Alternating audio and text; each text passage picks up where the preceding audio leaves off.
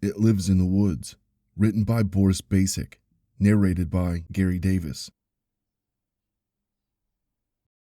Prologue. "Careful where you step," Jaden called out, a hand instinctively raised. Isabella was a little ahead of him, peeking somewhere off the trail. She'd been doing that all day. Whenever she saw something interesting, she rushed ahead, disregarding any dangers along the way, despite Jaden's warnings. He couldn't blame her. This was the third forest they had hiked in Europe, and each was better than the last. "Izzy!" he called out again, breathless. The hike had been an exhausting one. Jaden was no stranger to long hikes on inhospitable terrains, but taking on this trail had proven to be quite a challenge. Isabella was tired too. He could see it in the beads of sweat that coated her forehead, the way her shoulders slouched, and the way her chest heaved up and down. But excitement fueled her, Jaden knew, and that was probably stopping her from noticing the exhaustion, even though they had been walking for hours. "Izzy, wait! Slow down!" Jaden said with a bouncy voice, even though Isabella had already stopped. Only when he got closer was he able to see the glow in Isabella's eyes. Oh no. He knew that look all too well. It was the look that said there was something marvelous ahead, but probably either illegal or dangerous to reach. Sure enough, when Jaden followed Isabella's gaze, he understood what got her attention so hypnotically. Off the beaten path, the trees descended into a rocky, mossy ravine, at the bottom of which rested something that differed from the green and brown hues they had walked past in the last few hours. "Is that a building?" Jaden cocked an eyebrow. "Not just one, look." Isabella pointed down the slope. Jaden just then saw it. Not just one house, but rows of them, lined in a makeshift street, obscured by the foliage of the tall trees. "Wow, what is that?" He looked at Isabella for an answer. She offered an aloof shrug, her eyes still fixed on the wonder in the forest. "I don't know. You said you researched the area extensively online for all the sites, didn't you?" "Yes, but there was no mention of anything like this." "Huh." Jaden turned his head to face the village again, his hands on his hips. His feet were killing him. He was hungry and thirsty, and his shoulders protested over the weight of his backpack. But strangely, a surge of renewed energy swallowed him. He wanted to go down and see the village. "I'm going to go check it out. Want to come with?" Isabella asked. Of course she was going to check it out. Whenever they went on urban explorations, she rushed to get a closer look at whatever they ran into, and only worried about the risk and dangers after. "Sure," Jaden said. For the first time they ran into the abandoned houses. Isabella turned to look at him. Her eyebrows stood high up, her forehead furrowed in surprise. "Wait, really?" She couldn't contain the smile that stretched her lips. "It's not every day that we run into an abandoned village in the middle of the forest." Jaden shrugged. "But I'm going first so I can test the ground." "Okay." Jaden was grateful that he decided to wear his hiking boots and cargo pants, because the wild undergrowth reached all the way up to his waist and poked at him with sharp twigs. The stinging nettles that he plodded across rustled, just waiting for his exposed skin to come in contact with it. The slope leading down was covered in an abundance of moss, but at least the surface was rocky and made for a natural staircase, so Jaden didn't need to worry about sliding uncontrollably to the bottom. At this height, it probably would have been fatal unless one of the trees near the bottom stopped his fall. Even so, it would still be painful. Jaden planted his foot on the first step of the ravine, carefully testing how slippery the moss was. The rustling behind him told him that Isabella was already slogging toward him. After the second step, descending became easier. He had to circumvent the ravine since some of the crags were either too narrow or too low for him to step on them from where he stood. Every couple of steps, he turned around to make sure Isabella was okay. Her gaze was fixated down, intently focused on her footing. She was much shorter than Jaden, so she often had to sit at the edge of the rocky step and drop off to the one below. They approached the ground much faster than Jaden thought they would. The rocky surface ended, replaced by the soft ground covered by long patches of grass. The houses were just in front of them, merely a few dozen feet away. The undergrowth and the saplings densely covered the area, which made walking all the more difficult. Jaden's foot sank between the leaves and into the soft ground with each step he took. Twigs snapped occasionally under his or Isabella's boots, echoing prominently in the area. Something rustled nearby. Jaden knew that it hadn't come from him or Isabella because the sound came from somewhere to the side. Both of them stopped, scanning the nearby area for any activity. After a moment of nothing happening, Jaden resumed trudging forward. What if there's snakes here? Isabella asked. Hey, it was your idea to check it out, Jaden retorted. Oh, come on. Not like you wanted to ignore such a sight. Jaden gave no response to that. He knew there were no snakes in the area, at least not venomous ones. That's what the local had convinced him of when he had asked about it. Isabella was terrified of reptiles, so he had to make sure it was safe for her, since he knew she'd completely forget about the detail until it was too late. Jaden's head instinctively turned in the direction of where the sound earlier had come from, just to make sure nothing was coming at them. A bear mace and a knife rested in his pockets, ready to be used, even though there should be no need for them. The undergrowth ended when they emerged on the cobblestone street. Finally, Jaden breathed a sigh of relief. Isabella spun in a circle. Wow. Her phone was already out of her pocket, her finger tapping on the button to snap shots all around her. Although most of the houses were made out of concrete, some consisted of wood, and all were destroyed beyond repair. Moss covered whatever was left of the concave rooftops. Vines encroached on the walls and crept in the houses through the empty windows. Weeds and roots poked between the old cobblestones. What is this place? Isabella took a picture of a tall structure with the spire on top of the roof. The top of the spire looked like it had been broken off, and Isabella assumed it used to be a church with a cross dwarfing the rest of the village. "Beats me," Jaden said. He looked impressed, and Jaden rarely showed how impressed he was. Must have been a village at some point.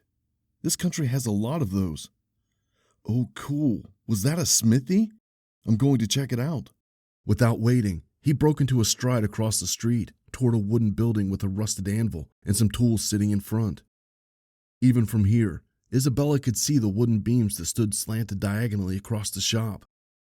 "Be careful," she shouted after him. "You're one to talk. You always put yourself in all sorts of danger." Jaden spun to face her and backpedaled. "I know how to take care of myself, Jay." "And I don't?" He spread his arms. Just as he said that, his heel loudly caught on a jutting cobblestone, and he stumbled, careening forward with a clumsy half-spin. He just barely managed to stay on his feet. Isabella didn't say anything.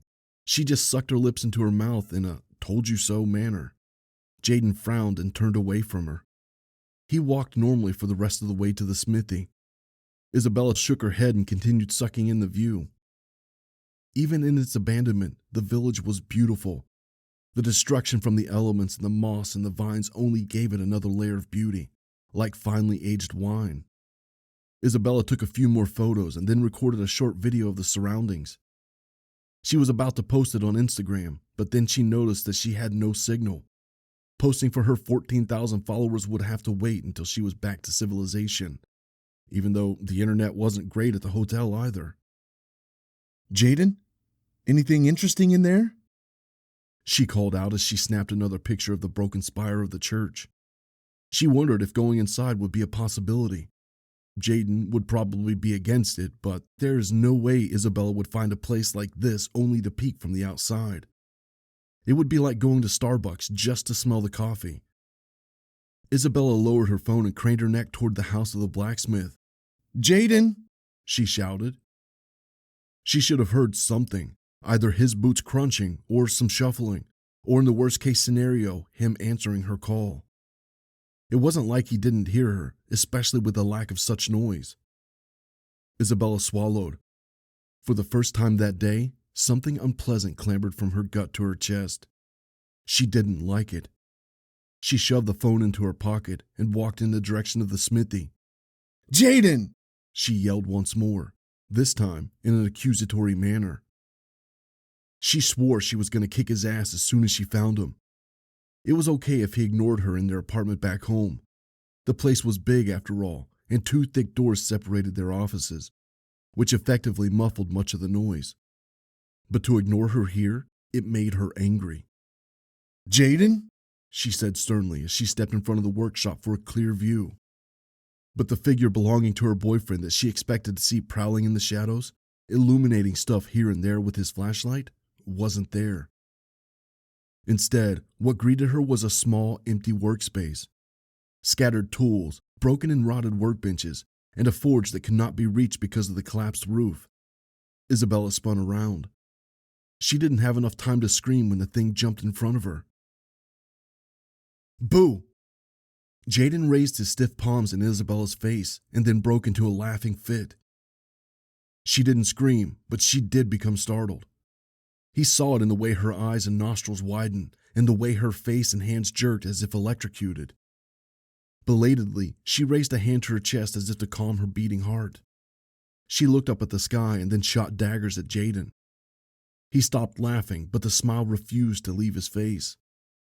Lecture incoming in 3, 2, 1. What the fuck is wrong with you? Isabella raised a hand and brought it down on Jaden's shoulder. He defensively raised his hands against her blows, continuing to laugh at her reaction. Startling her was one of his favorite things to do, whether it was hiding in the closet or sneaking up on her when she was in the kitchen and pinching her ass, or bursting through the door like a cowboy. He knew she would get pissed at him for doing it in the middle of the woods, but he just couldn't resist. Seriously, what the hell is your problem, man? Isabella finally stopped hitting him and slapped her sides. I'm sorry, but it was just way too funny. No, it wasn't. Seriously, Jaden, don't ever do that again. Not while we're... She gestured around her. Here. The serious expression on her face and the timbre with which she conveyed that sentence told Jaden that he had gone too far. He sighed, his face going slack. Okay, I'm sorry, all right? I won't do it again. Okay, Izzy? She paused as if to consider that. Finally, she nodded, much to his relief. Disaster averted. Where do you want to go next? He asked. There. She pointed to the church. It's going to be old and unstable, and I know you're going to want to climb unsafe structures, and I don't want you doing that. He wanted to say, but chose not to say anything. Instead, he gave her a big nod. That seemed to remove the anger from her face. They strode down the street, glancing at the surrounding buildings. Jaden expected to see some forms of modern vandalism, graffiti, discarded beer bottles, and other trash littering the floor. But the town seemed untouched, which was amazing. How did something like this manage to go unseen when it was so conspicuously placed next to the trail? Then again, the trail was deep in the woods, a long way from the closest point of civilization. Whoever decided to trek it probably did for the same reason Jaden and Isabella did, to enjoy nature and not to go binge drinking all night long. The church was inaccessible, guarded by the bevy of bushes, trees, and other plant life that clung to it from every direction. A clear stairway led up to it, but Mother Nature had blocked the path. It wasn't simple vegetation that Jaden and Isabella could jostle through. No, they would need machetes to clear their way through the thick boughs in front of them. Aw, too bad, Isabella said, her shoulders drooping in disappointment. We'll come more prepared next time, babe. Jaden hung an arm around her shoulder. Secretly, he was glad that access to the church was blocked. Isabella squinted defiantly at the church, probably trying to think of a way to get through. Jaden got worried that an idea would pop into her head, but then she shrugged and said, Yeah, you're right. Jaden flashed her a smile. Let's see what's over there. I think I saw a path earlier. They continued until the houses stopped accompanying them, and the cobblestone path merged onto a beaten path. I wonder what this place was like back when people still lived in it. Jaden, making a clicking noise with his tongue. This one street was probably the entire village. That meant everybody knew everybody. And if the neighbors back then in Eastern Europe were the way they are now, then you can bet they knew everything about your private lives. Isabella furrowed her nose at that. Not long after they started down the new trail, the ground on their left side descended to a small valley. Jaden stopped in his tracks. What's up? Isabella asked. Look. Jaden pointed down the valley. Nestled between the trees was a clearing, and in the middle of the clearing, a wooden hut. What the heck? Isabella approached to take a closer look. Look how intact it is. You think someone lives there? I don't know. I want to check it out. She took a step toward the slope when Jaden grabbed her by the wrist. She whipped around to face him, her hand squeezed into a fist. No, too dangerous. Come on, it's not so bad. I'll be careful on my way down. She turned to leave, but Jaden's hand still clamped around her wrist. Noticing this, she looked at her wrist and then at him, silently demanding that he let go. He did, and then he said, I'll go first, okay? He knew he wouldn't be able to convince her not to go, so he at least wanted to be able to secure the route for her. Okay, she said, her hand relaxing. Noticing that she wouldn't scurry off as soon as her arm was free, Jaden let her go. He clenched the straps of his backpack and approached the start of the slope. Isabella was right. It didn't look too dangerous. The hills were interspersed with trees and vegetation, but nothing like back in the village, big enough to swallow an entire adult. Prudently, Jaden took the first step on the soft, grassy ground, and then another, sliding while keeping his center of balance backward to avoid tumbling. He wouldn't have noticed that the ground had grown steeper had his foot not skidded slightly. Shit, he murmured, a hand instinctively grabbing hold of the hill behind him for support. Are you okay? Isabella shouted. Jaden looked back up. She was 30 feet above him, standing dangerously close to the edge. Climbing back up was going to be a bitch.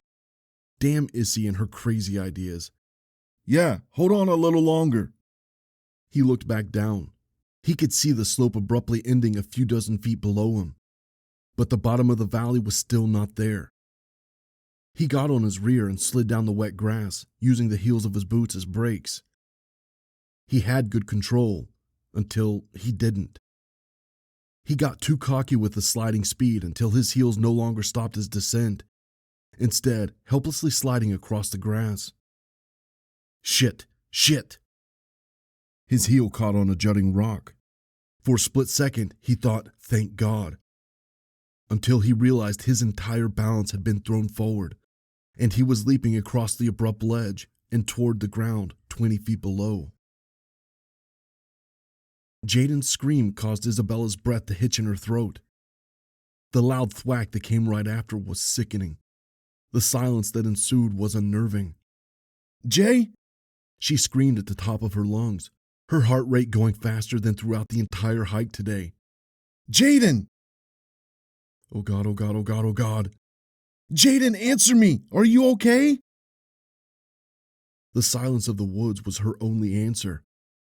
And then a groan erupted from somewhere far below. Jaden. Isabella sucked in a breath and braced herself to go down the slope. Izzy?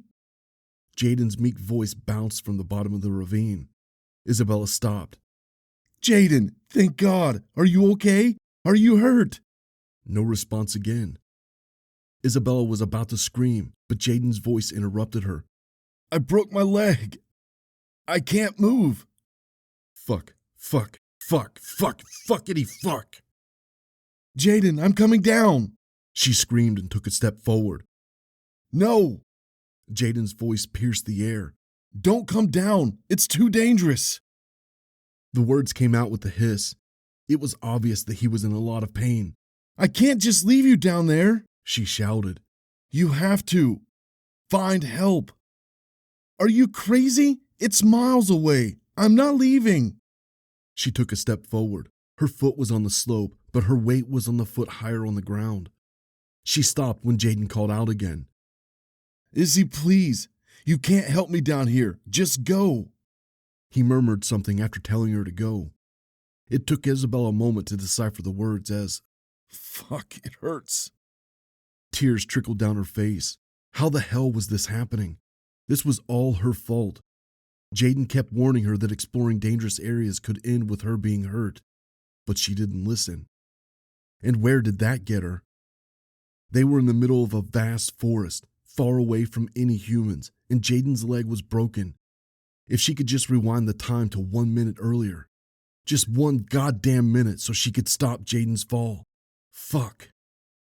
Hold on, maybe I can call someone, she shouted in a cracked voice. The frayed thread of hope that she held onto died when she whipped out her phone and noticed the little cross circle icon in the corner of her screen. Nevertheless, she went into the call option. It took her a few tries to dial the emergency services with her trembling fingers. The call failed to go through.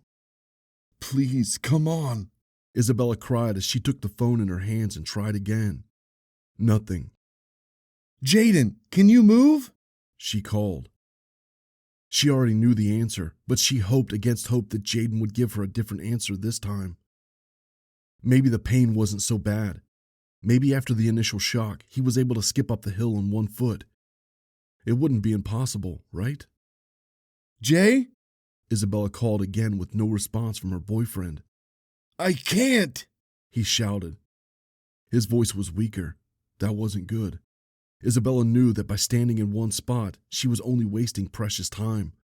She had to find help before Jaden went into shock. Jaden! Wait right there. I'm gonna run back for help, okay?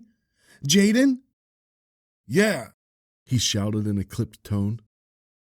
She spun on her heel and bolted down the trail.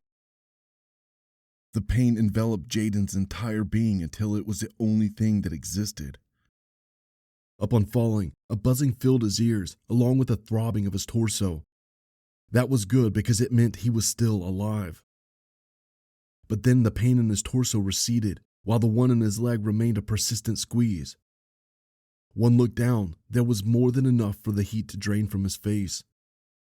The first thing he noticed was the red and white on his cargo pants. Those collars didn't belong there, and Jaden knew right away that seeing that could only be bad. After his brain finally decided to cooperate, the image before him cleared, and he recognized the white as his femur sticking out and the red as his blood. First came the shock, staring at the mangled mess of his extremity and refusing to believe that it was really there. And then, as if on cue, the sharp pang of pain shot through his leg, and the metallic smell of blood invaded his nostrils. It was unlike anything he had ever felt in his life. Jaden had broken both of his arms on separate occasions, but those weren't open fractures. What he was facing here, the sharp white stick that was supposed to be inside of him, jutting out of his broken skin at an impossible angle, enough even to tear through his cargo pants. Bile climbed up Jaden's throat. He turned his head to the side and let the vomit shoot out of his mouth. It fell down the side of his face and ear, the smell of copper mixing in with an acidic redolence from his undigested lunch. The pain was like knives traveling through the inside of his leg. He hissed and groaned, his limb on fire. The urge to grab it, move it, do anything with it was strong, but he couldn't, and that pained him even more. But then, Isabella's voice came from somewhere far in the distance. He couldn't tell what she was saying at first, but then her voice cleared up somewhat. The pain still clouded Jaden's ability to fully understand Isabella, but she was there, thank God. She was there, and she would help him. He looked up. Just above him stood a vertical, rocky cliff face. Vegetation guarded the ledge, making it impossible for him to see Isabella from where he was. This was such a big mistake. Even if his leg was okay, there would be no way back unless they went around to look for a path back up, which might end up with them getting lost. After a brief exchange, he told Isabella to look for help. Between the pain that dominated his every thought and the need to convince Isabella not to descend the slope, Jaden wanted to scream in frustration. Eventually, she listened to him because she said she would go look for help and that he should wait where he was. Not like I planned on running a lap around the woods anytime soon, he wanted to say, but he was too exhausted. His lips were dry, cold sweat washed over him, and a shiver was already setting in. The patter of receding footsteps somewhere above indicated that Isabella was on her way to get help, which left Jaden in complete and utter silence. He hadn't known he would feel so alone after her departure. A part of him wanted to shout after her to come back, to not leave him down there, but he knew that the only rational solution was for her to come back with someone. What a pain in the ass, he thought as he looked at his leg once more and allowed his head to slump backward to the uncomfortable rock. This was going to be such a hassle. Isabella would need to look for the authorities, and they would need to put together a rescue team for him to get back to town and give him medical treatment. Two things comforted him about the whole thing, though. The first one was the fact that he knew the authorities would waste no resources saving one of their own citizens. The second one was the fact that he took out medical insurance, which was not at all high in Europe. That almost made a smile creep up on his face. Jaden stared at the tall canopies of the trees blocking the sky. It was much darker in this part of the woods. Then it hit him. It wasn't just the woods. Daylight was burning fast. It wouldn't be long until nightfall took over. Would the rescue services even look for him at night, or would it be deemed too dangerous? Would he even survive until morning? What if there were dangerous animals nearby? What if the smell of his blood attracted predators? Jaden dismissed those thoughts because they made him panic, and because he couldn't think from all of the pain. Fuck, he was so thirsty. His bottle of water was in his backpack, but he was lying on it, and there was no way he'd be able to get into a sitting position without arousing more pain in his leg. He would ignore the thirst for now. When it got really bad, he would bite the bullet and fetch food and water from his backpack. What about taking a leak? Well, I hope you brought an extra pair of diapers, he mocked himself. Time slipped away. It could have been hours or minutes. It was impossible to say. The only thing that Jaden was sure of was the constant pain. The throbbing and the burning never abated, but extra pangs of pain crashed over his leg in waves, strong enough to force him to clench his jaw and moan. He wished that he had brought some painkillers with him. He was prepared for all sorts of situations that he could encounter on a hike, but he hadn't thought about the most basic thing: first aid. Isabella. This was her fucking fault. If only she had listened to him for once and agreed not to go exploring a dangerous-looking place, none of this would have happened. Then again, it was inevitable. Isabella was the kind of person who didn't learn until she got burned. Jaden was glad that it was him who got hurt and not Isabella. He would never let her live it down. He would make sure to remind her of it every time they got into an argument. Oh, you're angry because I left the toilet seat up? Well, remember that time we went hiking in the woods and you wanted to go down a hill and I ended up breaking my leg and needing surgery? She would learn her lesson after all this was done. After all the panic was over and Jaden woke up with the cast on his leg, he would crack a joke about the broken femur, and they would both laugh in relief, and she would promise never to go exploring abandoned places again. Shame that it took a broken leg in the middle of the woods for her to see the dangers, but it was what it was.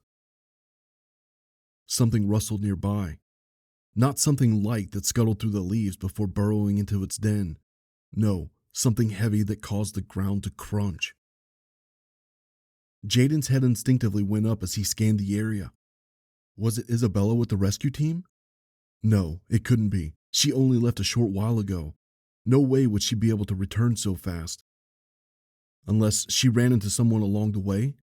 Maybe a forest ranger or something like that. Hello? Jaden called out with a hoarse voice. Then again, louder. Hello? More rustling, but no response. If this was a person, surely they would have said something. A twig snapped somewhere. In the absence of all other noise, it was too loud. Then it hit Jaden. It was quiet, deafeningly so. No chirping of the birds or buzzing of the insects. Nothing. That could only mean one thing. A predator was nearby. Jaden propped himself up on his elbows. Even just that action sent another twinge through his already painful leg. He reached a hand towards one of the side pockets and unzipped it, giving a silent thanks that the object he was looking for rested against his healthy leg.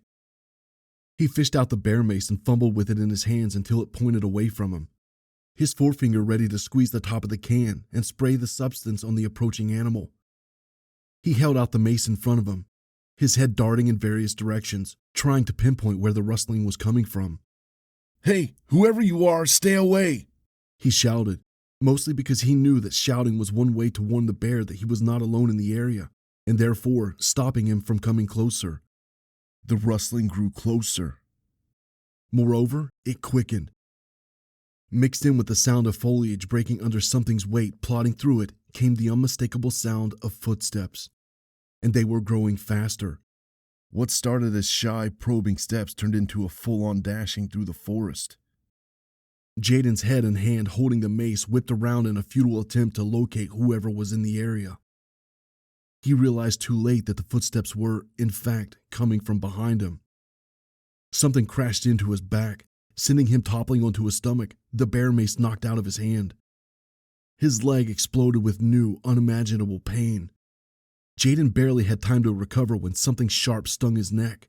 He tried to scream, but he couldn't. Warm liquid trickled down his neck, and he knew that it was blood. His blood. As if that wasn't enough, something brushed through his hair and grabbed a firm grip on his scalp. It pulled his head back until it was raised enough for him to see the bear mace resting in the grass, mere feet away from him. This time, Jaden screamed. It was interrupted when his head violently snapped to the side with a loud pop that reverberated in his skull. His head slumped uselessly to the ground, his temple hitting the dirt. Any resistance that Jaden wanted to continue exhibiting was gone because he couldn't move. He couldn't breathe. All he could do was stare at the grass and the trees as shuffling ensued around him. When the sharpness in his neck burrowed deeper, he prayed for it to be over fast. Isabella ran until she couldn't run anymore, until her legs and lungs burned, and until the tears dried from her eyes. She then resumed walking until she was able to run again. She had made it back to the village and then looked to the left and right, her panicked mind trying to remember where they had come from. Everything looked the same over here. She recognized the house that she and Jaden had seen first on the way down, and she knew the trail would be right up there. She plodded through the deep grass, stumbling along the way until she reached the elevation. From there, she climbed the hill using all fours, but it was too high for her to reach some of the rocky ledges. She had to go around and find a better foothold, and it only made her hyperventilate more because she was losing precious time. Jaden was down in the valley, his leg broken, and night would fall soon. In her frenzied mind, Isabella tried to calculate how long it would take her to reach help. They had left a few hours ago. Hours. It would be hours until she was able to reach the town for help and come back with the rescue. When Isabella finally climbed to the top of the ravine, her head whipped around. There was no trail. Why was there no trail? She was sure it was supposed to be. There it was, just 30 feet away from her. She pushed through the undergrowth, ignoring the branches that abraded her exposed arms. Once her feet were on the beaten path, she broke into a steady dash. She wanted to cry some more, but she couldn't let herself do it. Jaden needed her help. The tinge of orange that poked between the foliage told her that she and Jaden had overstayed in the woods, and that daylight was burning way too fast. She didn't let that discourage her. She ran past the familiar curves of the trail, painfully reminded of how far she still had to go. She ran until she couldn't run anymore, until her legs shook like pudding, and her lungs couldn't heave in more than a whiff of air, until night fell. But she didn't stop. Her torch illuminating the path in front of her, Isabella continued with a steady gait, sobbing during those times, breaking into occasional jogs. Surely she was close now, right? Something rustled off the trail. Isabella froze in her tracks and swept the beam of the torch across the trees where the sound had come from. She couldn't see anything. Is someone there? She called out, hopefulness clamoring from the deepest recesses again. Please, we need help. My boyfriend is hurt. Please. Her voice cracked when she said that, new tears sliding down her cheeks, shuddering. But then a sound made her go stock still. A low groan erupted from the trees, deep, guttural, raspy, one that could by no means belong to a human being. More rustling, approaching Isabella. She didn't wait to see what it was. She spun on the balls of her shoes and dashed down the trail, her body filled with newfound strength. On cue, the thing in the trees broke out of the undergrowth, its footsteps stampeding after Isabella. She suppressed the urge to scream as she ran, her mind racing with only one goal: get to safety. That thought was short-lived when her foot got yanked backward and she fell headlong onto the hard ground. Isabella's flashlight dropped out of her hand just as she whacked her face on the dirt. A shockwave sent through her nose, mouth, and gums. She had dislodged and chipped some teeth, that was for sure. She planted her palms on the ground to push herself up, but before she could do that, she helplessly slid backward, away from the flashlight, deeper into the darkness. Isabella's screams were not heard by anyone that night. Sometime later, the door of the hut opened, and the two hikers were dragged inside. Chapter 1. Dylan squinted against the afternoon sun. The day had only begun, and he was already irritable again. Now that the time had come, he wasn't sure why he agreed to go on this trip. One look at the person sitting on the sidewalk next to him was enough to give him his answer. A cigarette dangled out of Mickey's mouth, a plume of smoke billowing from the tip. He had been awfully quiet, which was so out of his character. It made Dylan realize he was probably hungover from last night. Dylan liked Mickey more when he was hungover, he figured. When Lexi first recommended the hike as a farewell activity before Dylan left to go back home, he wasn't too thrilled with the suggestion. Not only did he hate hiking, but he also didn't want to make his departure so official because it meant having to say goodbye to all of Lexi's friends and family, which meant a lot of hugging, kissing, and drinking. He had politely declined her offer, but then she brought it up again last night at the house party. Dylan knew what the outcome would be before the others even gave their response. Mickey had jumped to his feet, saying that yes, they had to go on this hike. When Lexi mentioned that Dylan didn't want to go, all heads turned to him. A part of Dylan believed that Lexi brought up the topic in front of the others so that they could pressure him into going. And sure enough, that was exactly what had happened. "Come on, bro, are you afraid of the woods?" Mickey had asked in his strong Eastern European accent. Dylan had made a meager excuse about wanting to be rested for his flight back, but his words were drowned out by Mickey's obnoxiously loud voice. "Come on, what is the problem? You'll be leaving soon," Mickey had said, his short stature occupying the middle of the room due to how much he waved his arms. "Don't you want to do one last thing before you leave?" He then flung an arm around Dylan's shoulders and pointed to Lexi. "Look at my sister. How can you resist those eyes? Can't say no to them, right? Right?" Dylan could have tried giving more excuses about why he couldn't go, but he had gotten to know Mickey well enough during his stay here to confirm that everything Lexi had said about him was true. He was as stubborn as a mule, and he would not take no for an answer, no matter what Dylan had planned out. So instead, Dylan agreed to go, much to Mickey's cheering and drinking. Dylan had exchanged a look with Lexi. She had offered a solicitous smile. He had offered one back, but unlike hers, it hadn't been genuine. Dylan desperately needed some time alone so he could think, but he had hardly had any privacy since he arrived. If it wasn't private time with Lexi, then it would be either her mom or Mickey showering Dylan with attention. He appreciated them being so hospitable to him, but he really wished he could grab some alone time. He had been in Europe for less than 2 weeks, and already he couldn't wait to go back to the US.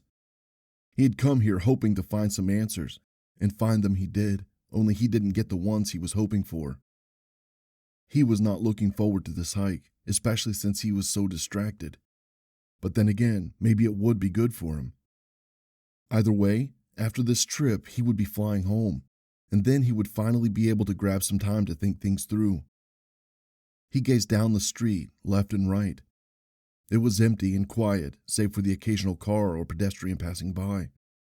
Some of them waved to Mickey, and they exchanged a few words in their language. "My head is fucking killing me," Mickey said, confirming Dylan's suspicion. The word fucking came out as facking. "When are Lexi and the others going to pick us up?" Dylan asked. Mickey took his time inhaling the cigarette smoke and blowing it out before answering. "Should be in 5 minutes, bro. You miss my sister already, huh?" He grinned. Dylan averted his gaze to the bakery across the street. He took out his phone to play with it and pass the time. Since he had no internet, he went into a gallery and mindlessly scrolled through the pictures. He didn't let his own problems cloud his perception. This country was beautiful despite its shortcomings. In the past 2 weeks, Lexi had taken him sightseeing all over the city. It was Dylan's first time traveling abroad, and she had done her best to make him feel as comfortable as she could. The moment he landed, she'd been waiting for him at the airport, drove him home where her mother had prepared a meal worthy of a king, and she was generally considerate enough to ask him if he was okay going to this place or to that one. Really, Dylan couldn't have asked for a better welcome. Over the course of the next few days, he and Lexi went to all the places she thought he might like. His phone was full of pictures that he had taken of beautifully built churches, fountains, bridges, medieval fortresses, and so on. Lexi's entire family was welcoming too. Although her mother didn't speak English, Lexi was there to translate for them. She incessantly urged Dylan to eat and asked if everything was okay with the food. Dylan wondered if all the mothers in this country were so hospitable. As for Mickey, he was a little too overbearing for Dylan's taste, but at least he accepted Lexi's new boyfriend, and that was good enough for him. Worth the hassle of having to listen to Mickey's bullshit stories of triumph. Dylan stopped at the picture of him and Lexi in front of the replica of the Game of Thrones throne. It was the first day of his arrival. Lexi had been so happy to finally see him that she could hardly separate from him. After seeing the city for the day, the two of them had gone back home where Lexi had told Dylan to wait while she got changed. She had entered the room in sexy red lingerie and gave him a seductive glance. He had opened his mouth to ask about her mom and Mickey, but she beat him to it. "Don't worry, they won't be back for hours," she said before sitting in his lap. His daydreaming was interrupted by a car stopping in front of him and Mickey. Dylan looked up just as the windows rolled down, revealing the interior. Local music boomed from the car. "Hop on in," Lexi said from the driver's seat. Chapter 2. "Hey, babe." Lexi leaned across the seat and kissed Dylan. He gave her a ghost of a smile before turning to face the road. A knot had been tied inside Lexi's gut since early morning. Every time she saw Dylan, a painful reminder that he was going home soon shot through her. Just 2 more days and they would have to go back to texting, voice messages, and late-night video calls. The last 2 weeks had flown by too fast. If Lexi could go to the United States with him, she would. But she couldn't, and the only thing she could do was rely on him to come visit her instead. "Where are the others?" Mickey asked as he plopped in the back seat. "We'll pick them up on our way out of town," Lexi said. She and her brother had made it a habit to talk in English when Dylan was around so that he wouldn't feel excluded. Mickey had complained about Dylan not wanting to learn their native language, but Lexi dismissed that remark by reminding him that Dylan was a guest. Therefore, English would be the official language they used until he returned home, which is in 2 days. "Do I need to put on my seatbelt?" Mickey asked. "As far as I'm concerned, no," Lexi said.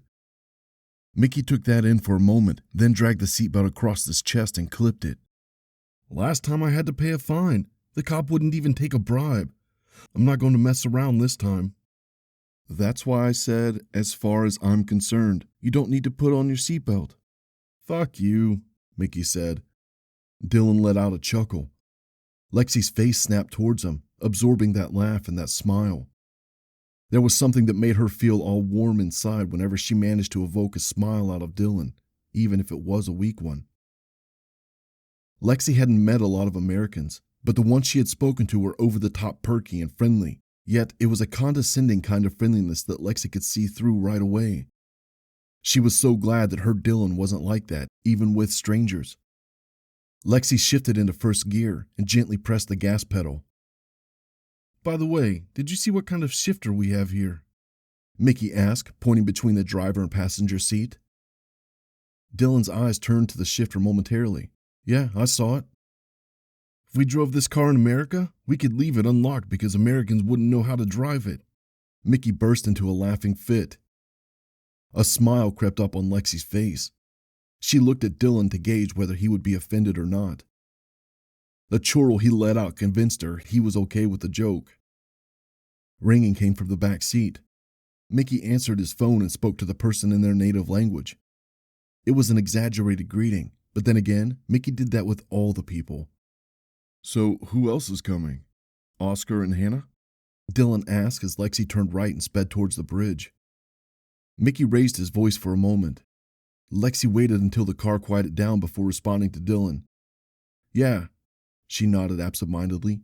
"This morning, they sent a message saying they were too hungover to go out, but I convinced them to come."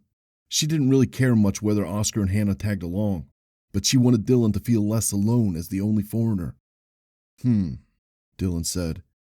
She continued listening to Mickey's conversation, trying to decipher who he was talking to. He mentioned going on a hike to the woods with his sister and her boyfriend and 2 German filmography students, and then uttered a series of uh-huh and yeah.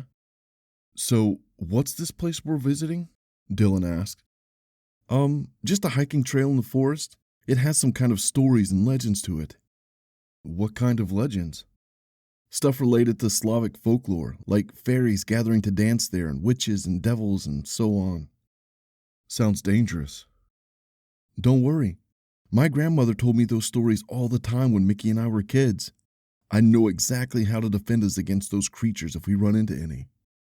Mickey ended the call and put the phone back in his pocket. Oh, by the way, Bogdan is also coming. Do you mind if we pick him up too? Lexi scowled at Mickey's reflection in the rearview mirror. He must have noticed it because he shrugged and asked, What? Lexi couldn't resist. She switched to their language and asked, You invited Bogdan on our trip? Well, yeah. I mean, he asked where we were going, and I thought it appropriate to ask him if he wanted to come. Lexi continued shooting daggers at her brother. Oh, come on. He's going through a rough patch. His girlfriend recently broke up with him, and he could use some company. Mickey threw his hands up. You didn't even ask me and Dylan if we were okay with it. You do this every fucking time, Mickey. What are you talking about? Name one other situation when I did that. Okay, the 4 times you invited Momo to the family barbecue. He's our cousin. He's annoying and obnoxious, and you didn't ask Mom if it was okay to invite him. Yes, I did. No, you didn't. You just told her to prepare another plate. Seriously, what the hell is wrong with you? Don't you have any consideration toward the rest of us and what we want? For fuck's sake. What's going on? Dylan asked, his eyes intermittently darting from Lexi to Mickey. Lexi sighed just as they crossed the bridge and turned onto a street riddled with cars. Mickey invited a friend to come with us. So, what's the big deal? Dylan asked. Lexi ran a hand through her hair and then looked in the rearview mirror again where Mickey sat sunken in his seat, a guilty look on his face. You'll see when you meet him, she said. 5 minutes later, Lexi pulled over at a bus stop where Hannah and Oscar were waiting. Oscar was wearing the same clothes as last night, Lexi noticed. A red, button-up shirt and swim shorts decorated with tropical trees. Hannah had torn jeans on and a purple blouse that accentuated her blonde hair. Both of them had large backpacks strapped to them. Come on, Lexi said, and then looked up in the rearview mirror to see a bus approaching from behind. Quickly! Are you allowed to park in the bus station like this? Dylan asked. Probably not, but we'll only take a moment, Lexi shrugged. He was in awe when Lexi first explained to him that the laws in this country didn't work like in America. Under the veil of the tourist-friendly country, with smiling people and prospering businesses, a dark reality lurked. One that only the people who had grown up here would know. There was no union to protect the employees, so workers were constantly exploited. Hell, Lexi herself worked in a betting shop for below minimum wage as an unregistered employee. Cops could be easily bribed. The only time they didn't take bribes was when they were on camera. Running your own business was pretty much impossible unless you had ties to the underground and could therefore prevent getting racketeered. Elections were merely a formality, rigged so that the same political party would win every 4 years. Dylan had asked why she wasn't more angry about stuff like that happening. He went on to say that things like those in America would not be tolerated and that the people would overthrow the government. But he didn't understand. He came from a country where you could say anything you wanted without repercussions. Over here, any attempt of an insurgence would be snuffed out before it properly bloomed. So when he asked her why she wasn't more angry, she shrugged and said, I learned to ignore it. And that was the truth. Seeing the news did make Lexi angry, but there was nothing she could do about it, so she simply stopped watching TV and blocked all political outlets on social media. She had learned long ago that protests in this country did nothing to make the lives of the citizens better. Hannah and Oscar squeezed in next to Mickey and shut the door. Hey guys, Oscar said. Hi, Lexi said, still angry that they had one more person to pick up. "Mickey, where do you want me to pick up your friend?" She made sure to emphasize your friend. Why Mickey still hung out with Bogdan was beyond her. "Turn right. He should be at the movie theater," Mickey said. The car lurched forward just as the bus approached. Chapter 3. Gerard sat on the bed leafing through a fitness magazine that had been sitting on the nightstand ever since he arrived 2 months ago. His coworker James sat in front of the computer monitor, furiously clicking the mouse. Occasionally, Gerard glanced up to see what all the fuss was about. 30 minutes earlier, the two men were playing poker at the table in the middle of the room. A loud ping had come from the computer, and James's head had jerked toward the screen. He had muttered a barely coherent, "What the hell?" as his eyes widened at something. He had jumped off the chair, dropping his cards carelessly, revealing a hand that would have handed Gerard his ass back to him. "What's up?" Gerard had asked, but James gave no answer. He was already in front of the computer, furiously clicking something as his eyes darted to various corners of the monitor. Gerard had held onto his cards because he knew James would be done with his work as soon as he realized it was a false alarm. Minutes passed, and Gerard's numerous questions yielded no answers from James, so he dropped his own cards and went to the bed to give his spine a break from the hour-long sitting. Then, when he least expected it, James's voice tore through the room. "It's picking up something," he said. Gerard pried his eyes from the woman with the chiseled abs on the page and looked at James. He was facing him, concern draped over his face. "What?" Gerard asked. "There's something close by, and I think it's what we've been stationed to look out for," James said. Gerard lowered the magazine as he studied James's face for a moment. "Really? How far away is it?" "A couple of kilometers from here." Gerard grinned. "Kilometers? 2 months here and you're already converting to the metric system? We need to check it out." James ignored his partner's remark. "Okay, sure. Let's do it after lunch." "No, we need to do it now." Gerard scratched his chin. He didn't like the look of urgency on James's face. He also didn't like the idea of going out for a hike, looking for something that may or may not be out there. The equipment was still finicky, and it often picked up big animals instead of what they were looking for. In the end, he knew James would not relent until they went to check it out. Technically speaking, Gerard could let James go check it out on his own. Not like HQ was breathing down their necks. But if something were to happen, say James got into some kind of trouble, then questions would be raised, and it wouldn't be long until they figured out that someone was slacking. Gerard opened his mouth to ask if it could at least wait until he had taken a shit, but he knew what James would answer even before he asked. "Okay, fine. Let's get ready and go then." James was already on his feet, putting on his boots and strapping equipment to his belt. Gerard was the one in charge of security, so he opened the weapons rack and retrieved his rifle. After so long of not using it, it felt heavy in his hands. "Okay, ready when you are." He jutted his head toward the door. James needed another minute to check if all of his equipment was in working order. He pulled each gadget out and fiddled with it for a moment before strapping it back to his tool belt. "Let's go," he finally said as he cinched his belt. Gerard opened the heavy bulkhead door and allowed James to exit first. Once they were outside, Gerard closed the door and sealed it. From the outside, the small station where they worked was completely covered in ghillie nets, making it practically invisible. Passers-by could walk mere feet past it, and they wouldn't ever be able to tell that there was something hidden there. "Which way?" Gerard asked. The sonar device was in front of James. He swiveled left and then right before breaking into a trek into a random direction. "Here." Gerard took a final look over his shoulder at the hidden station, then at his wristwatch pinpointing his location and the location of the station.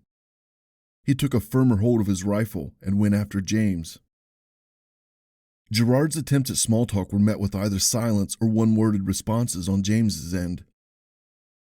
Since his partner was so enthralled by whatever was on the sonar screen, Gerard stopped talking and followed James in silence. Occasionally, James would give a confused remark about something Gerard didn't understand. Gerard knew better than to ask him what was up. It was James just talking aloud to himself. Perhaps vocalizing the questions or the problems at hand helped him brainstorm solutions better. Either way, Gerard didn't care. His role was to point and shoot if necessary. James was the one in charge of logistics. "There should be a clearing just past here," James said as he broke toward the tall undergrowth blocking their path. No sooner did he dive into the foliage did he trip and fall on one knee. "Careful," Gerard said, dragging his boots through the leaves and plants, carefully testing each step before planting his boot down firmly. They jostled through the overgrown vegetation until it was gone out of nowhere. The two men stood in the middle of a beaten path that stretched in both directions as far as Gerard could see. "There's a trail here? HQ never mentioned anything about that," he said. "Yeah, there's not supposed to be one. I guess they didn't—" James trailed off. "They didn't what?" "James, they didn't—" Gerard trailed too when he noticed the slab of brown and red in the middle of the trail not far from them. Without a word, James looked at his sonar and then broke into a gait toward the piece of meat on the road. Gerard followed, his trigger finger just a little itchier. Something didn't feel right about it. He couldn't shake the feeling that they were not welcome here, but he couldn't tell why. "Slow down, James," he called out. But James wasn't listening. If anything, his pace quickened. When he was a few feet away from whatever was on the road, he clasped a hand over his mouth. Something that sounded like a gag escaped James's mouth. Gerard understood why the moment he approached. Splayed in the middle of the road was a mutilated human torso. The head and limbs were gone, mangled stumps remaining instead of them. Long since dried blood soaked the shirt and jeans beyond recognition. Flies nestled and buzzed around the corpse, feeding on the rotten flesh. The smell hit Gerard's nostrils hard. His throat constricted and refused to let him inhale any more air for a moment. "Jesus," he said. Gerard walked past James and approached the body, careful not to step in any dried organs that spilled out or the eviscerated gut. It was safe to do an inspection since whatever had killed this person was probably long gone. Gerard planted his heel on the side of the torso and flipped it over. "It was a man," James said as he noticed the flat chest. "Oh yeah? How do we know it wasn't just some tomboy?" Gerard grinned. "Look at that." James pointed to the large, gaping hole just above the chest, ignoring his partner's joke. "It looks as if something drilled through his chest." "Yeah, what is up with that? HQ was onto something when they said there's something wrong with these woods. We need to go back and report this. Not sure we'll want to stay out here with whatever did that." James gestured to the mutilated body. "What about the body? What about it? Shouldn't we take it back for the research teams to study? Do you want to be the one to carry it?" Gerard shrugged. "Without its limbs, it's going to be pretty light. But I didn't bring any body bags with me. Leave it. Let the research crew worry about it." "Whatever you say, boss." James turned around and started down the way they came. He couldn't have done it in a bigger hurry. Gerard squatted in front of the body, scrutinizing it. The smell was much stronger now. It was a mixture of iron, sweat, piss, shit, and rot. Gerard had seen his share of dead bodies on this job, so he had grown somewhat accustomed to finding mangled remains. Mostly, it was just dead animals that he ran into, but from time to time, he'd find a dead human on the job. He squinted at the torso. The shirt of the victim had been torn in steady lines. Claw marks, Gerard realized. He stared at the hole in the chest. Past the tunnel of sinew, broken bones, and cartilage, where the heart should have been, was a black hole. He averted his gaze to the guts that spooled on the ground like a garden hose. The opening in the stomach was too wide and too deep. Gerard wondered if it was the cause of death. He hoped not. Then again, the idea of the person being alive while his arms and legs was torn off was much worse. Resolved not to worry about issues that weren't his own to worry about, Gerard stood up and turned to follow James. But James was nowhere in sight. He might have gone off the trail back to the station. Gerard made his way down to the trail and then glanced at his wristwatch to see which way to go. With that, he turned to step into the undergrowth. Blood on the ground caught his attention. not old, dried blood they had seen near the corpse. This was fresh. The crimson color of the droplets that mixed in the dirt was a testament to that. Gerard followed the droplets with his gaze. They led into the vegetation where they grew in abundance. Instead of droplets, it was now a wide trail of blood that swerved left and right, disappearing behind the trees. Shit. James! Gerard raised his rifle and took off the safety. Fuck. He was fucked. He was so fucked. He was wrong. Dead wrong. The thing that got the guy on the trail now got James, and now it was going to get him too. Fuck. James! He called out once more, unsure why he was even trying. His instinct told him to bolt the hell out of there before whatever got his partner came back. He had to go back. He had to inform HQ that they had run into something dangerous. He kept his gun at the ready as he broke into a plod in the direction of the station. Whether it was a coincidence or something else, the trail slugged in the same direction. A part of Gerard, a selfish part of him, hoped the trail would lead elsewhere, anywhere, away from him, so that he could get back to the station safely. The righteous part in him hoped to find his partner, alive and well. Look at all the blood, Gerard. Do you really think James made it? 1 foot in front of the other.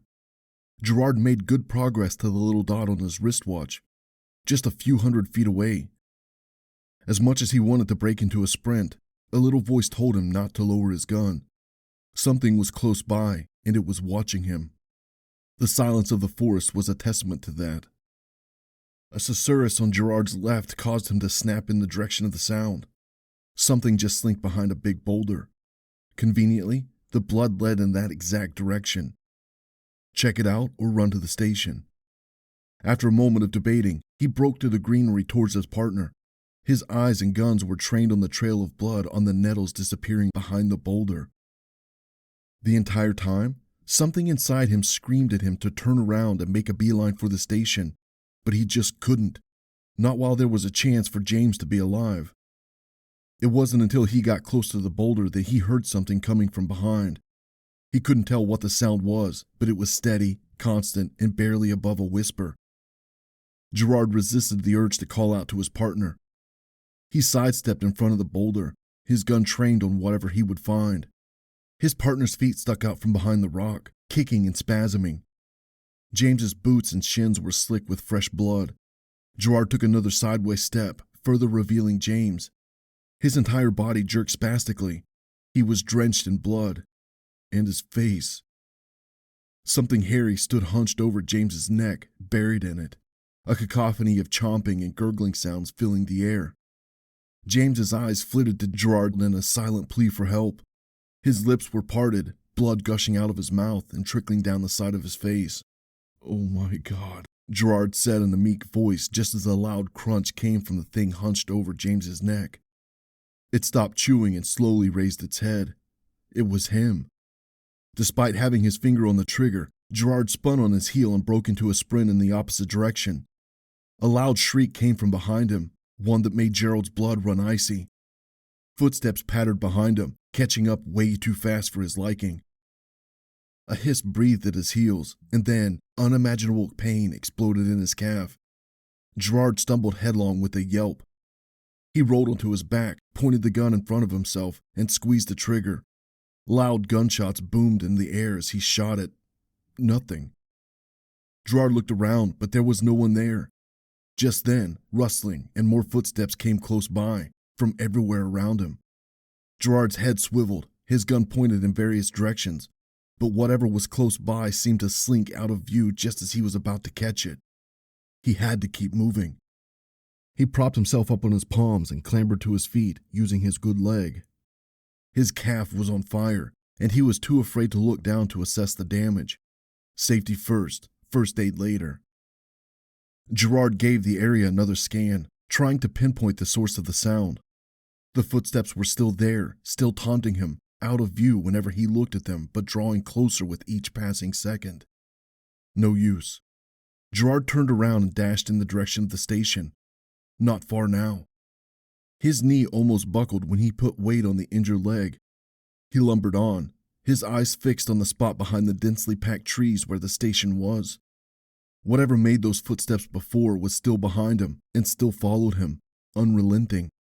It could have already caught up to him already, so why wasn't it tackling him? Then it hit him. It was playing with him. It didn't want to kill him just yet. But why? He didn't care. He just wanted to get to safety. Come on, goddammit, come on!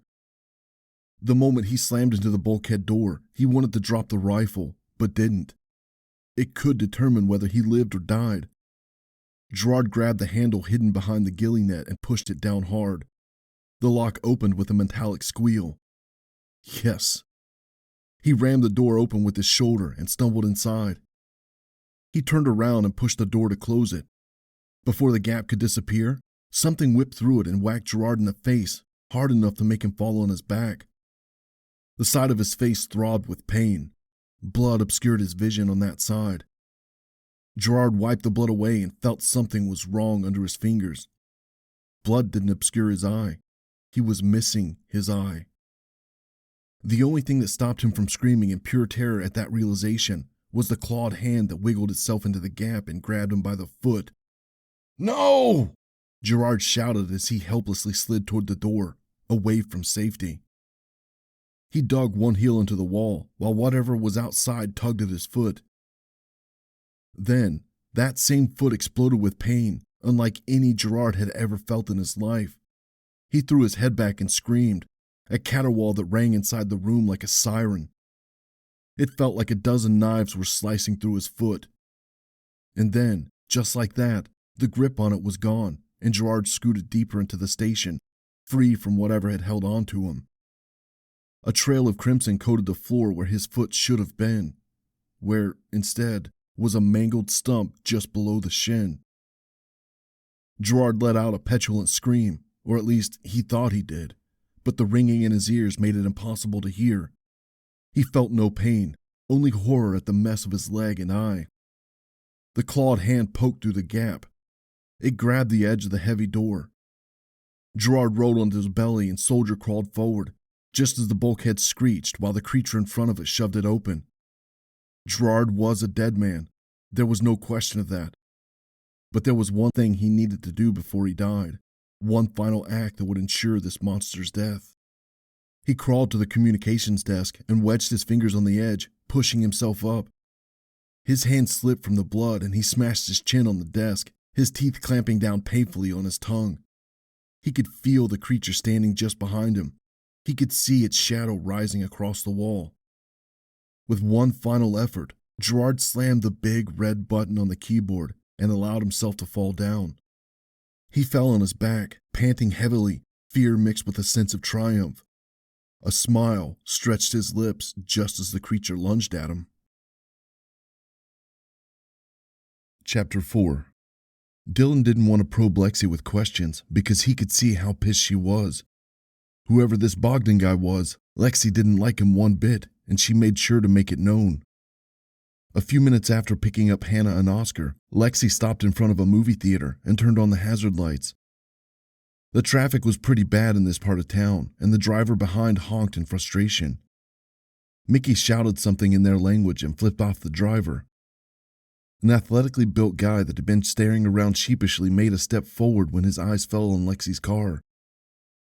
He opened the door on Mickey's side and said something that was probably supposed to be, "Move over." With 4 people in the back seat, Bogdan barely managed to shut the door. Considering his broad shoulders and being stuffed in the car with 3 other people, he looked like a gorilla in a cupboard that was too small. He said something, his eyes scanning everyone in the car before they fell on Dylan. He pointed a finger and asked Mickey something with an amused smile on his face. "This is my boyfriend Dylan. He's from America," Lexi said. "We speak English when he's around." "Oh." Bogdan threw up his chin. "America, oh." He proceeded to say something to Lexi in their language. The only word Dylan recognized in that sentence was Lexi's name. There was no doubt that Bogdan was saying something about Dylan, though. "English," Lexi simply retorted, cold-faced. My English not so good.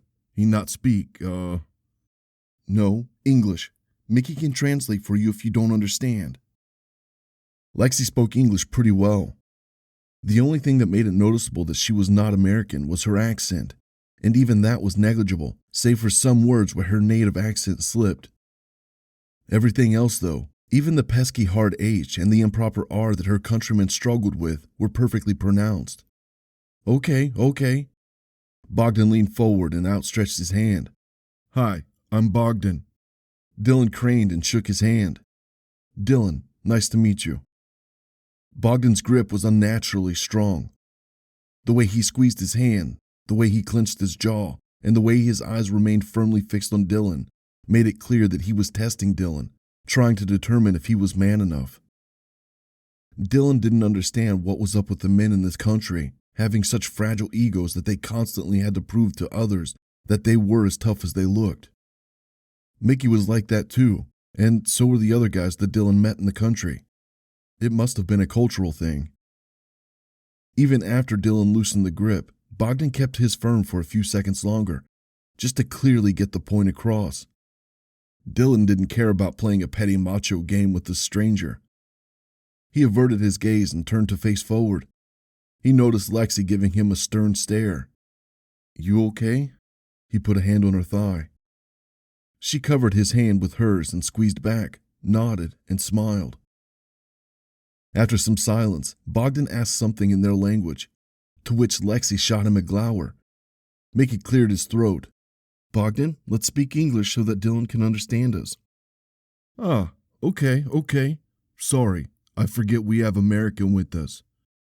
He paused as if giving Dylan time to respond. When no response came, Bogdan continued. I asked, where are we going? Valinska Shuma, Mickey answered. There are good hiking trails over there. I bring nothing with me, Bogdan shrugged. I have no food and water. You can share with Mickey. Right, Mickey? Lexi grinned and looked over her shoulder at her brother. The corner of Dylan's lips stretched into a lopsided grin. Have you guys been there before? Oscar leaned forward so that he could get a look at everyone. Hannah and I read some stories online about it. There was a momentary pause before Lexi answered that question. Yeah, we went camping there for May Day a few times. Oh, those were good, Bogdan grinned. We should do it this year too. Your American boyfriend can join us. What do you say, American? He gave Dylan a tap on the shoulder, another reminder that he felt a desperate need to run the show. He goes home in 2 days, Lexi said. Oh, too bad, Bogdan said, but he didn't sound very sorrowful about it at all. Maybe next year, yes? Maybe, Dylan said in a clipped tone. So, what kind of stories did you read, Oscar? Lexi asked, her chin momentarily raised toward the rearview mirror. They had left the busy streets of the city and descended onto a badly maintained concrete road. The buildings on their left and right turned into old, sparsely populated houses. Farm animals, stacks of hay, makeshift silos for corn, tractors, and fields of sunflowers populated the properties and fields. Most of the area was flat land, providing a view on every horizon. It was peaceful, but Dylan couldn't imagine living somewhere so far from town. Well, some of the stories we've read are myths, Oscar said, like the ones about an evil witch in the woods and the fairies that gather around something called the Eye. Yeah, we'll go to the Eye if we can, Lexi said. Isn't the Eye far away? Bogdan interjected. Nope. Lexi offered no further explanation after the single word. No one said anything for a moment. The only sound was the car's engine and the occasional skip as the tires went from one patch of the road to another. There are also true stories, Hannah said, breaking the silence. People went missing in those woods, and no one knows what happened to them. Dylan cocked an eyebrow. He wasn't too happy about going to a place where disappearances were known to have happened. He looked at Lexi, silently demanding an explanation. She noticed this, so she quickly said, That was just a pair of hikers, and they disappeared because they didn't listen to the instructions and went down the trail that wasn't supposed to be used. They live on the other side of the country, right? Mickey asked. Yes, Bogdan nodded.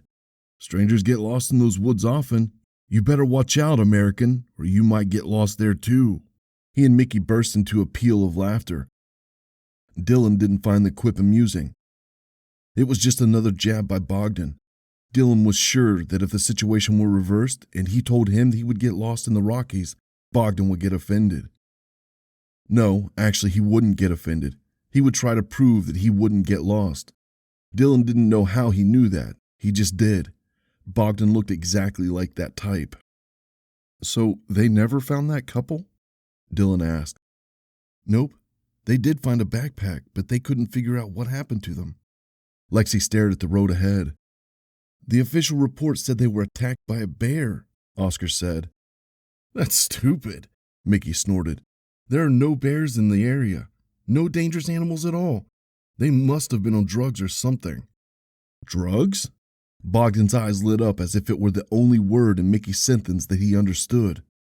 I have some weed here. He patted his pocket as best as the tiny space allowed him to. We can smoke in forest, yes? Silence draped the car. Bogdan was talking to the wrong audience. Dylan had never inhaled a whiff of anything smoke-producing in his life.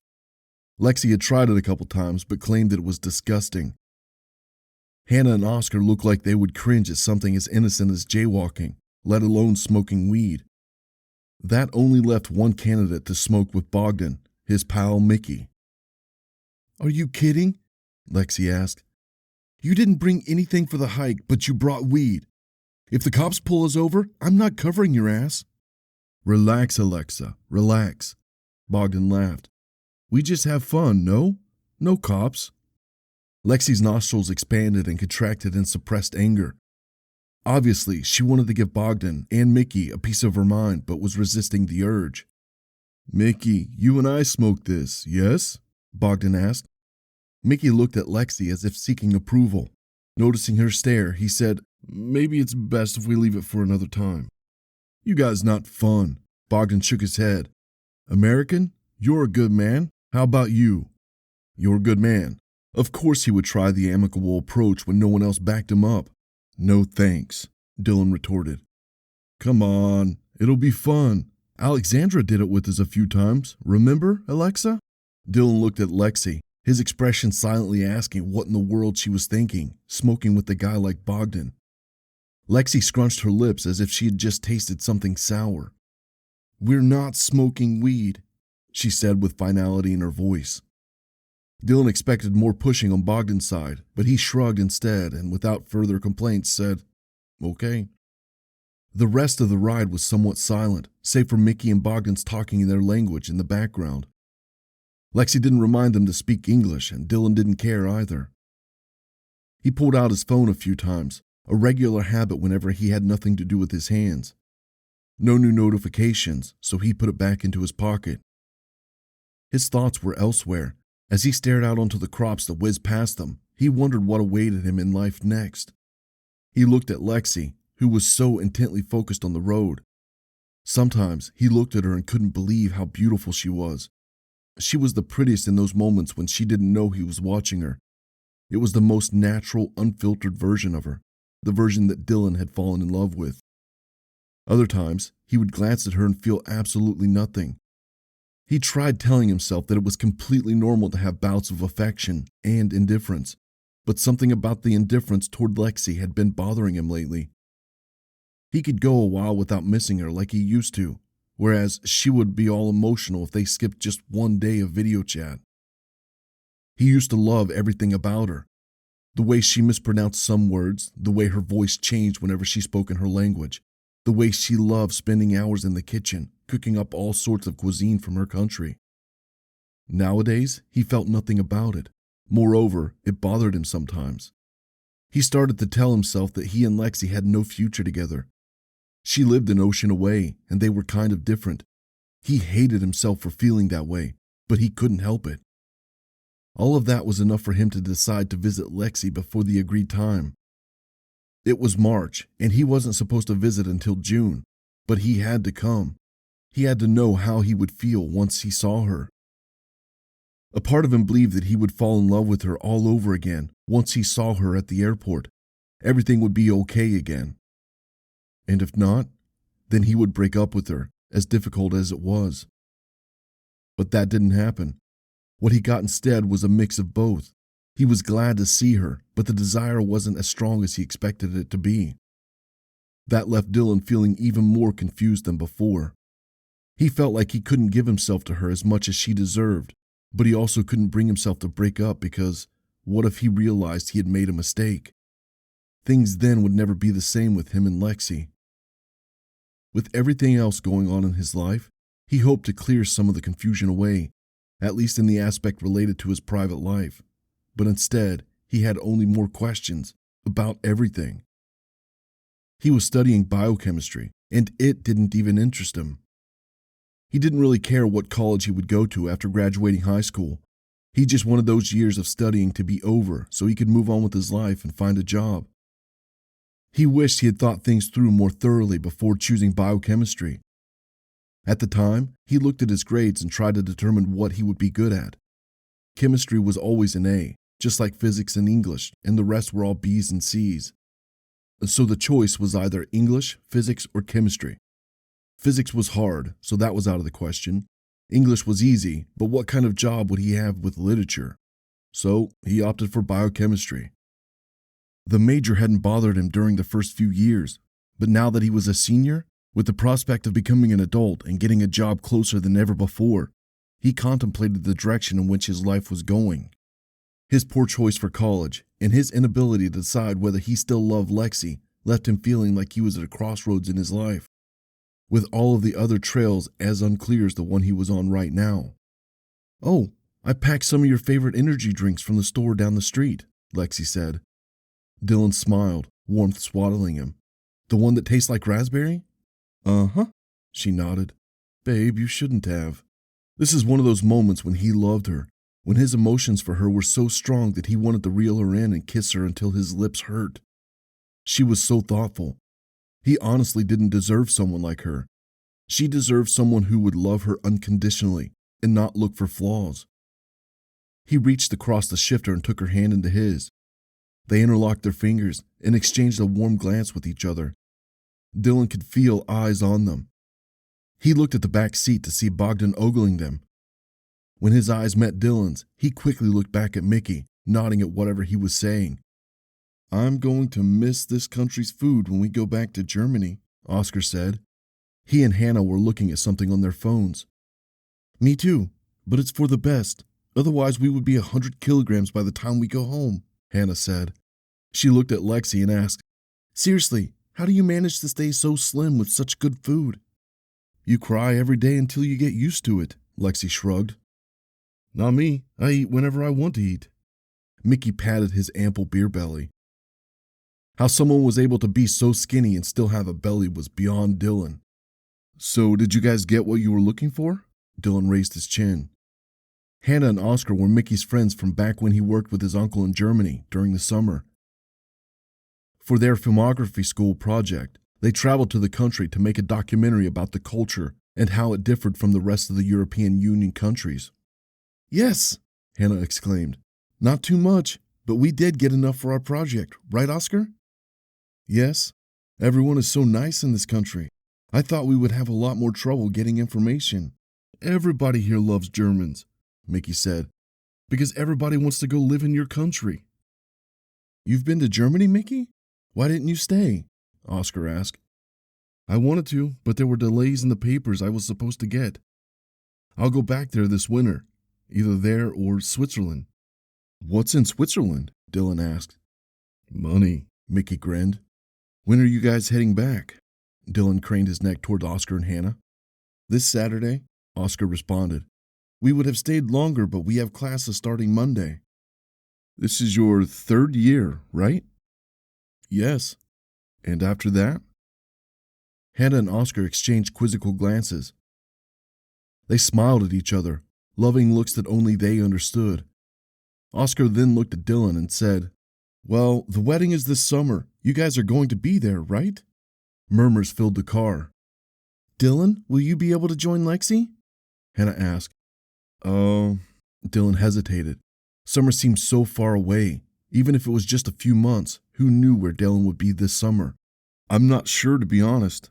I'll do my best, but I can't promise anything."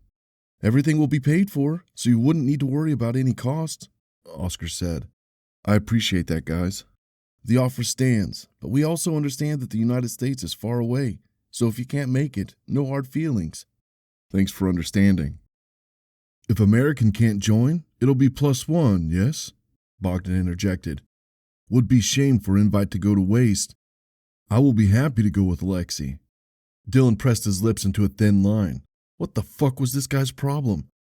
He had it in his mind to tell Bogdan right there that he would go to the wedding, just to spite him. But he didn't want to make any promises in anger that he wouldn't be able to keep. Hannah cleared her throat and looked out the window. Oscar stirred. Nobody wanted to have someone like Bogdan at their wedding. Dylan knew the type all too well. He was the type to be the loudest at the party when there was a guest of honor. The type to binge drink and eat as much as he could just because it was free. The type to take slices of cake without asking if they were reserved for someone else. Stereotypical? Maybe, but so far, Bogdan had fit the profile of every stereotype that Dylan disliked. There was something else about him that Dylan didn't like, but he just couldn't put his finger on it. He dismissed it as Bogdan just being one of those people that he simply disliked because of their overbearing personality. So what about after the wedding? Lexi asked. We actually have a few job offers, Oscar said. Really? Lexi raised her eyebrows. Yes, Hannah said.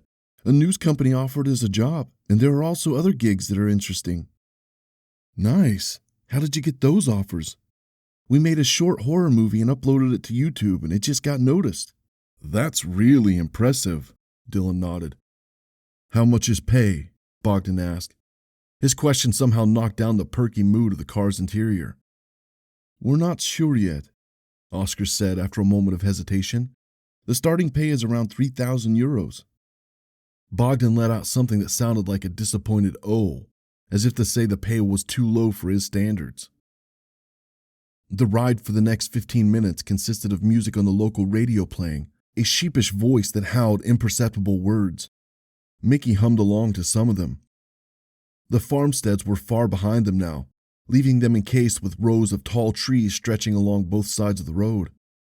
The road ascended so gradually that Dylan didn't notice how high up they were until he looked out the window at the roadside barriers and the steep, hilly drops beyond them. Pressure built in his ears, and he had to yawn to cause them to pop and restore proper hearing. How much longer do we have? Dylan asked. Just 20 more minutes or something like that, Lexi said. Can we take break? I must piss. Bogdan leaned forward and scratched his shoulder. His bicep flexed a little too hard, showing the bulge in the thick vein that wormed down his arm. Hold it. We'll be there soon, Lexi said. Actually, I have to use the bathroom too, Hannah said. A few heads turned to face her. Sorry, she bit her lip. Drank too much apple juice before we left.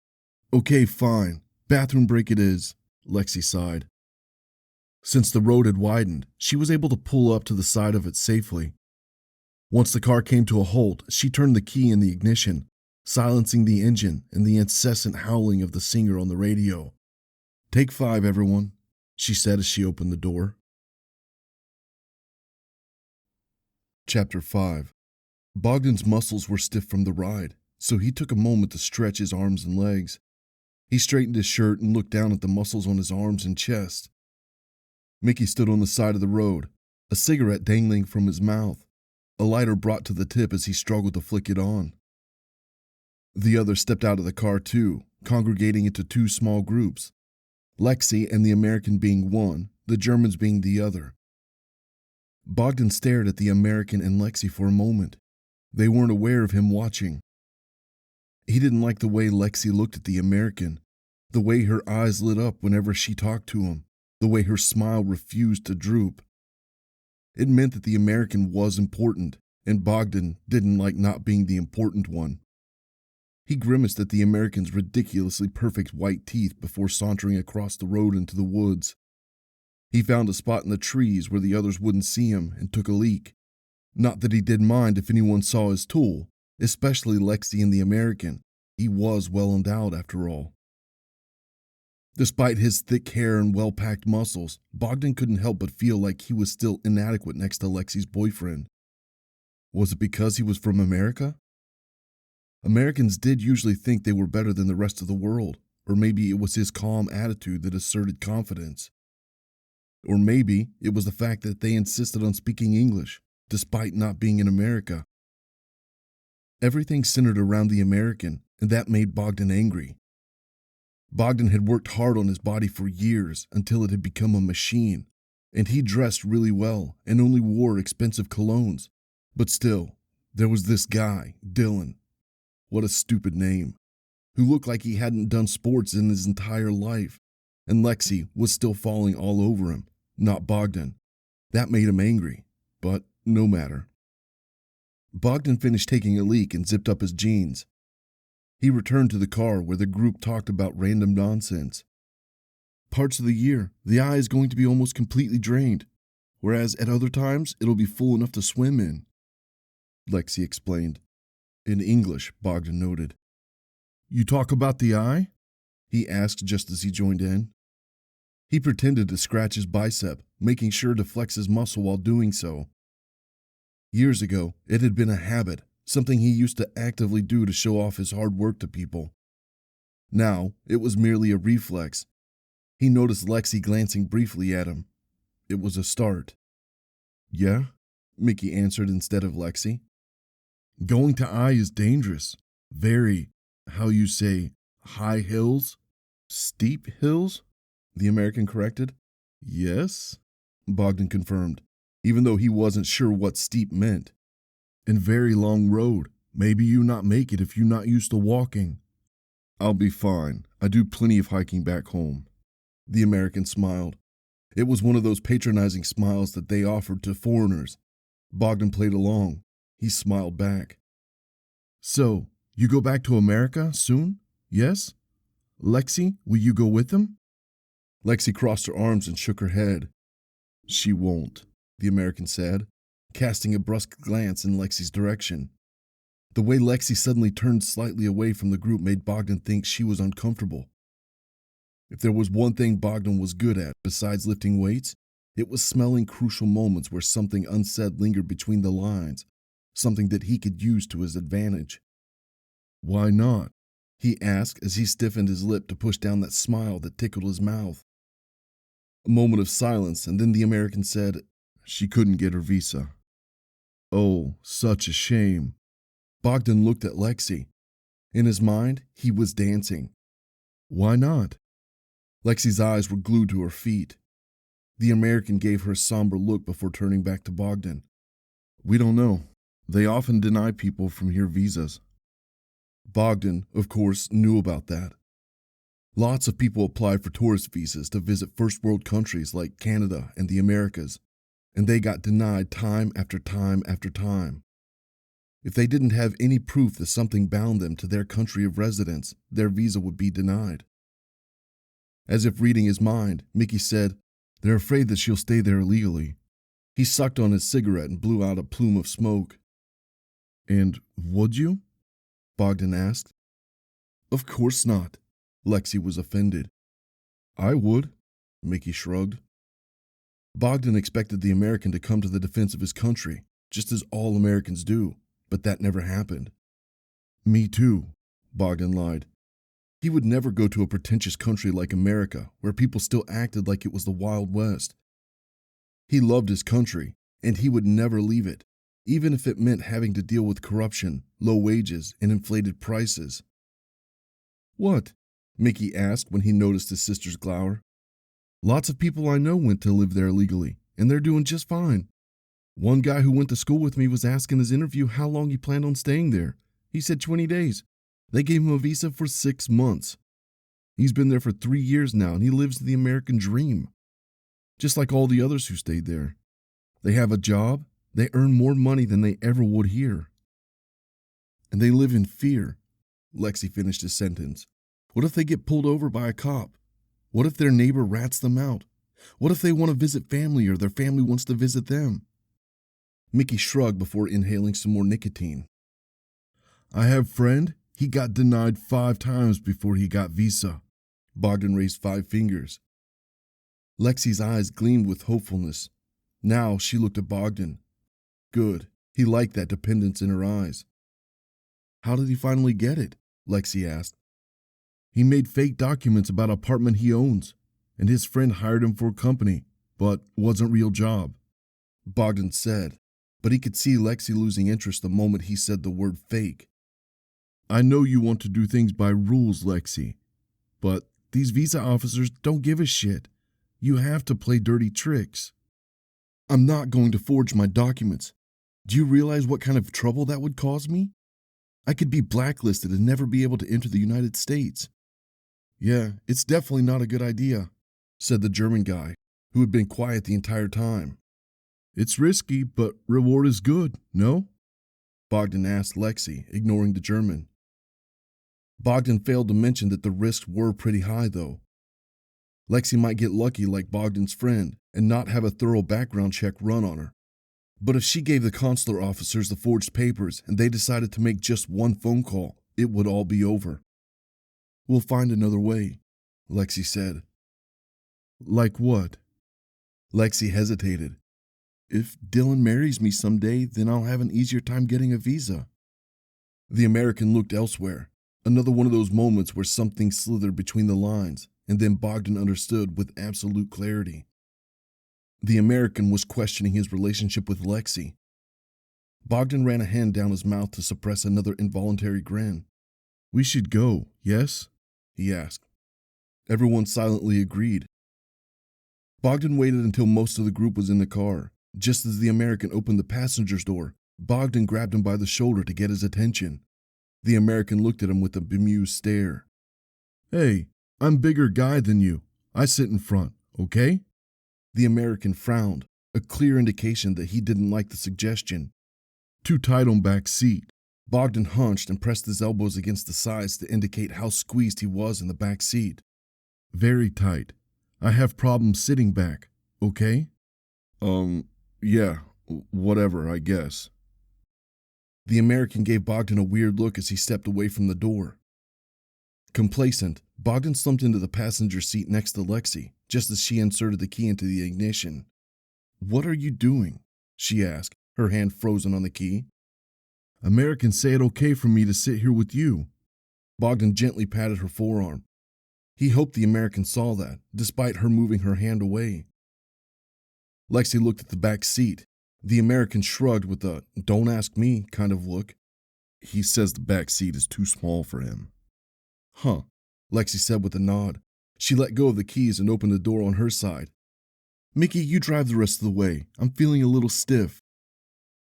Bogdan watched as Lexi and Mickey swapped places. Once she was in the back seat, she leaned her head on the American's shoulder and took his arm into hers. He gave her a peck on the forehead, his eyes briefly flitting to Bogdan as if mocking him. Well, Bogdan's attempt at getting closer to Lexi in the car had been foiled, but it didn't matter. They had the whole day ahead of them. And if the American was having second thoughts about the relationship, then Bogdan would help him come to a decision faster. Chapter 6.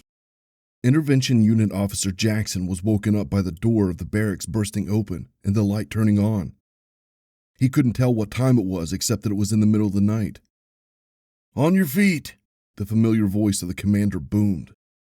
10 pairs of feet, including Jackson's, dropped out of their bunk beds and stood at attention. Years of working in this line of work made waking from a deep sleep effortless for all the unit members.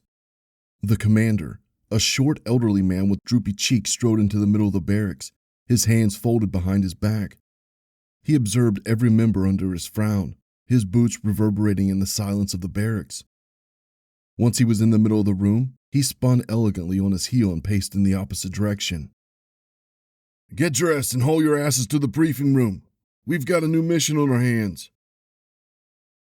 Not 5 minutes later, the unit was in the briefing room, seated behind desks while the commander and a woman in a uniform Jackson didn't recognize stood in front of the attendees. Someone whistled at her. Dixon, Jackson assumed. Keep it down, the commander said, exhaustion draped over his baggy eyes. The old geezer was a legend back in the day, who should have retired long ago, but the company refused to let someone like him go, and he loved the work way too much. Is everyone settled in? The lady asked when the briefing room went quiet. Good, then we can get started. She leaned on the desk and observed everyone in the room for a moment. "We don't have much time, so I'll spare you the details as well as I can," the lady said. "I'm Senior Logistics Officer Rivers, and I'm here to brief you for your next mission." Jackson crossed his arms and shifted to a more comfortable position in the wooden seat. Another mission. It had been almost a whole year since the last time he had seen some action, and he had been itching for it for a while now. Hours that he spent daily at the shooting range and in the simulation chamber did not make that itch go away. The woman turned on the projector and pressed a button on the remote in her hand. The map of the world appeared on a whiteboard behind her. "The company has an outpost in this location right here." She clicked 3 more times, the picture zooming into a forest in Eastern Europe. "What for?" someone in the room asked. "There have been sightings of an anomaly of what we considered Code Orange for some time. Our equipment picked up strange phenomena, but we haven't been able to confirm anything. Until tonight, that is."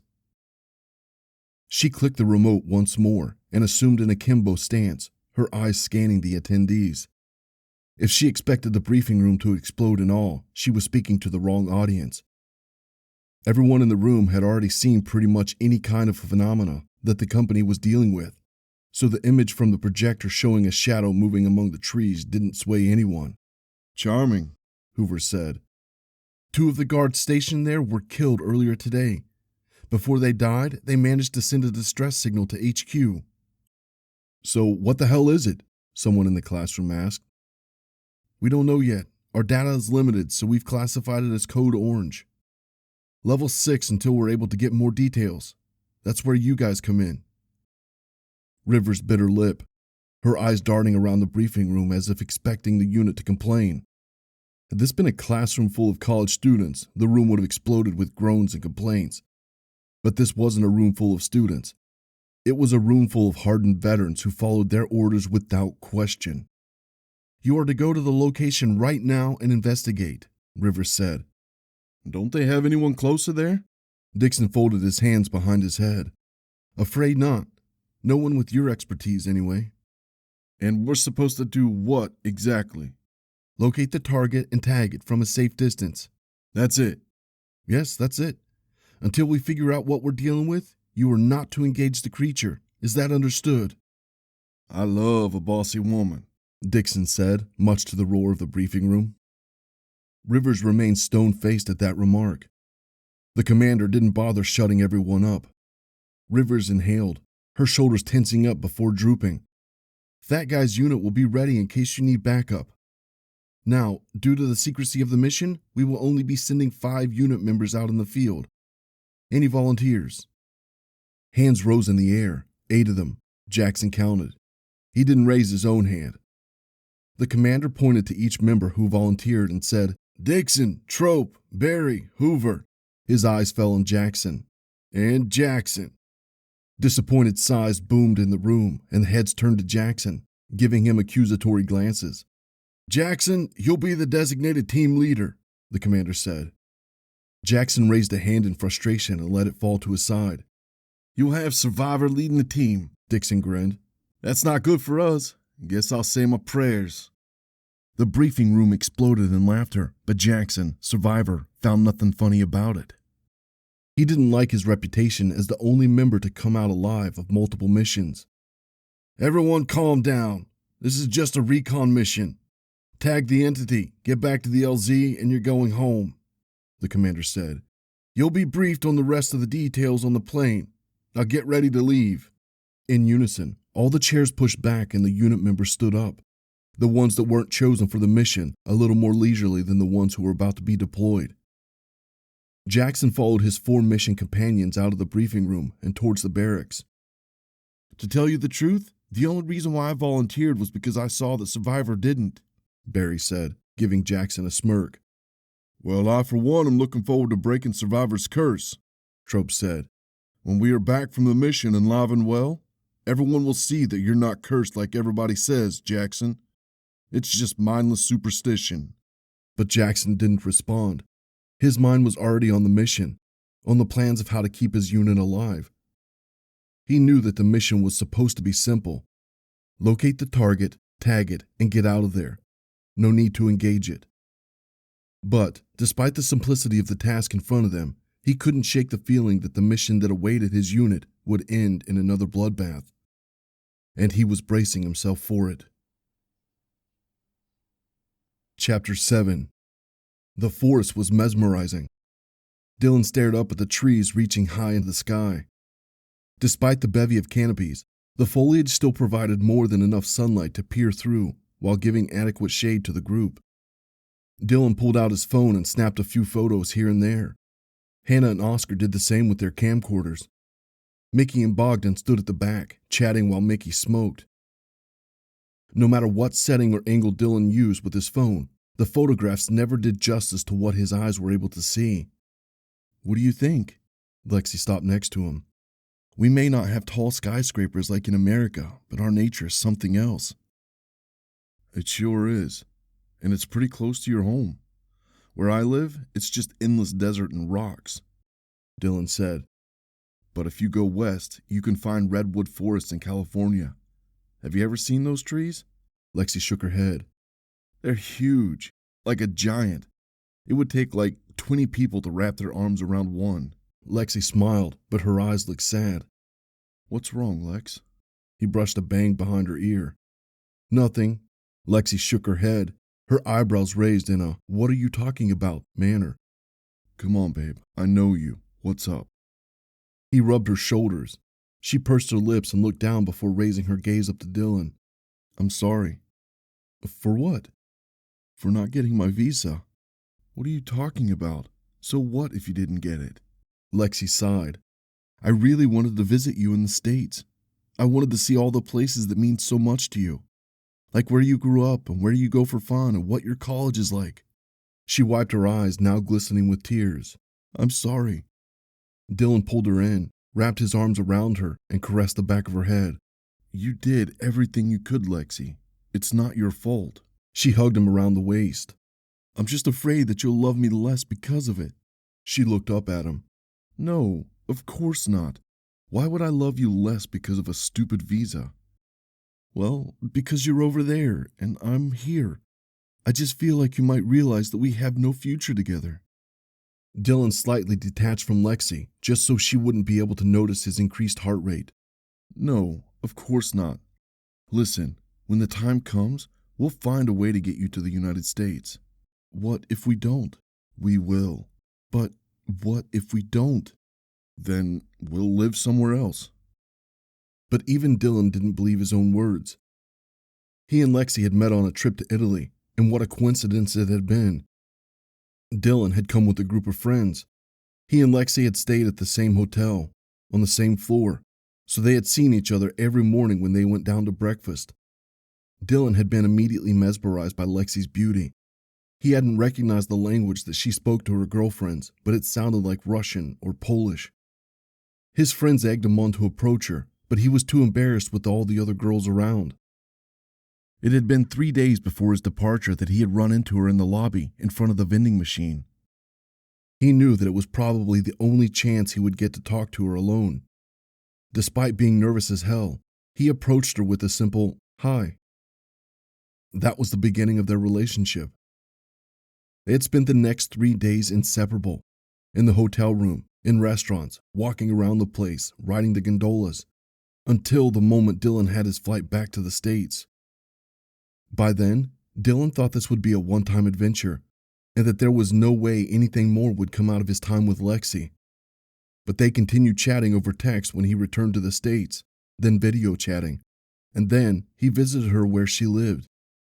Dylan knew back then, without a shred of doubt, that he loved Lexi and that he would love nothing more than to spend the rest of his life with her. "Listen, we'll find a way, okay?" Dylan said. "If we get married, you'll have an easier time getting your visa." Lexi nodded. "I love you." Dylan couldn't bring himself to say it, so he smiled instead and kissed her on the forehead. Footsteps from the other group members approached them, breaking the meager moment of privacy that Dylan and Lexi had. As he pulled away from her, he spaced out when Oscar started talking about how he and Hannah should have brought their more expensive cameras to record stuff in the woods. All he could think was, what if Lexi was right, and he started to realize they had no future together? A strong voice broke him out of his thoughts. So, how is life in America? Bogdan asked. He had somehow appeared right next to Dylan, his hands on his hips, elbows wide to occupy more space, his arms tensed hard. You have job there? No, not yet. I go to college, Dylan said. College? You not work while going to college? No, it takes up most of my time. When I go college, I study and work at same time, 14 hours a day. Sure. Ask Lexi if you not believe me. Dylan's eyes fell on Lexi.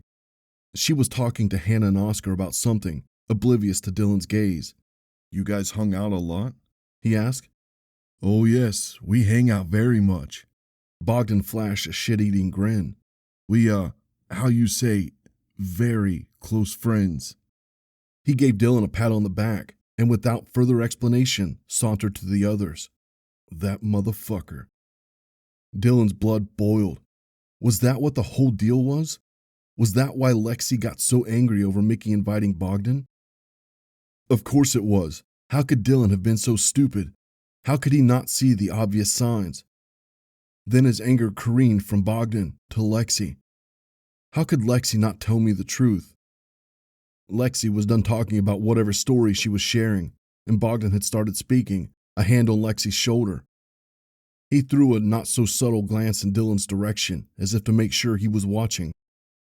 Dylan's hands closed into fists.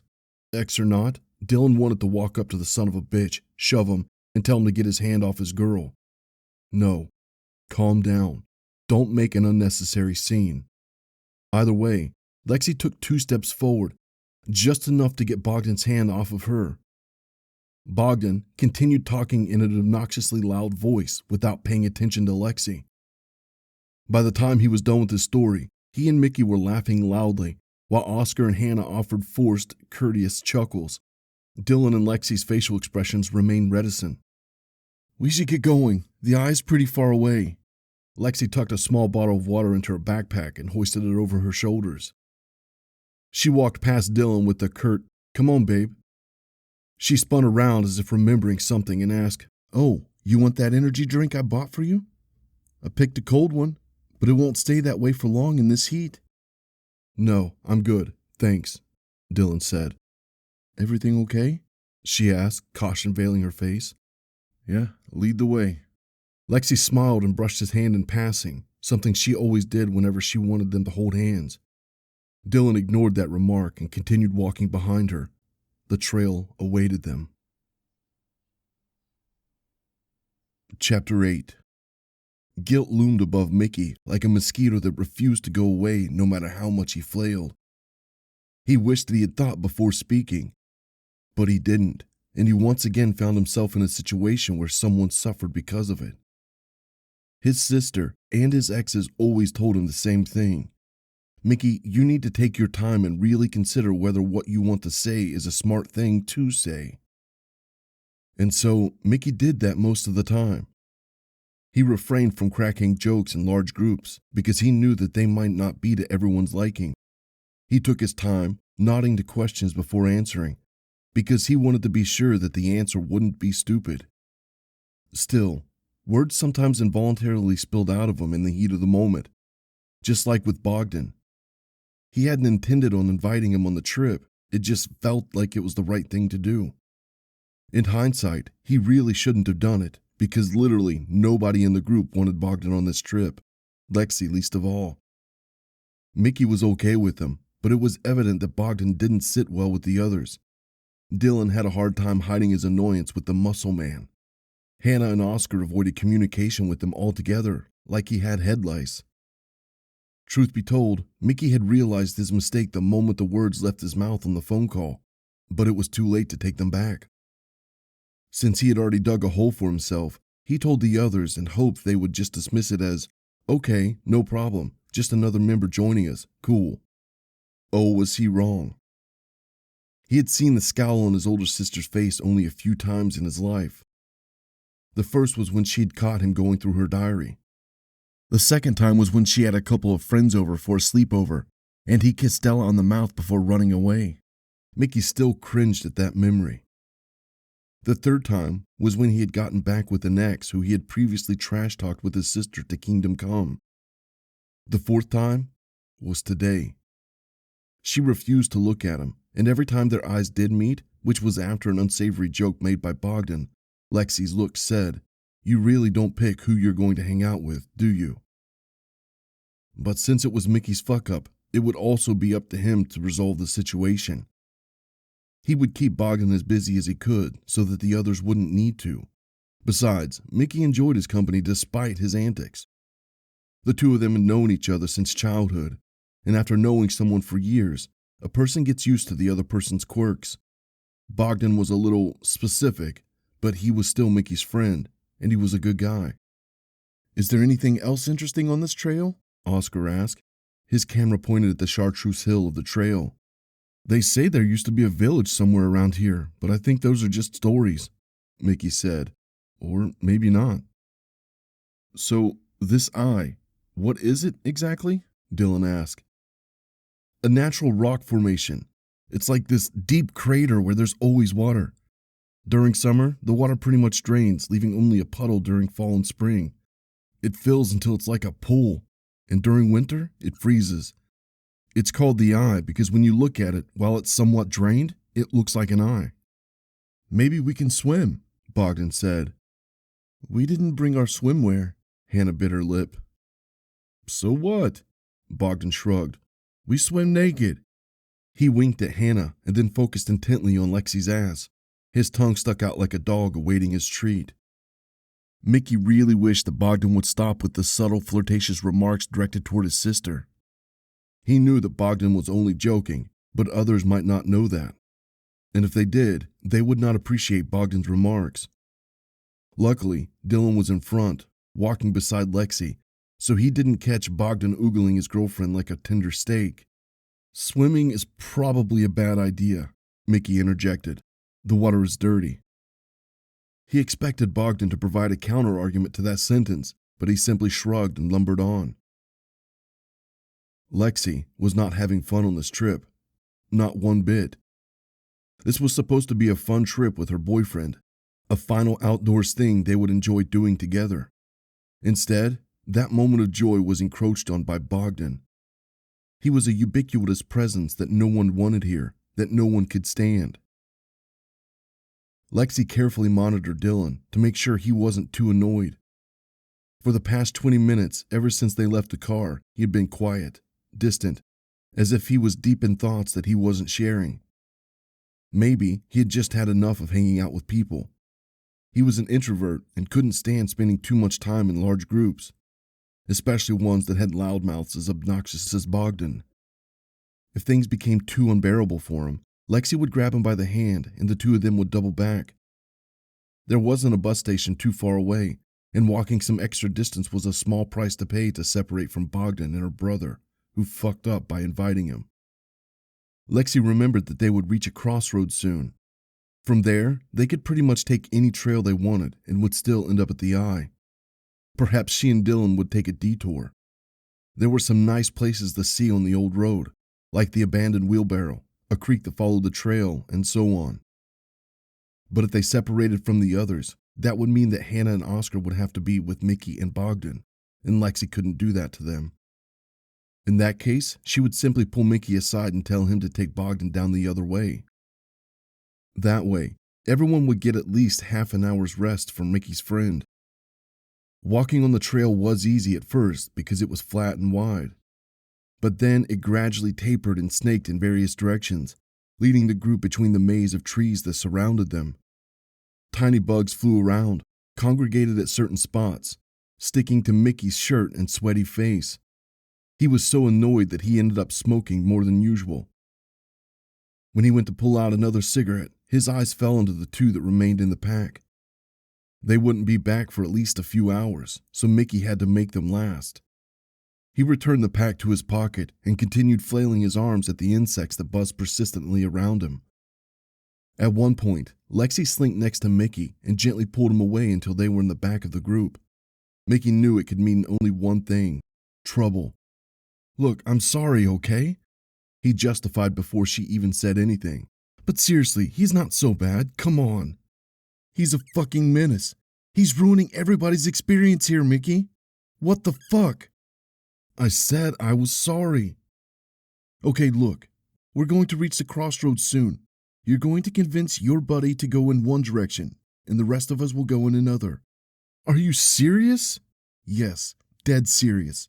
You're the one who invited him here.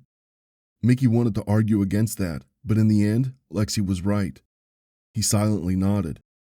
Lexi's glower morphed into a smile. Thanks, little brother, she said before breaking to the front of the group again. Sometime later, they crossed an old wooden bridge above a creek. They stopped for a moment, giving Dylan, Hannah, and Oscar time to take in the place. For Mickey and Lexi, the bridge and the creek had long since lost their charm. One could only see something only so many times before it became boring. Mickey leaned his back on the bridge, his hand instinctively digging through his pocket for a cigarette. It was habit. You stop somewhere even for a moment, it means you're having a smoke break. He pulled the hand out, mentally giving it a slap on the wrist. Peaceful, isn't it? Lexi asked Dylan as he pointed the camera of his phone down the creek. He murmured something in agreement. Lexi was trying hard to make Dylan comfortable. Just like Mickey, she was a people pleaser, but a different kind. She was kind to strangers, gave all of herself to people she loved, and gave nothing to the people who had wronged her. Mickey hoped that Dylan wouldn't fall into that final batch in the future. With Lexi, one could never know. This place is really nice, Oscar said. Hannah, I think I found our new hobby. Yeah? Hannah slowly swept the camcorder across the tree line. Too bad we don't have places like... A small scream erupted from her mouth. Mickey's eyes had been fixed on her when she spoke that last sentence, so he noticed how violently her camera jerked upward. Heads turned in her direction, some with concern on their faces. Not Mickey. Probably an insect that buzzed around her or something. What's wrong, honey? Oscar asked. Hannah's camera was lowered, her eyes wide in fixation at the tree line far ahead. Oscar was by her side, scrutinizing her face, and then the place where she was staring. Dylan and Lexi's shuffling and exchange of baffled stares instilled a sense of urgency into Mickey. It made him feel like he, too, should have been worried about Hannah. I think I saw something out there. Hannah pointed a wobbly finger in the direction she was staring. What did you see? Oscar asked. Someone stood there. Someone? Lexi asked. Yes. Probably some other hikers, Mickey shrugged. Hannah's face grew rigid in sudden realization. She raised her camcorder and said, I think I caught it on camera. Before long, most of the people were gathered around Hannah, staring intently at her camcorder. Mickey rolled his eyes at the needless drama and approached as well. Since he was shorter than the others, he needed to stand on his toes and hold Bogdan and Lexi by the shoulders to take a peek. Hannah's video played on the camcorder screen. The video showed the trees moving aside as the camera swiveled. Hannah's voice said something in the background, and then the camera jerked, followed by a piercing scream. I didn't see anything, Oscar said. Mickey didn't see anything either. It was just trees. No, it was there. Let's look again, Hannah said as she pressed a button to rewind the video. The view of the trees appeared on the screen again, Hannah's voice, then the scream, and the jerk of the camera. Hannah paused, rewound a few seconds, and played again. There's nothing there, Hannah, Oscar said. There is, and I saw it, Hannah hissed. She rewound one more time and then slowed down the video. The camera moved frame by frame, scanning the blurry trees. The frame panned up, and then Hannah rewound again and paused the video. There! She victoriously pointed at the camera. No one said anything. Mickey squinted, trying to make out what she was showing to everybody. Aside from the trees, he didn't see anything that would strike him as strange. Where? Oscar asked. Right there! Don't you see it? No. The shadow right there. Look! Hannah's voice conveyed annoyance. If Mickey were in Oscar's shoes, he would have agreed with Hannah just because women could be like ticking time bombs sometimes in his experience. Mickey stared intently at the screen, as much as he could given the angle and the fact that Hannah constantly moved the camcorder. A slightly darker shadow merged with the surrounding ones in the frame. Just a tree, Mickey thought.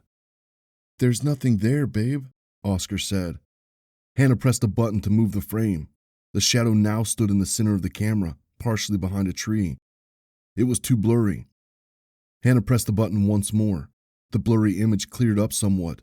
"Whoa," Dylan exclaimed. Lexi gasped. That was definitely not just a shadow. In the camera frame stood a dark silhouette among the trees, almost fully merged with the surrounding shadows and obscured by the branches in front. The shape of the head, the arms, and the legs that protruded from it were unmistakable. The person in the woods looked like they were staring at the camera. The hairs on Mickey's forearms prickled. "Is that a bear?" Oscar asked. "Impossible. There are no bears in the region," Lexi said. Mickey nodded in agreement, but the more he stared at the shadowy thing in the camera, the more he realized it could be both. It was standing upright, just as bears sometimes did, but due to the blur, it was impossible to tell how thick, thin, or tall the silhouette was. "That looks like a person," Dylan said. "I think it's a bear. It looks like a bear." Oscar stuck to his guns. Hannah pressed the button to move the frame again. The camera swiveled a little, and the silhouette moved. It went from facing the camera to hunching sideways. "See? It's a bear," Oscar said. "How can you tell?" Hannah asked. "Because it's bending down to get on all fours." But Mickey wasn't convinced, and based on the facial expressions that the others conveyed, neither were they. Even Lexi, who knew very well the forest harbored no bears, looked skeptical. Bogdan and Dylan were the only ones whose facial expressions conveyed indifference, boredom even. Hannah moved the frame several more times, but the image was too blurry to see anything. She rewound the frame to the figure standing upright, staring at it intently, probably trying to decipher what she was looking at. Oscar's plea for her to let it go fell on deaf ears. Hannah then lowered the camera and looked toward the trees where she had caught the silhouette. "Guys, this is kind of creepy. I'll admit it. I'm not very happy about hiking in an area with bears either," Oscar said. "Don't be pussies," Bogdan said. He'd been awfully quiet in the past few minutes. "We walk or not." "Yeah, you guys are being ridiculous." Mickey rubbed his forearms to calm down the hairs that stood upright. "We'll be okay." "I don't know, guys." Hannah bit her lip, scanning the faces of the group members. Bogdan was already across the bridge, striding down the trail. "We'll just be sure to cause a lot of noise, and the bear will know to steer clear," Dylan said. "Yeah, these trails are safe, Hannah." Lexi smiled, but her eyes looked worried. Mickey knew that it wasn't bears that she was worried about. She was far more terrified by the notion that some weirdo was stalking them in the woods. "And if it's someone messing with us, we'll kick his ass," Dylan added. Hannah still looked skeptical. It was Oscar who intervened by putting an arm around her and saying, "Don't worry, honey. I'll be here to protect you from the big bad bears." Hannah looked embarrassed at that, but it was enough to convince her. Without another word, the group continued down the trail. Nestled among the trees, something watched the group walk deeper, satisfied and restless at the prey that headed into its trap. Chapter 9. Jackson leaned on the seat and closed his eyes. The smooth flying of the chopper allowed him to detach from his surroundings. Just because he was appointed as team leader didn't mean he had to break his routine of relaxing before the mission. His squad was a group of self-sufficient adults who knew what they were doing. Jackson wouldn't need to babysit them. "I always wanted to go to Europe, just didn't think I'd go like this," Barry said as he rubbed the desert eagle in his hand with a small rag. "My wife would be jealous as shit if she found out." "What did you tell her?" Trope asked. "Just told her I was going on a mission," he shrugged. "She understands I can't disclose any details. That's not what I tell my wife." Dixon jumped into the discussion. "Whenever I go, I tell her I want to see a warm dinner on the kitchen table when I come back home, and her naked upstairs in the bedroom." The squad laughed. "If I told my wife that, the only thing I would get would be a slap on the face and some extra blankets to sleep in the living room," Barry said. "Does that approach ever work for you?" "Let me tell you something, Barry." Dixon leaned forward.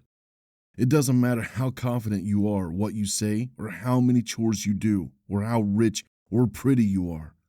The only thing that matters is your wife's mood. And if your wife ain't in the mood, There ain't a god in this world that's going to make her spread her legs for you. Jackson opened his eyes, observing the group under his eyebrows. I don't know, man, Barry said. My wife loves it when I do chores around the house. I get laid even when I don't want to. How long you been married for? A year? Dixon pursed his lips and let out an oof sound. Wait till you've been married for 20. You'll see pussy once in a Halley's Comet. He slapped Barry on the knee. More laughter in the chopper. If he stays married for that long, Trope said. I have 3 ex-wives behind me. This job isn't kind to marriages. You sure it's the job and not you? Hoover joked. Oh, fuck off, Trope retorted just as another wave of laughter exploded. Barry wasn't laughing, though. Jackson could see the worry on his face.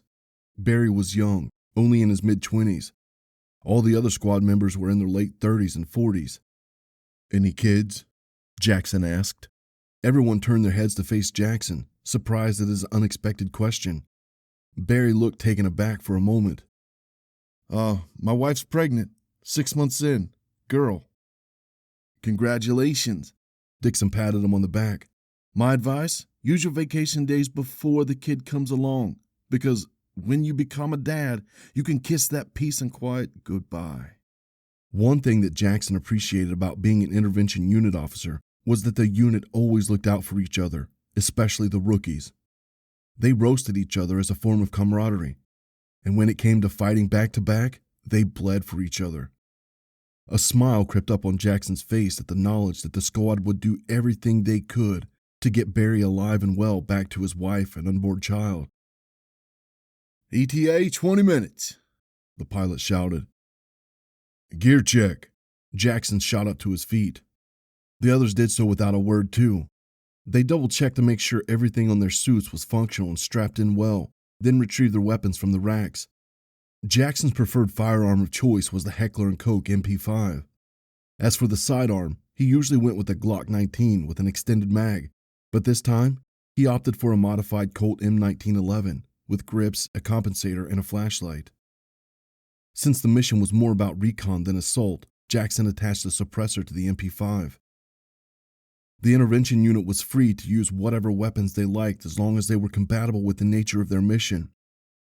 It was also important for the team to be diverse, just in case the need for it arose. Once they were all set, they sat back in their seats. The mood of the unit when the pilot announced the ETA could vary. Jackson was unfortunate enough to see a lot of team changes, and he had seen 2 basic patterns. Either the group continued joking as if they were blue-collar workers on a lunch break, or the air would become heavy with anticipation as they discussed the mission details. Today, it was the former. Dixon continued cracking jokes, and the group followed with laughter. Jackson zoned out again. Since he had nothing outside his work, nothing was what he thought about. It was as Trope had said, this job was not kind to personal lives. Jackson was okay with that. He'd come to terms with it long ago. No wife, no children, no living family members. The only thing that existed for him was his sense of duty as a security officer of the intervention unit. And right now, only the mission. 10 minutes, the pilot shouted. Jackson could easily fall asleep if he wanted to. The 20 hours long ride to the base in Europe, and then another hour in the chopper, took their toll on him. 5 minutes, the pilot announced. That was their cue to stop joking and get serious. Dixon made one final misogynistic joke before shutting up. Jackson gripped the MP5 and leaned forward. All right, listen up. Once we're at the drop-off point, we head north to the guard station. We scope out the situation, inform HQ, and look for the target. Dixon, you'll tag the target. Roger that. Dixon nodded just as he shoved the tag gun into his holster. The rest of you stick close. Radios have been known to become jammed in the area. All right, we're here, the pilot shouted. Everyone was already on his feet. Hoover slid open the chopper doors. The gust and noise of the rotor blades were deafening. Whatever talking the unit wanted to do, it would have to wait until they were on the ground. Hoover dropped the rope out and ushered each team member out. Barry gripped the rope and smoothly slid down. Next came Dixon, then Jackson, then Trope. Hoover was last. As soon as they touched the ground, their firearms were raised, securing the wooded area. Once the final member touched down, the chopper ascended, the noise and the massive winds caused by the blades receding in the distance, until the only thing that surrounded the unit was the chirping of the birds under the noon sun. Let's move, Jackson commanded. Chapter 10. The sinuous hills were exhausting. A thin line of annoying sweat covered the back of Lexi's shirt. She was out of breath. She had overestimated her hiking stamina when she suggested this trip. The last time she had been in these woods was years ago, but back then, she weighed 6 pounds less and worked out constantly 3 times a week. The others weren't looking too cool either. Everyone except Bogdan and Mickey was out of breath. Bogdan had taken the lead and was striding down the trail with ease. He had put enough distance from the group to turn around and shoot judgmental glares at them, his face silently urging them to stop being weaklings and catch up. It was his way of trying to assert dominance in the group, yet another reason why Lexi hated being around him. Hannah occasionally looked over her shoulder or snapped her head in the direction of a distant sound, her eyes wide in fearful expectation. She was still on edge because of the video she had recorded earlier. Lexi had been worried about that too. She had watched too many horror movies of girls being stalked by creeps in the woods. She knew that things like that didn't happen often around these parts, but one could never know. She then remembered that her group was big, so only a moron would dare mess with them. How about we take a break? Oscar said between pants. You tired already? Bogdan spread his arms. I just need a short break, Oscar replied. Lexi wouldn't have responded to Bogdan's juvenile provocation, but Oscar was polite, and he was trying not to antagonize anyone, she supposed. A break sounds like a good idea, Dylan said. There's a gazebo down the trail. We can rest there, Lexi said. Lexi grabbed Dylan's hand and held onto it as they walked. The grip on his hand was loose the entire time, as if he couldn't wait for Lexi to let him go. Sure enough, once she relaxed her squeeze, his hand dropped out of her clutch. He didn't look at her the entire time. As much as Lexi wanted to pull Dylan aside to ask him what was wrong, now was not the time. She had asked him when they were back home, alone in her room. It was the visa. The stupid visa. She was sure of it. She replayed the interview with the consular officer so many times in her head that it was ridiculous. She pondered what she could have said differently, and how that might have convinced the officer that she had no intention to stay in the United States. But the officer only had 2 questions. Why do you want to visit the United States at this time? Do you have a job or any property on your name? The first question was easy enough. The second one was the issue. She knew well what the officer was trying to find out, whether there was anything in Lexi's country binding her to her home. Lexi could see the consular officer's demeanor changing the moment she gave her answer to the second question, and it was at that moment she knew the response she would be given before the officer said, "Your visa is denied." Once those words were spoken, it was all over. There wasn't a thing Lexi could do to change the outcome of the situation. 2 questions, and her visa status was concluded. Your visa is denied. He had said it so coldly, so robotically. Those words had rung out in her head like a gong when she made her way through the security lanes and back outside the embassy.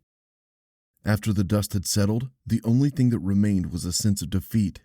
She cried that night on the call with Dylan, and when they ended the call, the interview played out in her mind over and over until she wanted to pound her head with her fists.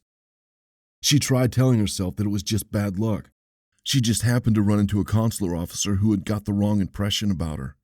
That still didn't change the bitter taste of rejection in her mouth. But Lexi would do better next time. She would find a company that would vouch for her. She would buy a small apartment. And if that wasn't enough? No, she didn't want to think in that direction. The gazebo came into view soon enough. An old structure sitting by the side of the trail, somehow untarnished by the other hikers. Mickey was the first one to plop into the seat under the gazebo. As soon as he did so, he pulled out a cigarette and lit it, his head thrown back like he was in some sort of trance. Hannah and Oscar were next. They groaned in relief as their asses slumped into the seats. Bogdan sat next to Mickey, and Dylan took up a seat near the edge next to Oscar. He then looked up at Lexi and squeezed sideways, giving her room. I'm going to use the ladies' room. Lexi hooked a thumb over her shoulder. Bogdan perked up his chest. I must go too. Lexi turned and sauntered into the stalks of grass. The trees in this part of the woods were sparse, and every time she turned around to see if the gazebo was in sight, it was. She ended up putting a lot of distance from the group before she finally broke the line of sight with them. She didn't think she'd need to use nature as her bathroom, but she'd drunk too much water, and it had now finally caught up to her. She pulled down her jeans and panties, ducked down, and did her business. The stream seemed endless. It only stopped abruptly when a branch nearby snapped. Lexi's head whipped around, trying to locate the source of the sound. Something rustled somewhere. Suddenly, feeling uneasy, Lexi stood and pulled up her clothes. No sooner had she stepped out from behind the tree did she bump into whatever was stalking her. Dylan couldn't focus on the conversation of the group. Mickey, Oscar, and Hannah were talking about something related to healthcare in Germany, but Dylan's mind was somewhere else. He stared intently at the spot where Lexi had gone to pee. One moment she was slinking between the trees, and in the next, gone. It was so easy to lose sight of people in the woods like these. He wasn't worried about her getting lost, though. He was worried because she had been gone a while. It must have been at least 5 minutes, which was way too long to pee. Dylan hadn't realized that his foot tapped on the wooden floor of the gazebo until Mickey called out to him. Hey, you okay, brother? You look a little nervous. Yeah. He continued staring at the tree line. Don't worry, they'll be back any minute now, Mickey said nonchalantly as he sucked in the smoke from the cigarette and expelled it from his mouth. But Dylan couldn't stop worrying. Something about the tall trees bothered him. Something about the way they could easily provide someone a view of the group while they, themselves, would need to scan the trees fervently to spot anything incongruous to them. He would give Lexi 1 more minute, and then he would go after her. What the fuck are you doing here? Lexi asked. Bogdan stood in front of her, a grin plastered to his face. Sorry, didn't mean to scare you. Have you been stalking me? She crossed her arms. No, of course not. Do you think I'm some sort of creep or something?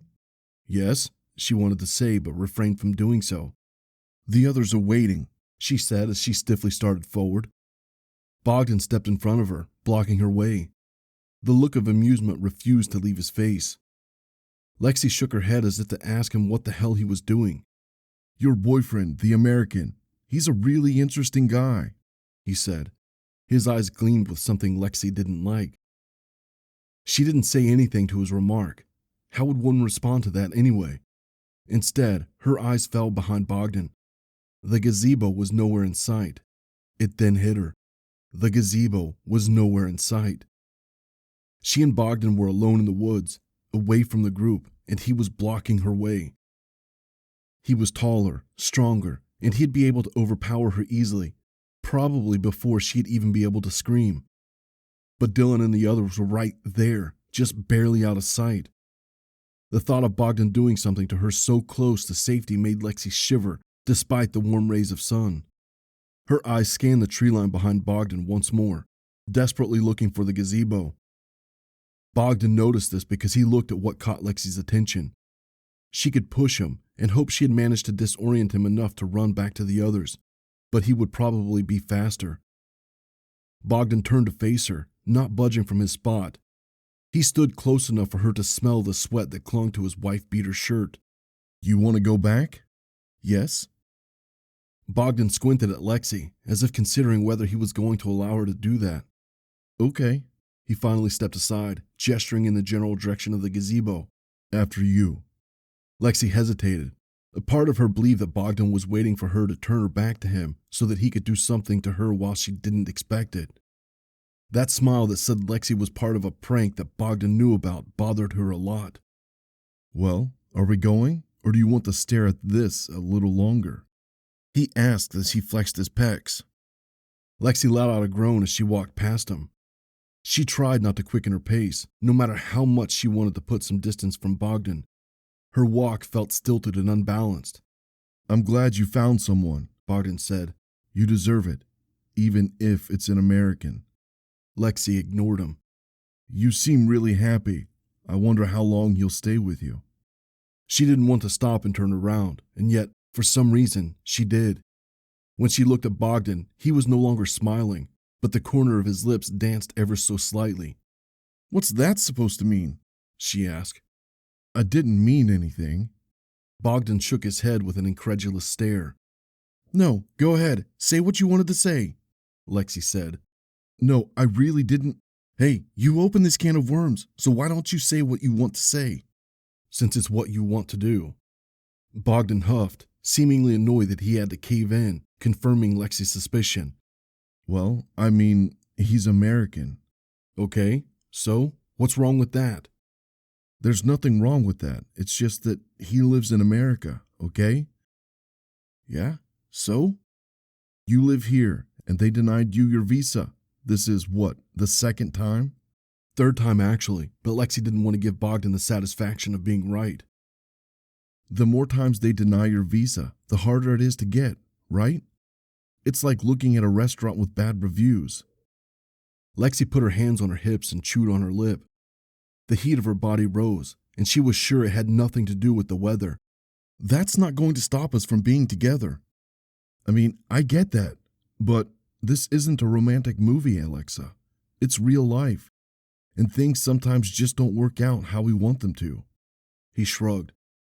"For all the time you've been together, you've only seen each other for a total of, what, 3 weeks?" Bogdan upturned his palms and intermittently raised and lowered them as if weighing something in his hands. "Long-distance relationships get cold after a while. People fall out of love. It happens. All I see is the way you look at him." He raised one palm, then lowered the other. "And I see the way he looks at you, you know?" A painful pang shot through Lexi's chest. She opened her mouth, then closed it. "You don't know shit about me and Dylan." She turned around, refusing to entertain the topic. She was afraid because Bogdan's words were getting to her. Because he was right about everything. "Hey, Lexi." Lexi quickened her pace. "Lexi."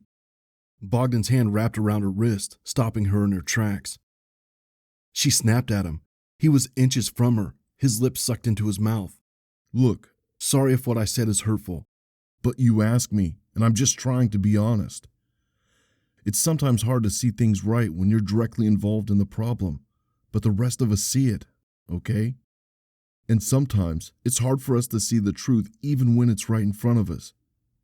So we pretend not to see it, live in an illusion that everything is okay, waiting for something to change. You don't deserve to wait, Lexi." His grip went slack, his fingers brushing her hand as he retreated. "Come on, let's go back. The others are probably already worried," he said. Lexi couldn't move for a while. All she could do was stare at her feet while the thoughts swirled in her head. As they cleared, she came to realizations. Truths that she had been blind to, just like Bogdan said. Dylan's demeanor towards Lexi had changed. It had been so gradual that she failed to see it. No, she refused to see it. And now, it might be too late. As she broke into a reluctant stride back to the group, she was left with only one thought. The realization that her love for Dylan might not be enough to save their relationship. Chapter 11. Dylan was relieved to see Lexi approaching the gazebo. That feeling only lasted a moment when he realized who she was walking with. Bogdan was in front of her, strangely quiet. Lexi's head hung down. Guilt washed over her face even at this distance. Why? "Did you see anything out there?" Hannah asked when they returned. "Oh yes, many bears, big bears," Bogdan joked, but no one except Mickey laughed. "Be serious, anything?" "No, it's safe." "What's up with you, Lexi? You look like you got pissed on." Mickey laughed. Lexi gave him a brief, impassive look before averting her gaze. She didn't need to say anything for Dylan to know that something was wrong with her. But instead of focusing on her, he looked at Bogdan. A complacent smile tugged his mouth as he stretched his arms, making sure to flex hard in the process. Dylan was inches away from getting up onto his feet and telling the others that he was going back. He wouldn't even dignify his action with a proper response. He'd just turn around, leave the woods, and go straight to the airport. It was just a passing, momentary thought. If he did that, he would look like a tantrum-throwing 5-year-old. Bogdan would have the satisfaction of knowing he managed to get the American to leave. And Dylan didn't want to let him have that kind of satisfaction. All right, let's go. Dylan stood. He tried to do it as casually as he could, because he knew Lexi would notice that something was wrong otherwise. The others slowly got up too. Mickey was the one who led the way this time. The mood in the group seemed to drop significantly. No one said a word as they walked for a while. Dylan fished his phone out for the 100th time since the trip started. He had no signal. At one point, a faint, distant sound interrupted the silence. "Do you guys hear that?" Mickey asked. Dylan couldn't tell what it was at first, but it grew closer. A distinct whump, whump, whump, whump filled the woods. A helicopter, Lexi said at the same time when Dylan realized what it was. The engine grew louder and louder until it boomed right above them. Everyone looked up at the black chopper that flew overhead before disappearing out of sight. "Cool," Oscar said. "What's a chopper doing here? I've never seen one around these parts." Lexi looked at the others. "Maybe someone needs rescuing," Mickey shrugged. "Really?" Hannah asked. "Probably not," Lexi replied. "It's possible," Mickey said, his words overlapping with Lexi's. "These woods are huge. I mean, gigantic. If you started walking in the wrong direction, you could wander for days or weeks before someone finds you. But you'd probably be dead long before then anyway." "Why?" "Starvation, dehydration, wolves." "Wolves? You said there were no wild animals." "Well, not here, but I don't know what's deeper in the woods. It could be fucking Bigfoot for all I know." The topic changed slightly at that point to Mickey talking about ways of surviving in the woods. Dylan had tuned out after Mickey started explaining how to make a makeshift tent and snares for animals. The only reason he was jerked back to reality was because of Bogdan loudly yelling, "Boo," as he jabbed Hannah in the hip with a finger from behind. Hannah screamed, flailed her arms, and dashed away from him a few steps before realizing the source of the scare. Bogdan and Mickey were the only ones laughing at that. Hannah's face was ruddy with embarrassment. Oscar made an awkward grimace. "Your face was funny." Bogdan pointed at Hannah through laughter. "That's not funny," she said sternly. "Oh, come on, I just joke, little." When he realized that he and Mickey were the only ones who found the joke amusing, he stopped laughing. It wasn't long before they finally reached the crossroads that Mickey had mentioned at one point. The trail forked in 3 other directions, each one differing from the others. Dylan stopped in the middle of the crossing trails and spun in a circle. The only reason he knew which way was back was because his companion stood on that trail. How did people not get lost in this place? I'm not sure if I want to go further," Hannah said. "What if we get lost?" Dylan's eyes fell on Hannah. Worry draped her face. He happened to look at Bogdan, who stood nearby. His gaze was fixated on Hannah, a look of amusement on his face. Dylan had grown to hate that look, even if he had only known Bogdan for a very short time. "No way to get lost here," Mickey said. "All trails merge eventually. You couldn't get lost even if you wanted to. There used to be signposts over here, but I guess someone ripped them out." "Speaking of which," Lexi said theatrically, "the eye is this way.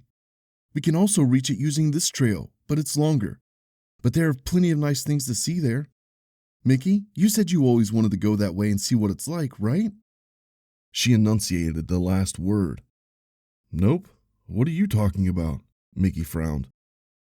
When Lexi's intent stare refused to move away from her little brother, Mickey nodded fervently, his eyebrows raising high, as if he had just remembered something. "Oh, right. Yes, you're right. I always wanted to go down that path. Bogdan, you want to come with me?" "Why?" Bogdan asked. "Because the trail is nice. Come on, what do you say?" Bogdan's deadpan stare conveyed no amusement at Mickey's suggestion. But then he simply shrugged and said, "Sure, why not?" This seemed to make Mickey happy, and a smile appeared on his face. "Cool, let's go then. We'll meet you guys at the next crossroads."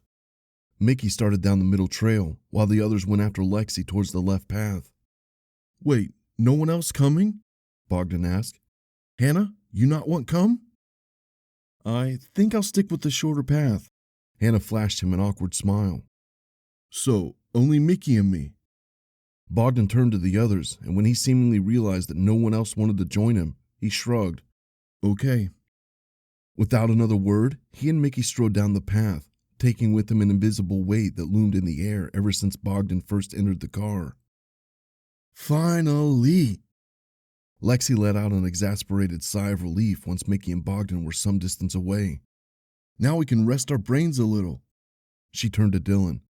"Babe, I'm so sorry. He wasn't supposed to be here. I swear to God, this is like the 5th time Mickey has pulled shit like this." "It's fine." Dylan smiled. Even that insincere gesture took a lot of effort. Lexi eyeballed him for a moment as if considering his response. "Well, let's go." She pulled on the straps of her backpack.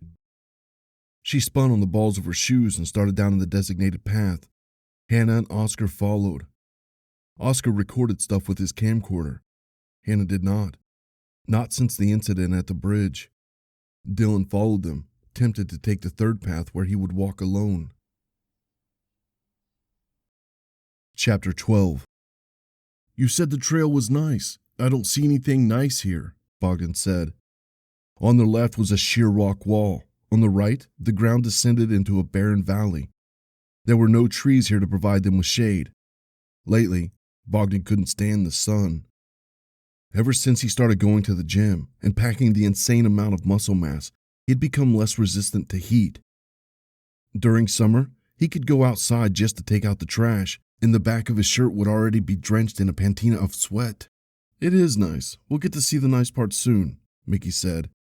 But Bogdan knew that Mickey was bullshitting him. Bogdan wasn't stupid. He knew that the only reason Mickey was so desperate to get him on the trail was to give the others privacy. Bogdan had seen how the others looked at him. He knew those looks of annoyance like the back of his hand. He had learned to ignore them. For a long time, he tried fitting in with people, but wherever he went, he seemed to stick out like a sore thumb. People always looked at him like he was a menace, a nuisance, even though he tried being nice. Bogdan was a good guy, and he knew it, but people refused to see it. They didn't even want to give him a chance.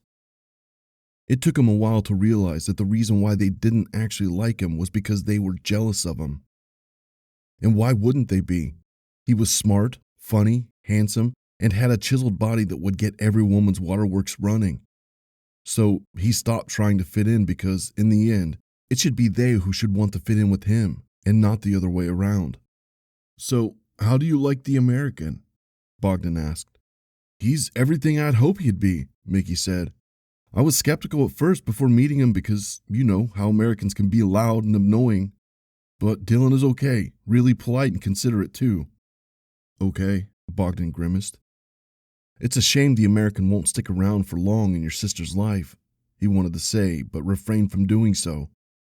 His conversation with Lexi in the woods was still in his head. He had told the others he needed to take a leak, which was a lie. He wanted to get close to Lexi so he could speak to her. He hadn't expected to get a view of her bare ass when he snuck up on her. It was a nice bonus. The real treat was the actual conversation, though.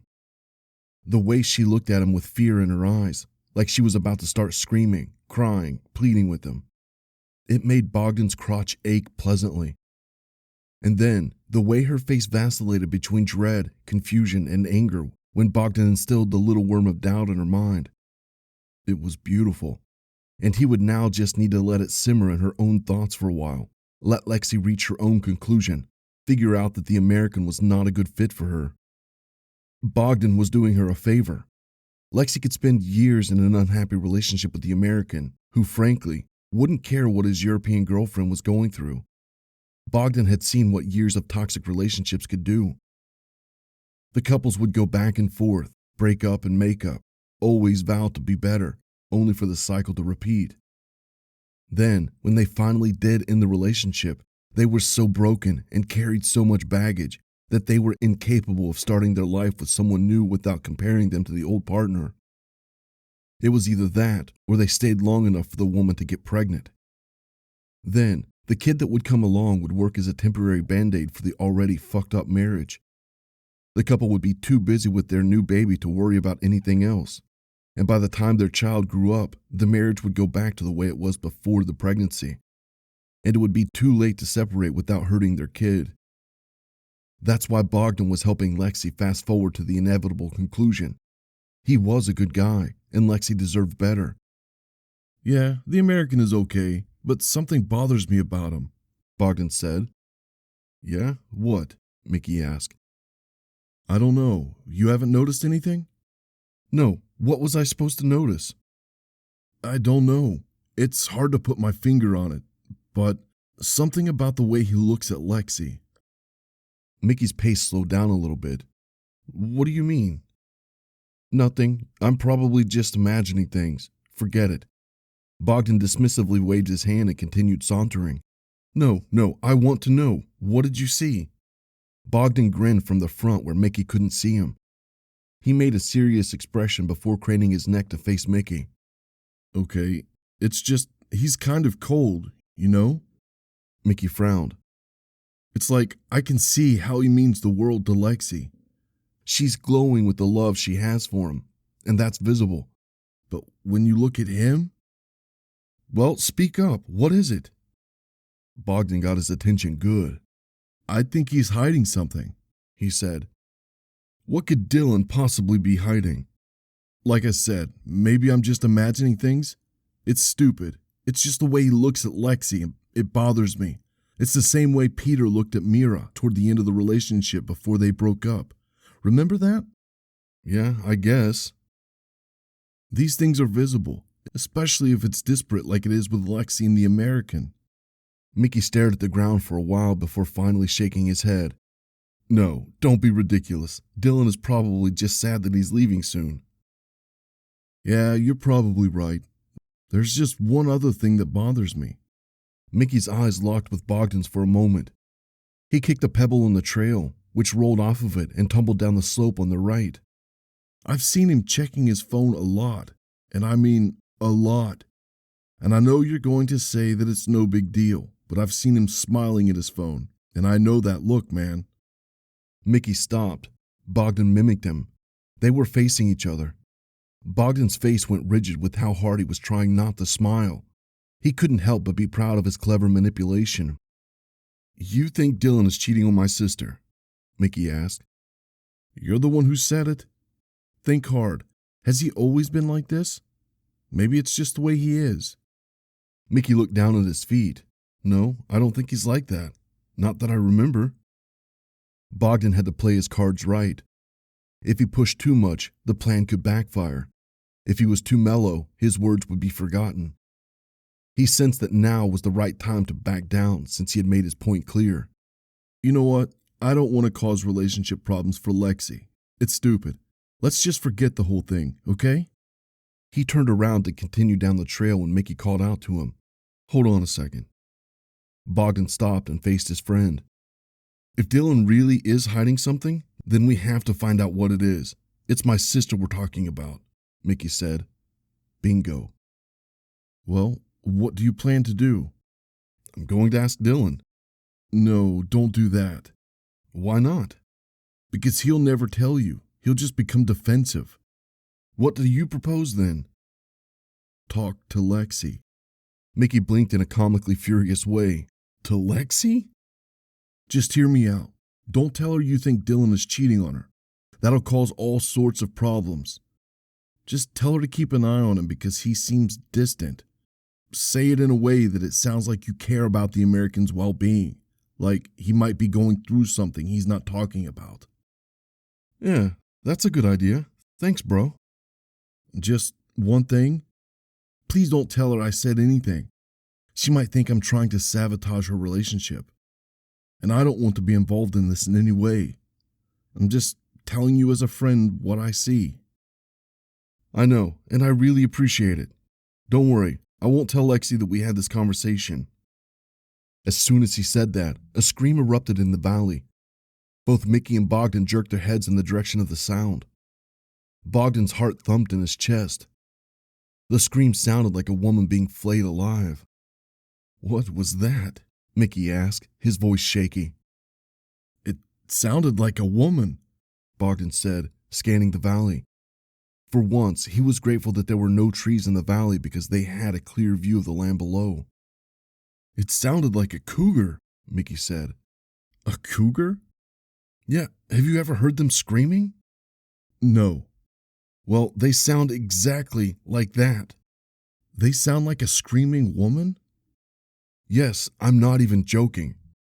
Bogdan's eyes refused to scrutinize the valley and the tree line beyond. He didn't see any cougars around. Okay, well, if there's a cougar close by, we should probably move.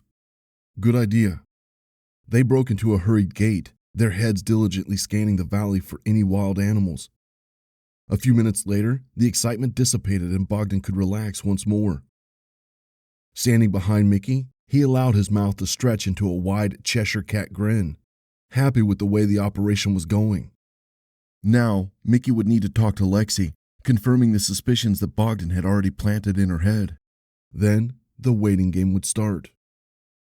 And if things moved too slow, then Bogdan would move on to manipulating the American. He had seen his facial expression when Bogdan and Lexi exited the trees together. It was doubt. Fanning the flames a little more wouldn't hurt. One day, they would all look back and realize how well it worked out. Bogdan would receive no credit for it, though.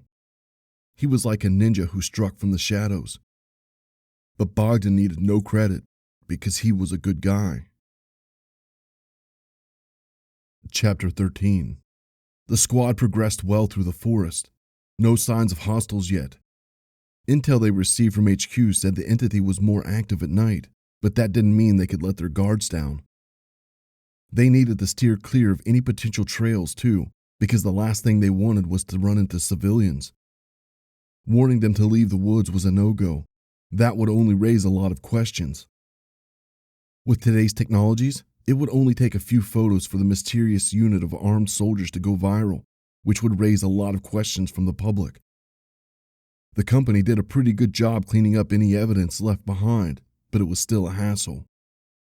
HQ had informed the intervention unit that they closed all the roads leading in and out of the zone of the sighting, but they couldn't sweep the area for any civilians who might have already entered.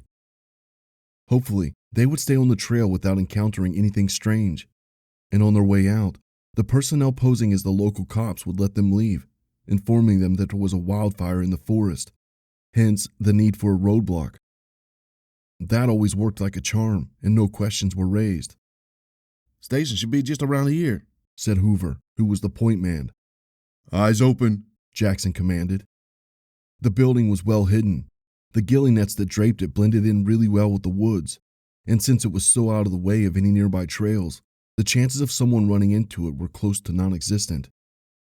Only two things were amiss about it, though. The first thing was the tiny, vertical crack of silver that fell down the middle of the building. The second was the dried blood on the door and the ground outside. Door's open, Hoover said as the team took positions up in front of the crack. Barry opened the door, then Hoover, Trope, and Dixon rushed inside, leaving Jackson to cover their six. Clear, Hoover shouted from the room a moment later. Go, Jackson urged Barry, and then he himself followed. The interior of the building was bathed in a hue of gray that the walls were made of. The windows were designed in a way that people inside could see outside, but whoever was outside wouldn't be able to see anything. In terms of spaciousness, the place wasn't large. 2 beds, a table with cards messily splayed on it, a communications desk, a kitchenette, a TV, a small bathroom, and a lot of blood. The floor was painted in a streak of red that went from the door to the desk, where more of it was smeared around the wooden surface and the big button on the keyboard. Under the table was a foot. Damn, these guys didn't have a fun time, huh? Dixon asked. Check for a news feed, Jackson ordered. Trope laid his weapon on the desk and began clacking away on the keyboard. While doing so, Jackson scanned the rest of the room for any clues. He tried to reconstruct in his mind what had happened here. The most blood was near the entrance and close to the desk, which meant that the victim lingered on those spots for a little bit. The dried pool was wider near the desk, so that must have been where the guard sustained lethal injuries. The foot must have been severed near the entrance. Gazing at the stump, Jackson tried to determine what kind of weapon would have caused such damage. The stump was a mangled, bulbous mess of flesh and splintered bone, so whatever had done that to the guard probably had sharp teeth, but not a big enough jaw to chomp down the foot in one bite like a shark. Nothing. They don't have cameras, Trope said. Dixon scoffed. No cameras for a place like this? Company's starting to cut corners, I see. Okay, now what? Barry shrugged. Anything else useful in that computer, Trope? Jackson asked. Hold on. I'm checking. Trope typed some more on the keyboard. Nothing. We follow the trail. Head to the zone of the sighting, Jackson said. Locate the target, tag it, and head back to the LZ. The others nodded. Since there was nothing more to do in the building, they exited. They made sure to seal the door just in case someone did happen to wander inside. From there, they followed the trail. It was easy at first because the blood streaked the grass. They stopped when they reached something in the middle of the clearing. It's the guard, Hoover said as he approached the mass on the ground. The guard, or whatever was left of him, was a mess. A deep scar ran down his face, right across the eye. The eyelid and the eyeball split in half in a perfect slice. Dark blood drenched his uniform. His right arm had been torn from the elbow, 1 foot missing. A crater sat in the middle of his chest, exposing a broken rib cage and shriveled lungs. What the fuck? Dixon leaned to take a better look at the mess. Look at the hole in his chest, and his heart is missing. His heart? Barry asked. Yeah. Jackson gave the body another once-over. Dixon was right. Where the heart should have been was instead a pile of broken ribs and mangled flesh. What the hell are we dealing with over here? Hoover asked. Jackson pressed the PTT button on his shoulder. This is Team Alpha. Do you copy? Loud and clear, Alpha. What's your situation? The pilot asked. We found the guard, KIA. The other one's still missing. We're headed to the sighting zone. Copy that, Alpha. Keep your guard up. Move out, Jackson commanded. Hoover led the team where the trail followed. Although Jackson knew how to track targets in the wilderness, it wasn't his expertise. Hoover had a keen eye, especially for this sort of thing, so with his tracking skills, the team would be able to cover a lot of ground fast. Every few minutes, Hoover would stop and take a closer look at the ground before deciding which way to continue. Not 10 minutes after finding the dead guard, Hoover raised his hand in a stop sign to the team. He raised 2 fingers to his eyes, then pointed at the blood-smeared boulder ahead. The team sneaked around the boulder, taking up position to ambush the target if it was still there. When they jumped in front of the boulder with their arms raised, the other guard's dead body came into view. Just like the first one, this had a hole in his chest, the heart missing. Okay, I guess we can agree that whatever we're hunting is on a special heart-based diet. Dixon patted his chest. You think it'll be able to rip a hole in these vests? Let's hope we don't need to find out, Jackson said. Keep going. After following the trail some more, Hoover stopped, turned his head to face the others, and said, It's headed away from the zone. He pointed at the dark and dense tree line ahead. Keep your eyes open. Could be an ambush, Jackson said. The beams of sunlight hardly penetrated through the canopy of trees in this part of the woods. Jackson was tempted to use flashlights, but visibility wasn't that bad, and he didn't want to scare off the target in case they ran into it. Tracks are pretty fresh, Hoover said. At this pace, we should be able to bag the target fast. You point, and I'll shoot these fancy transmitters at the fucker, Dixon said. Quiet, Jackson commanded. Don't worry, Hoover said. We're not that close yet anyway. Still gotta...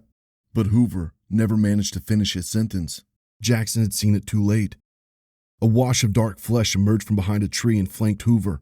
A terrifyingly quick swipe of a clawed hand in the air before it scurried off into the trees again with rapid steps. Hoover's scream erupted in the forest, then gunshots blazed and boomed. Shit! I don't see it! Dixon shouted as the team assumed a defensive formation around Hoover, who was on the ground, groaning in pain. The distinct smell of blood was already in the air, but Jackson couldn't look down, not when every second counted. Footsteps stomped perpendicular to Jackson, merely 20 feet away. He squeezed the trigger, aiming to shoot the legs of the creature. The others opened fire too. He couldn't tell if they hit anything. Hoover's bleeding. We need to get him out of here, Trope said. Jackson's gun remained trained on the spot where he had last seen the silhouette merging with the trees. He was waiting for it to come out of its cover because it had nowhere to go. But he underestimated its speed. By the time he fired again, the creature was already behind the next tree, farther from the team. From there, it continued running in the opposite direction. It was safe now to take a look at Hoover. Jackson looked down but refused to lower his gun. 3 even gashes ran down Hoover's shoulder and neck. Barry was kneeling in front of him, his hand pressed on Hoover's neck. "Lights!" Jackson shouted.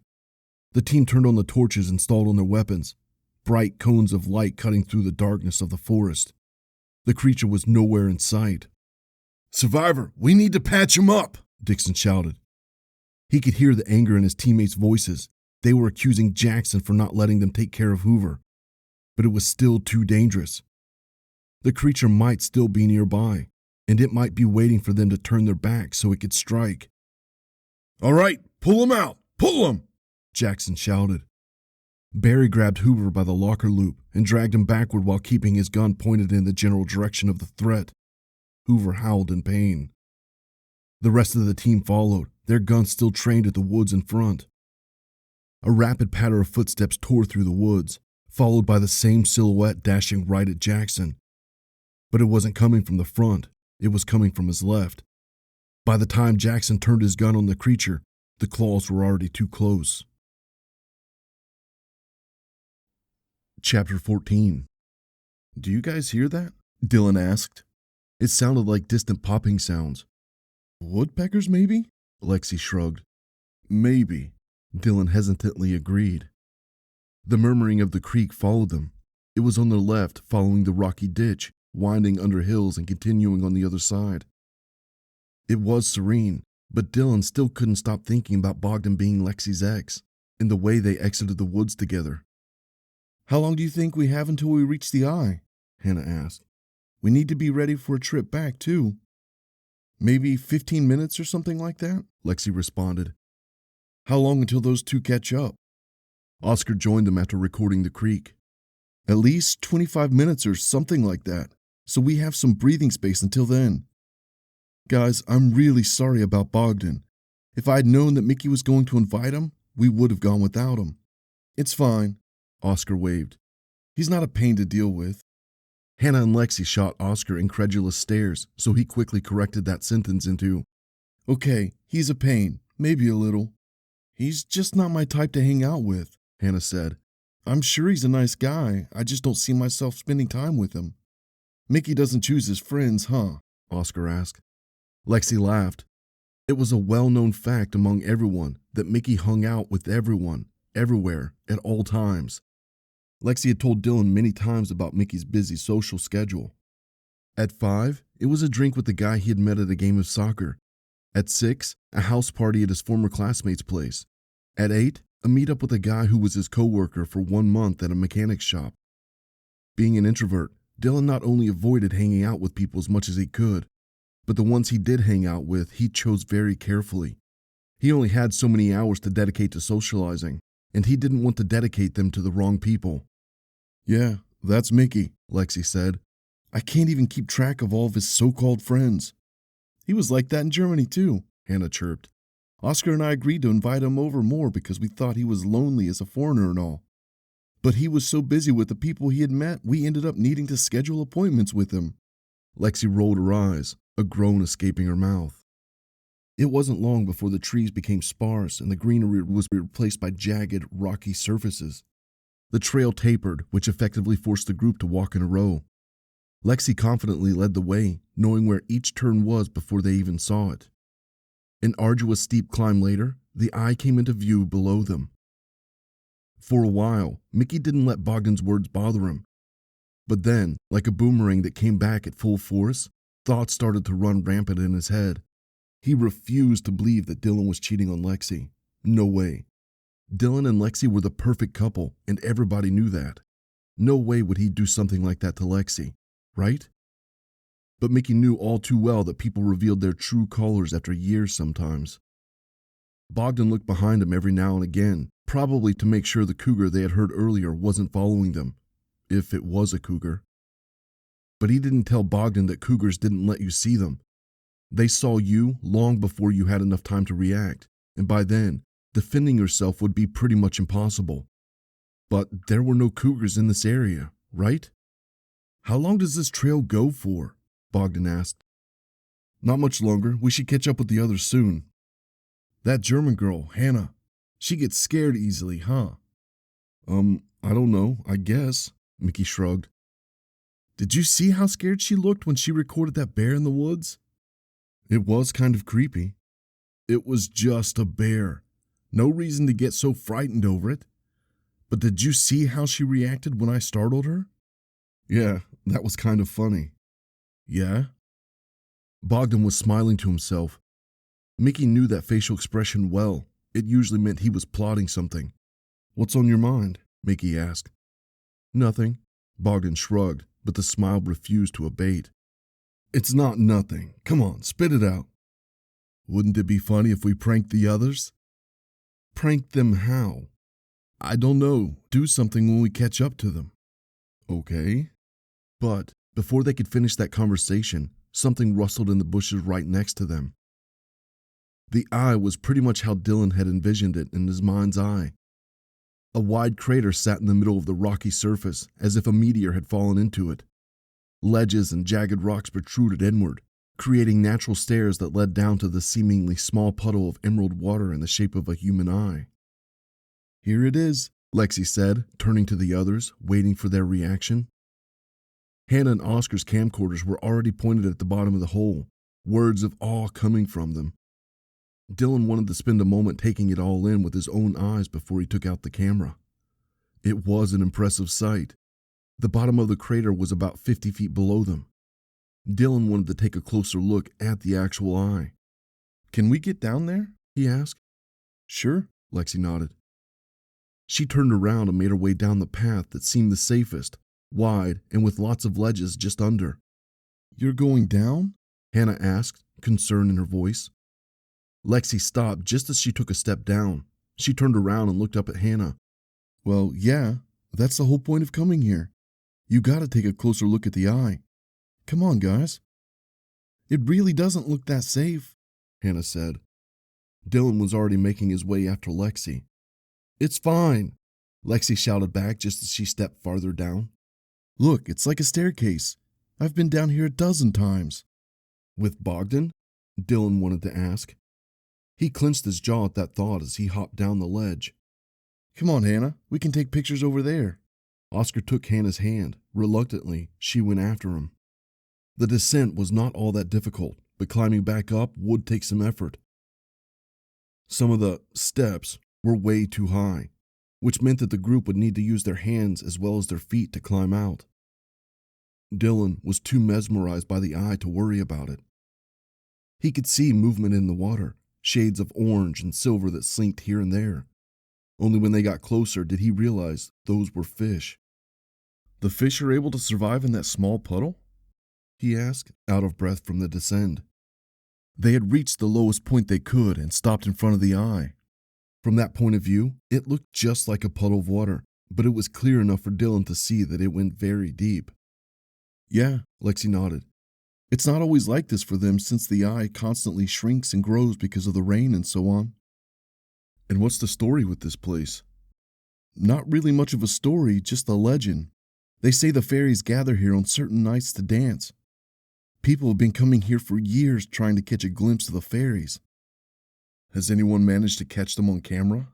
Not that I know of, unless you count the one where one of Mickey's numerous friends took a blurry picture of the eye and circled the little shapes around it, claiming those were the fairies. Dylan chuckled. The worst thing is a lot of people believed him, Lexi said. Hannah and Oscar only just then arrived. They were out of breath.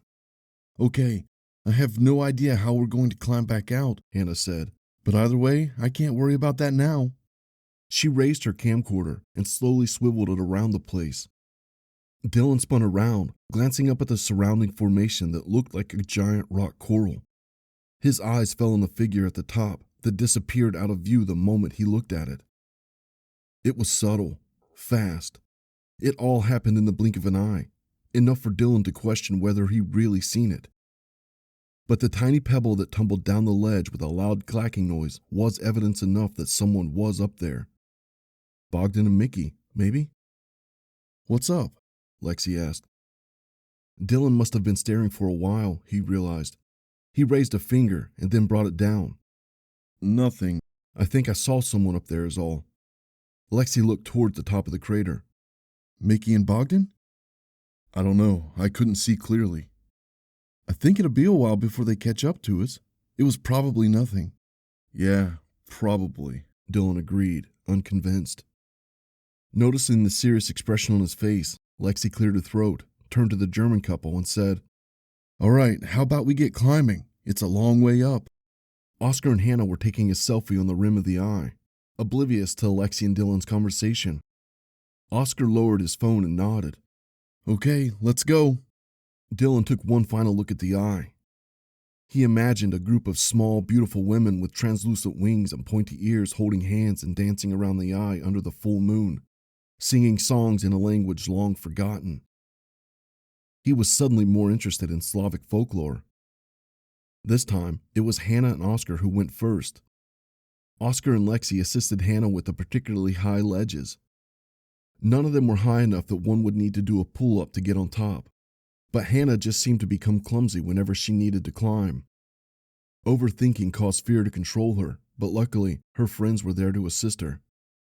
Dylan was at the rear of the group, waiting patiently while they got Hannah on ledge after ledge. By the time they reached the top again, they were all out of breath. Oh, that was exhausting. Oscar collapsed on the grass. Just then, a scream erupted mere feet from them in the nearby thicket. Chapter 15. Lexi gasped when her eyes fell on Mickey, covered in blood, staggering toward them. His hand was on his belly, and the fingers of his shirt drenched in red. Help! Mickey whimpered. Another scream exploded, this one from Hannah. It was a scream of pure terror. Mickey fell to one knee, then collapsed sideways in the grass, moaning in pain. Up until that point, Lexi's brain had refused to process the visuals in front of her. Only when Mickey collapsed did she spur into action. He's hurt. He's been attacked. Lexi's heart hammered in her chest as she broke towards her brother, his name on her lips. But she couldn't be sure if she actually said it out loud or not. She skidded on her knees in front of him and took his hand, tears of panic blurring her vision.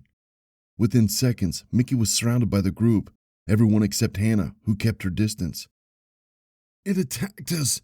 It's still close, Mickey said, his voice wheezy. Don't talk, Lexi said. We need to get you patched up. We need to... Her hand trailed to his stomach. Her fingers touched the blood. She froze. A loud, guttural roar ripped through the air, and then a feminine scream joined in. Everyone turned their heads to see Hannah held in the arms of a bulky figure, raised in the air as she bucked and screamed. And then, the figure started laughing. Mickey started laughing. Lexi stared at Bogdan, who brought a terrified Hannah down. She fell on all fours and scooted away from him, shaking like a leaf in the wind.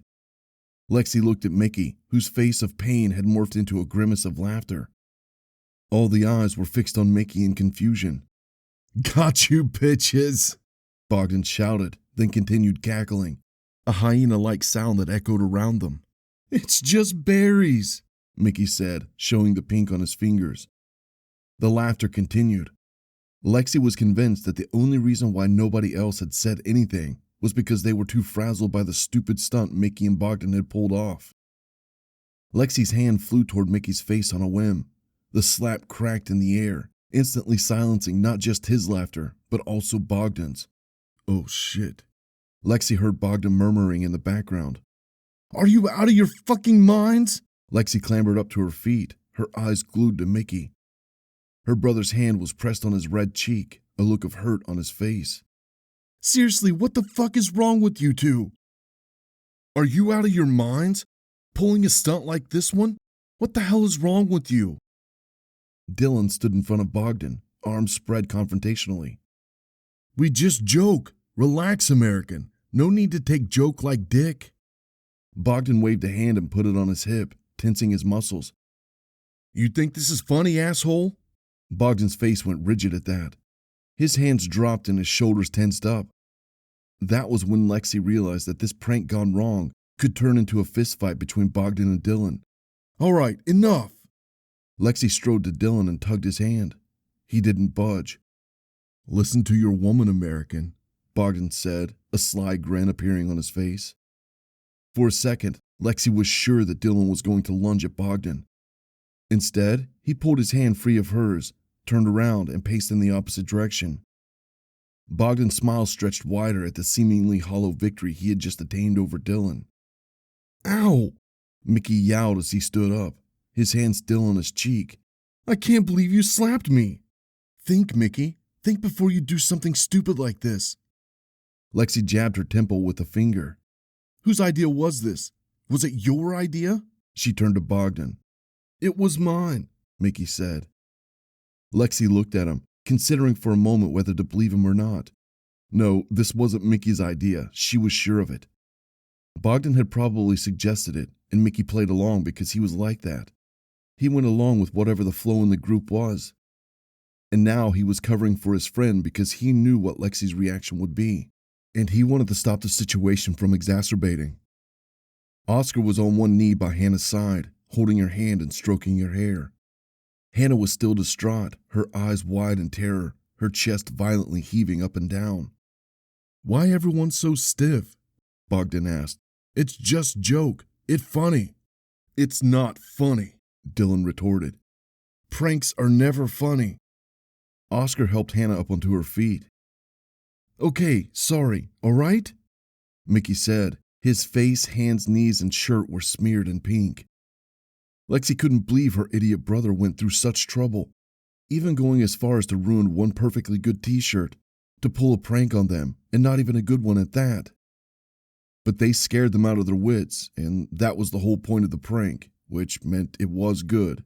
But Lexi wouldn't admit that to Mickey, especially not in front of Bogdan. She didn't want to encourage them to pull shit like that again. "Okay, where we go next?" Bogdan asked. "Don't you want to at least look at the eye?" Mickey pointed to the crater. Bogdan shrugged. "Nothing special. We come all this way for that?" He let out something that sounded like a cough and a chuckle. "The trail leads on," Lexi said. "There's a vista nearby." "Okay, let's go then," Mickey said. "Actually, I'm done," a small voice said. Everyone turned to face Hannah. She was somewhat composed now, but the way her nostrils expanded gave away her residual fear from the jump scare. "I'm done. I've had enough of the woods, enough of the walking, enough of—" She trailed off. "Enough of Bogdan," Lexi completed Hannah's sentence in her head. "I just want to go home," Hannah said. "Okay, I'm leaving." With that, she waved everyone off and started down the trail. "Honey, wait!" Oscar called out, but she didn't listen. "Come on, Hannah, don't just go yet." "I'll see you back in town." Hannah wasn't having it. She spun in a circle to give Oscar an aloof glance. "But how will you go back?" Lexi asked. I'll walk," Hannah shrugged. "It's too far, Hannah." Dylan joined in on the game to convince Hannah to stay. "I don't care," she said. "Hannah, come on. You can't go alone. The town is too far for walking." "You guys can just pick me up on the way back." "There's bus station when we drive here," Bogdan said. Everyone looked at him in an accusatory manner for not helping the case. "See? I'll use the bus," Hannah said. "Hannah, wait!" Oscar took a step after her and touched her shoulder. "Stop, okay?" Hannah whirled around. She looked like she was holding back her anger. Oscar seemingly noticed this because the hand that touched her flew up in a surrendering sign, as if to tell her he wasn't going to come any closer. "I told you earlier that I wanted to go back," Hannah said. "You didn't listen, so just leave me alone now, okay?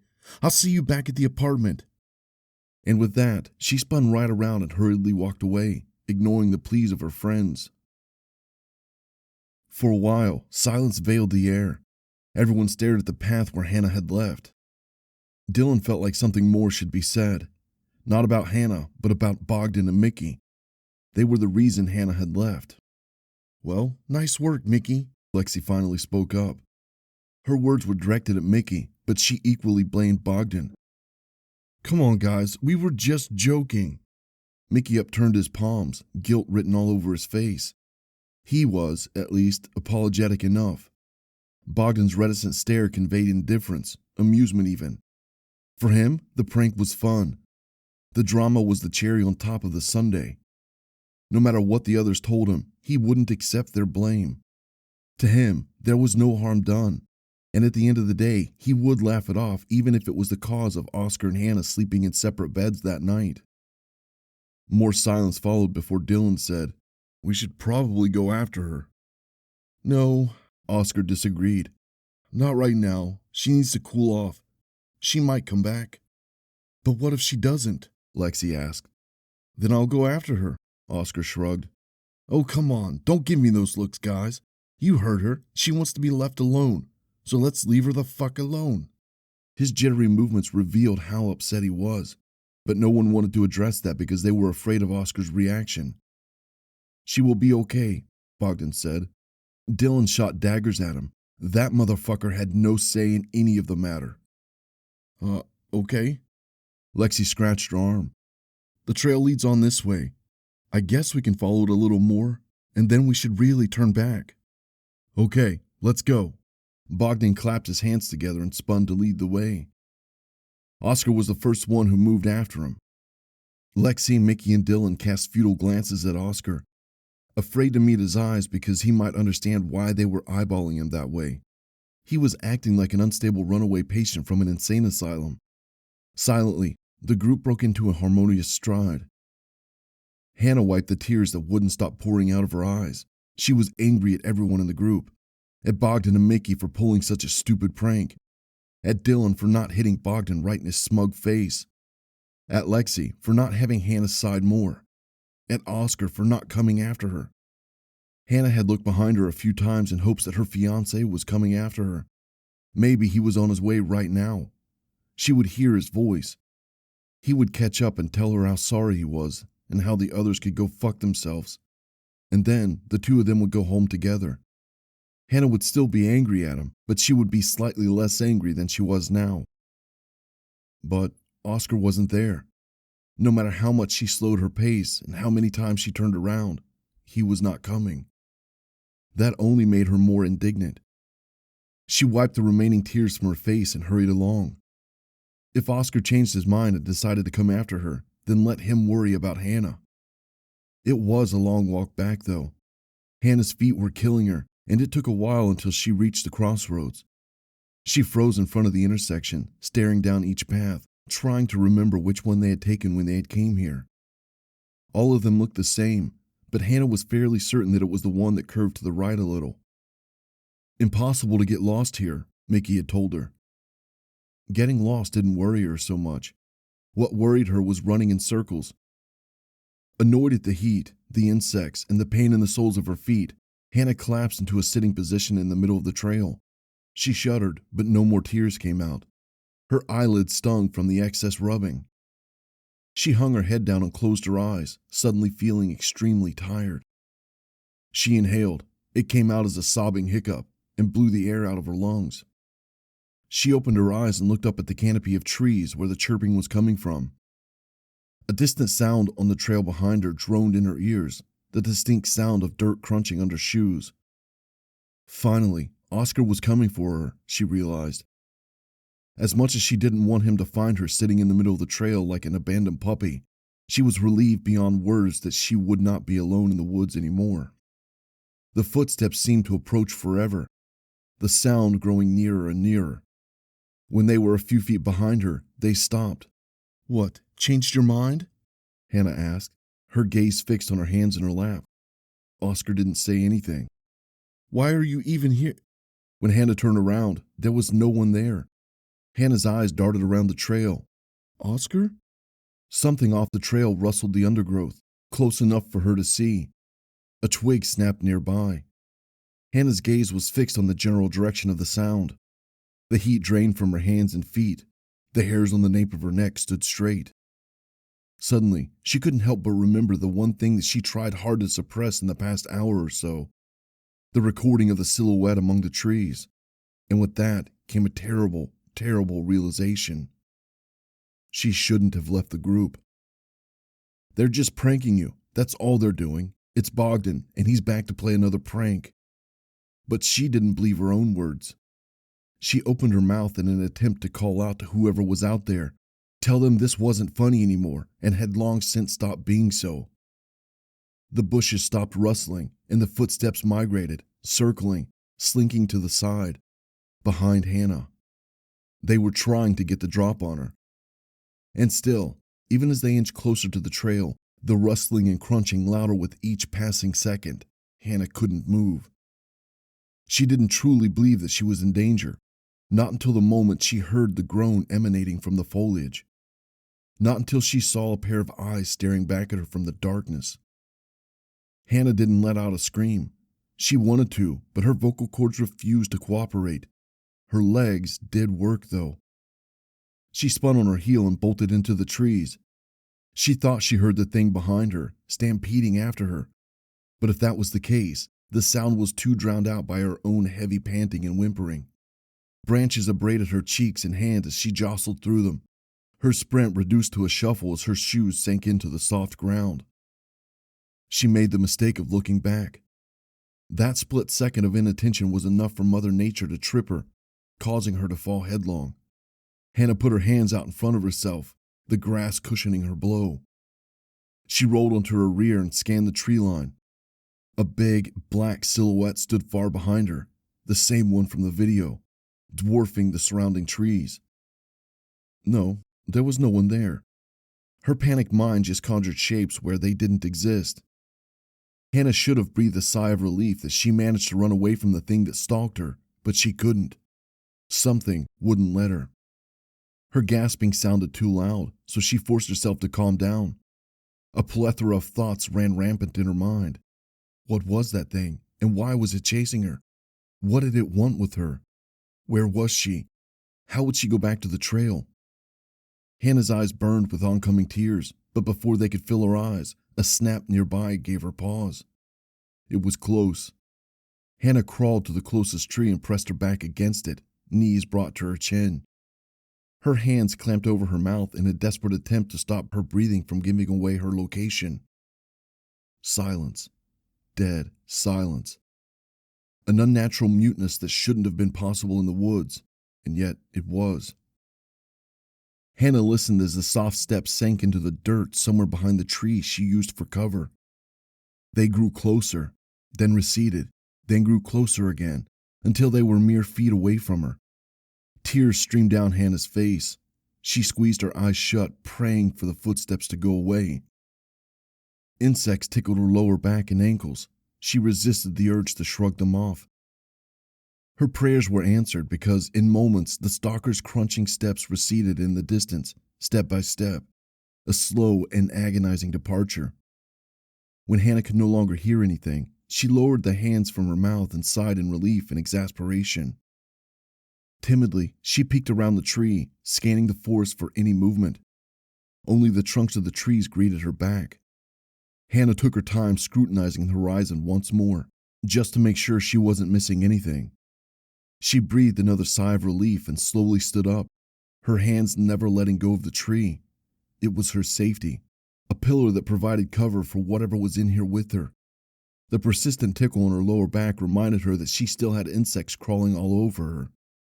She swatted at herself, her eyes still diligently surveying the forest. She didn't have much time. She had to find the trail and return to the group. Panic overwhelmed her at the thought that she might be lost. You could end up wandering in the woods for days or weeks. Mickey's words rang in her head. I shouldn't have left.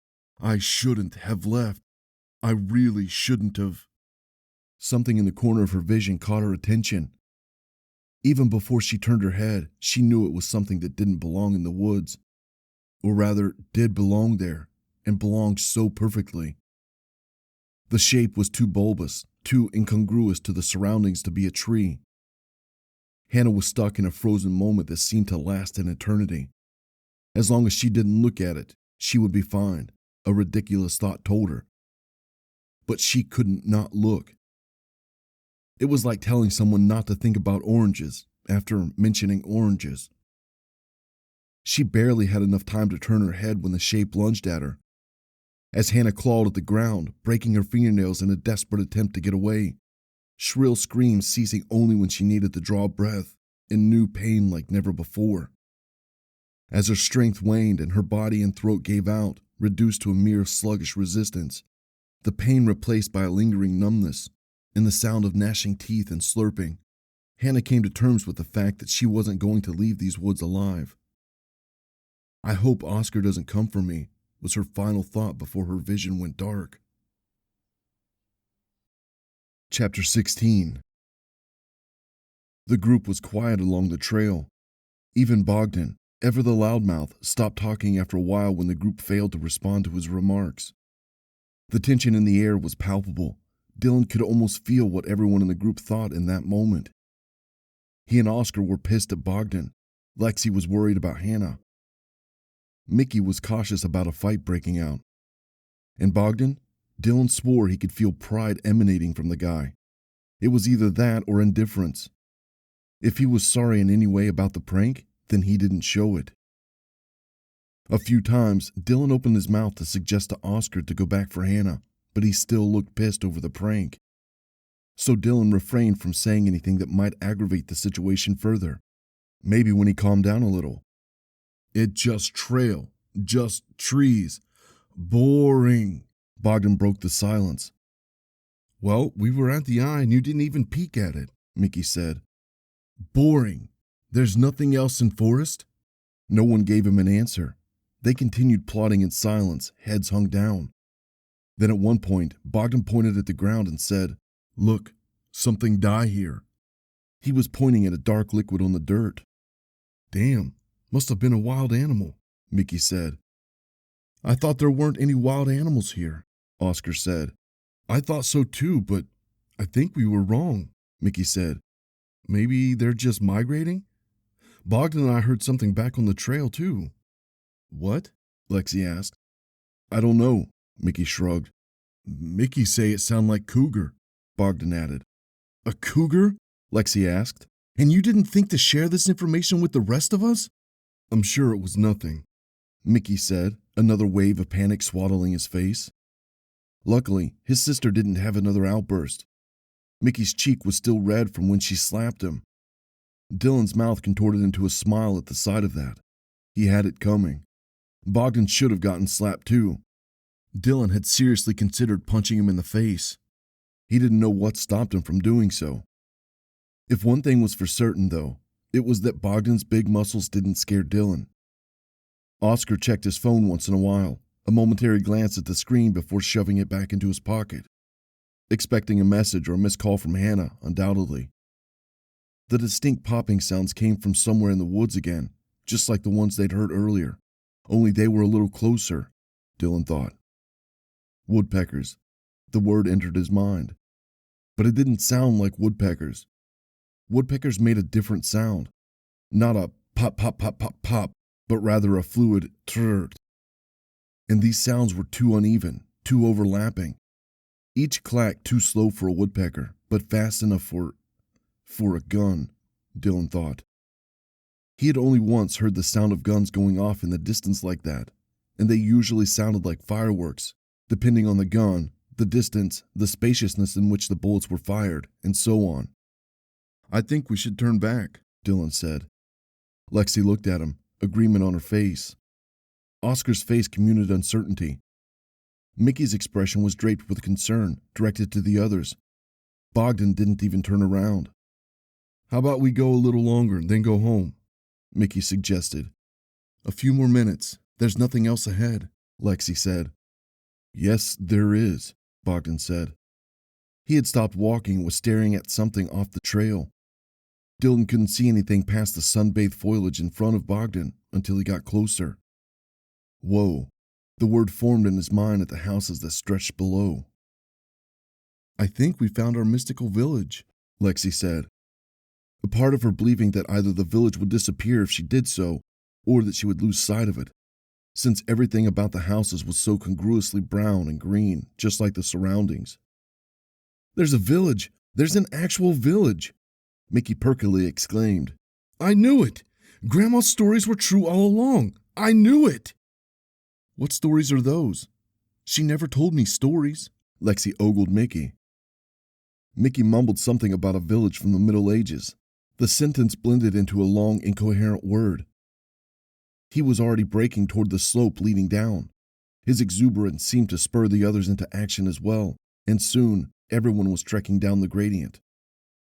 On the way down, Lexi wondered how such a place could have gone unnoticed. It seemed to sprout out of nowhere, she realized. She thought back to the last time she visited this place. Had she used this trail? Had she walked past the village without even seeing it? Not possible. The nettles burned Lexi's ankles, but there was no way around them. They were too widespread, and she didn't have the luxury of going around to look for a safer way down. Up until they reached the bottom, Lexi had been convinced that the houses they had seen from the trail would turn out to be just weirdly shaped trees. Those doubts were rinsed away the moment she gazed at the numerous, dilapidated structures placed around the cobblestone street. On cue, Mickey let out a triumphant, effeminate cry that echoed in the village. He broke into a hasty stride across the undergrowth, sagging branches and saplings along the way, not caring that they would sling back to the person behind him. The person in question was Bogdan. Only when Lexi's foot touched the hard surface of the cobblestone street did she fully become convinced that the village was actually really there, and not an illusion or an optical trick. She found herself spinning in circles, mesmerized by the sight, her mouth agape in wordless awe. This is so fucking cool, Mickey shouted, his voice once more booming in the village. Dylan's eyes flitted from house to house, too much to absorb at once, too many things to look at. Even Bogdan, who couldn't care less about some historical place, looked slightly impressed, his eyes wide with caution and wonder. Holy shit, Lexi heard Dylan muttering next to her. When she looked at him, the phone was in his hand, but not pointing at anything yet, just ready to snap pictures once his eyes had had their turn at taking in the view. Lexi gawked at each individual building that stretched alongside the path, wondering what it might have been used for. Most houses looked like small homes, but as they walked farther along the street, they came across a smithy with an anvil in front and rusted tools scattered around, and a church with a broken rooftop. Most of the structures had been battered by time and weather, and Mother Nature that crept in to reclaim its territory. But enough of them remained for Lexi to imagine what daily life must have been like for the villagers. The houses largely resembled the ones she had seen in ethno-villages, which were places built after the model of the old century villages, which served the sole purpose of letting people visualize the history of their country, while also enjoying historical food and drinks in the taverns. This is insane, she said, staring into the smithy.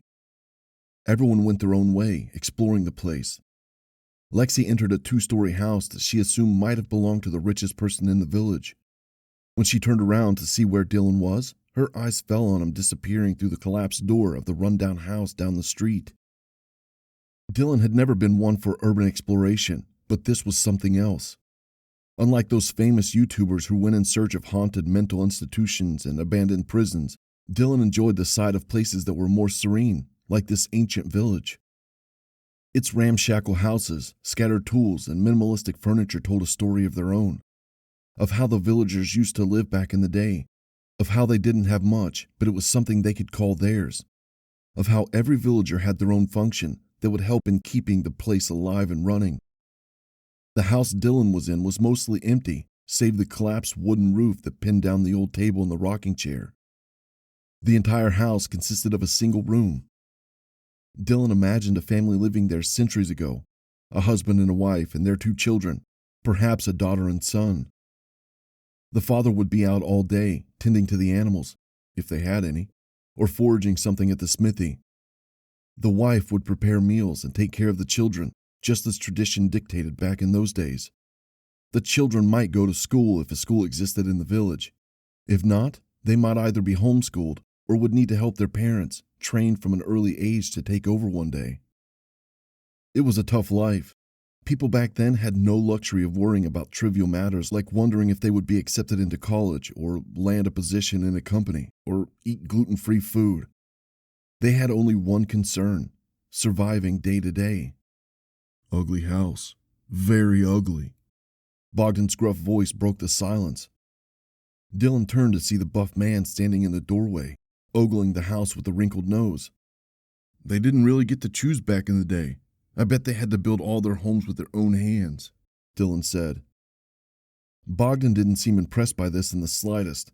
He walked inside and scrutinized the table under the wooden beam. How you like it in this country, American? He asked before turning to Dylan. It's good, Dylan said. Good? Bogdan raised an eyebrow. Dylan couldn't tell if the gesture meant he was surprised by the positive response or if he expected something above the answer of good. Yeah, good, Dylan repeated. You would live here? Dylan froze. He considered himself stupid for not realizing right away that this was a game to Bogdan. A test to see whether the American was fit to be Lexi's new boyfriend. Of course you wouldn't. Bogdan flashed him a complacent smile. I see your face. You like America better. Dylan didn't respond to that remark. It was a taunt and he wasn't going to fall for it. Lexi will be sad when you leave her, Bogdan said. Dylan scowled at Bogdan. When you go home, I mean. Bogdan added belatedly, as if he had just remembered to clarify, which Dylan was sure was all part of his trick. Don't worry about Lexi, Dylan said. I don't. She a good person, very strong. You sound like you know her well. Oh yes, like I said, we close friends. Funny, she never mentioned you before. Bogdan pressed his lips together, which gave him the appearance of stifling a laugh. Dylan took a step closer to Bogdan until the two of them were inches from each other. Dylan's hand squeezed into a fist, but he only vaguely became aware of that. Level with me, he said. What's Lexi to you? Bogdan stared at Dylan a while longer with the same tight-lipped expression, and then made a popping sound with his mouth, as if he'd come to a decision of what to say. He walked past Dylan, a hand on the American's shoulder. Forget past, American. It's always full of pain. He strode outside, leaving Dylan fuming. Dylan bet that if he had stepped in front of Bogdan, he'd see a wide grin on his face. Minutes passed, and Dylan refused to leave the house until he calmed down. He didn't want anyone to see him like this. He especially didn't want Bogdan to have the pleasure of seeing that his words had an impact on him, because it wasn't just anger that he felt. It was hurt. Hurt over being lied to by Lexi. Hurt that his girlfriend would be with a douchebag like Bogdan. After his thoughts cleared up, he was surprised to learn how okay he was with the whole thing. Not entirely, but more than he thought he would be. He walked outside just as he heard Lexi shouting his name. Bogdan, Oscar, and Mickey had gone their own way, exploring the other side of the place while Dylan and Lexi stuck together on their end. She was glad to be able to grab a moment alone with them. I don't see any trash or whatever. You think the place is guarded by someone? Dylan asked. It could be. I mean, I'm sure we're not the first ones who found it, so maybe someone comes here from time to time to clean it up or something. They walked up to the church, contemplating how to enter, but the vegetation that blocked the entrance was too thick. Lexi didn't let that dissuade her, though. She took off her backpack and dug through it to find the knife she had brought. Her fingers brushed up against the somehow still cold can of energy drink, so she took that out first. Would you like another one? Dylan shook his head. Lexi returned the drink to the backpack and continued rummaging until she found the knife. When she approached the foliage to slice through it, Dylan's hand fell on her shoulder. Let me do it, okay? As much as she wanted the pleasure of massacring the wooden limbs, she let Dylan have the knife. He worked pretty good and fast with it. Branch after branch was chopped off and tossed aside, weeds pulled from the ground, until the passage up the concrete stairs was clear enough. The ancient double doors that served as the church entrance were entangled in persistent roots that merged with the structure.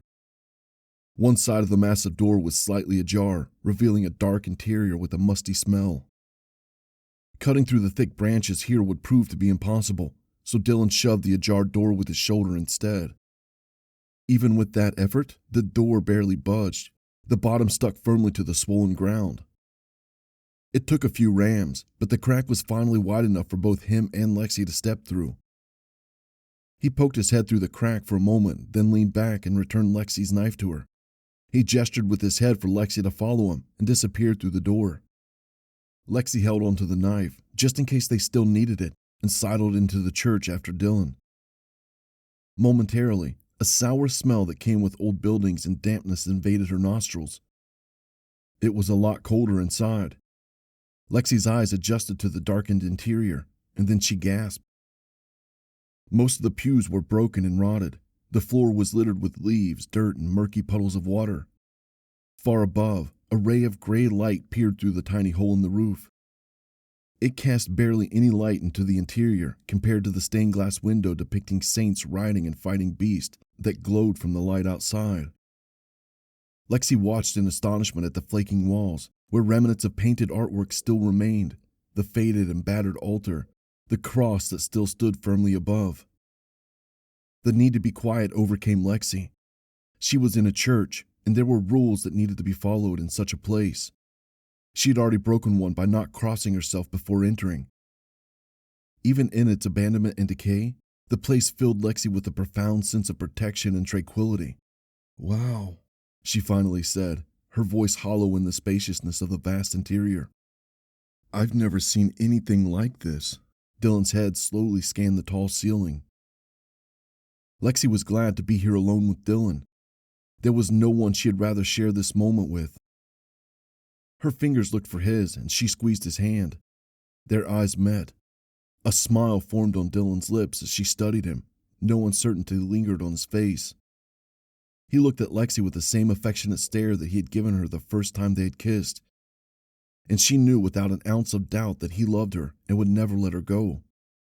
"I'm here for you, and I'm here with you. Forever," that look said. They inched closer for a momentous kiss when the ape-like voice boomed outside, freezing them in place. It was Bogdan shouting something and then bursting into laughter. The emotions on Dylan's face sagged. The moment was over. Lexi bit her lip, disappointed but also furious at Bogdan for ruining the moment. "Bogdan is the last person I wanted on this trip. It was supposed to be the last outdoor activity we did together before you leave. I'm sorry," she said. Dylan shook his head, not saying anything. He licked his lips and turned away from her, his eyes falling on the ruined altar. She sensed resistance in his hand, so she let it go. "Why do you dislike Bogdan so much? What's up with that?" Dylan asked. Lexi blinked sheepishly. "What?" "I mean, you seem to have a huge problem with him. Is there something you're maybe not telling me?" He was trying to make those words sound amicable, she realized, but he was failing miserably. The accusation in his voice was palpable. That caused a twinge in Lexi's chest. For a moment, she felt like she was staring at a stranger interrogating her, and not her boyfriend. She gave her head a swift shake, closed her eyes firmly, and upon opening them asked, "What?" Dylan sighed, his face going stiff. He opened his mouth, but then another scream erupted outside. This one wasn't Bogdan's. Both Lexi and Dylan jerked their heads to the door. Silence took over, and then a shrill, feminine voice shouted a single word that sucked the heat out of Lexi's body. "Help!" Chapter 17. Just when the creature's claws were about to connect with Jackson's face, a series of rapid gunshots staggered it, causing it to retreat into the darkness once again. "No eyes on the hostile!" Trope exclaimed. His and Dixon's rifles were pointed in front of them, providing cover to the team while they patched up Hoover. The bleeding wasn't as terrible as Jackson originally thought. Hoover would be okay as long as they evacuated him soon. "Dixon, tell me you tagged that fucker," Jackson said. "Sorry, man," Dixon said. "It was too fucking fast." "Shit." "What's the plan, Survivor?" Barry asked. Jackson didn't like that Barry had jumped on the bandwagon of calling him his infamous nickname, but it was inevitable. Nicknames in unit stuck like well-cooked pasta to the wall. "Hoover, can you stand?" Jackson asked. "Yeah," Hoover nodded. He raised a hand and Barry took it, helping him up onto his feet. Hoover groaned a little and then blinked furiously a few times. "Feeling a little woozy, damn it." "It's the meds, just take it easy," Barry said. "I can't fucking take it easy. Didn't you see what we're after?" Hoover snapped. "All right, enough," Jackson interrupted. "We're going back. Dixon, get the tag ready. We're going back there? Barry asked, his eyes wide. For a moment, he looked like a boy, and that was exactly what he was in the face of life-threatening danger that loomed above them. Jackson had seen his fair share of intervention unit officers becoming skittish boys when faced with the impossible horrors on the missions. In situations when that happened, they were pretty much already dead because years of training gave way to panic. I need you to stay focused, Barry, Jackson said, because it was the only thing that came to his mind. We still have a mission to complete. We find the target, tag it, and get the fuck back to the LZ. Got it? But Barry's eyes flitted to something behind Jackson, his focus on the leader broken. It was a look that said, "We don't need to look for the target." "Contact! 12 o'clock!" Dixon shouted, and then gunshots exploded. Everyone was at the ready, their guns scanning the tree line. "Shit! Where is it?" Trope shouted. It all happened way too fast. Something hung down from the tree, mere inches from Jackson. He pointed his gun upward and fired. He hit the creature, which let out a hissy scream just as its enormous hands wrapped around Trope and pulled him up like he weighed no more than a feather. More gunshots, but the creature was gone, along with Trope, whose screams came through the trees. The team pointed at the canopies, unloading there, but it was futile. They couldn't see what they were shooting. "Cease fire!" Jackson shouted. Instantly, the shooting stopped, but the remaining team members never took their aims off the trees. Trope's screams were distant, a caterwaul of pure pain. 3 loud cracks came from above. Trope was using his handgun, Jackson realized. The screams continued louder before turning into gurgling. "It's killing him!" Dixon shouted. "Hold!" Jackson commanded. They couldn't move, not yet. The creature would get the drop on them if they did so. The gurgling went on a little longer, mixed with painful gasps and squelching. Then, something heavy plopped from a nearby tree with a loud thud. "Shit! Trope!" Dixon broke into a dash toward the body. "Don't move!" Jackson shouted, but his words fell on deaf ears. Dixon was already in front of Trope's motionless body, his gun scrutinizing the treetops. Jackson, Barry, and Hoover didn't move from their spots. Jackson had his crosshairs aligned near Dixon in case the target went for another attack. "Shit, he's dead," Dixon said when he knelt to inspect Trope's body. "His fucking heart has been gouged out." Those were the last words Dixon would ever utter. Despite being ready, Jackson couldn't stop what happened next. The target emerged from behind one of the trees, an elegant and lightning-fast sidestep that closed the distance to Dixon in a blink of an eye. Jackson had already opened fire on the target. Dixon, who must have seen it at the corner of his vision, pulled out the tag gun and turned it on the creature.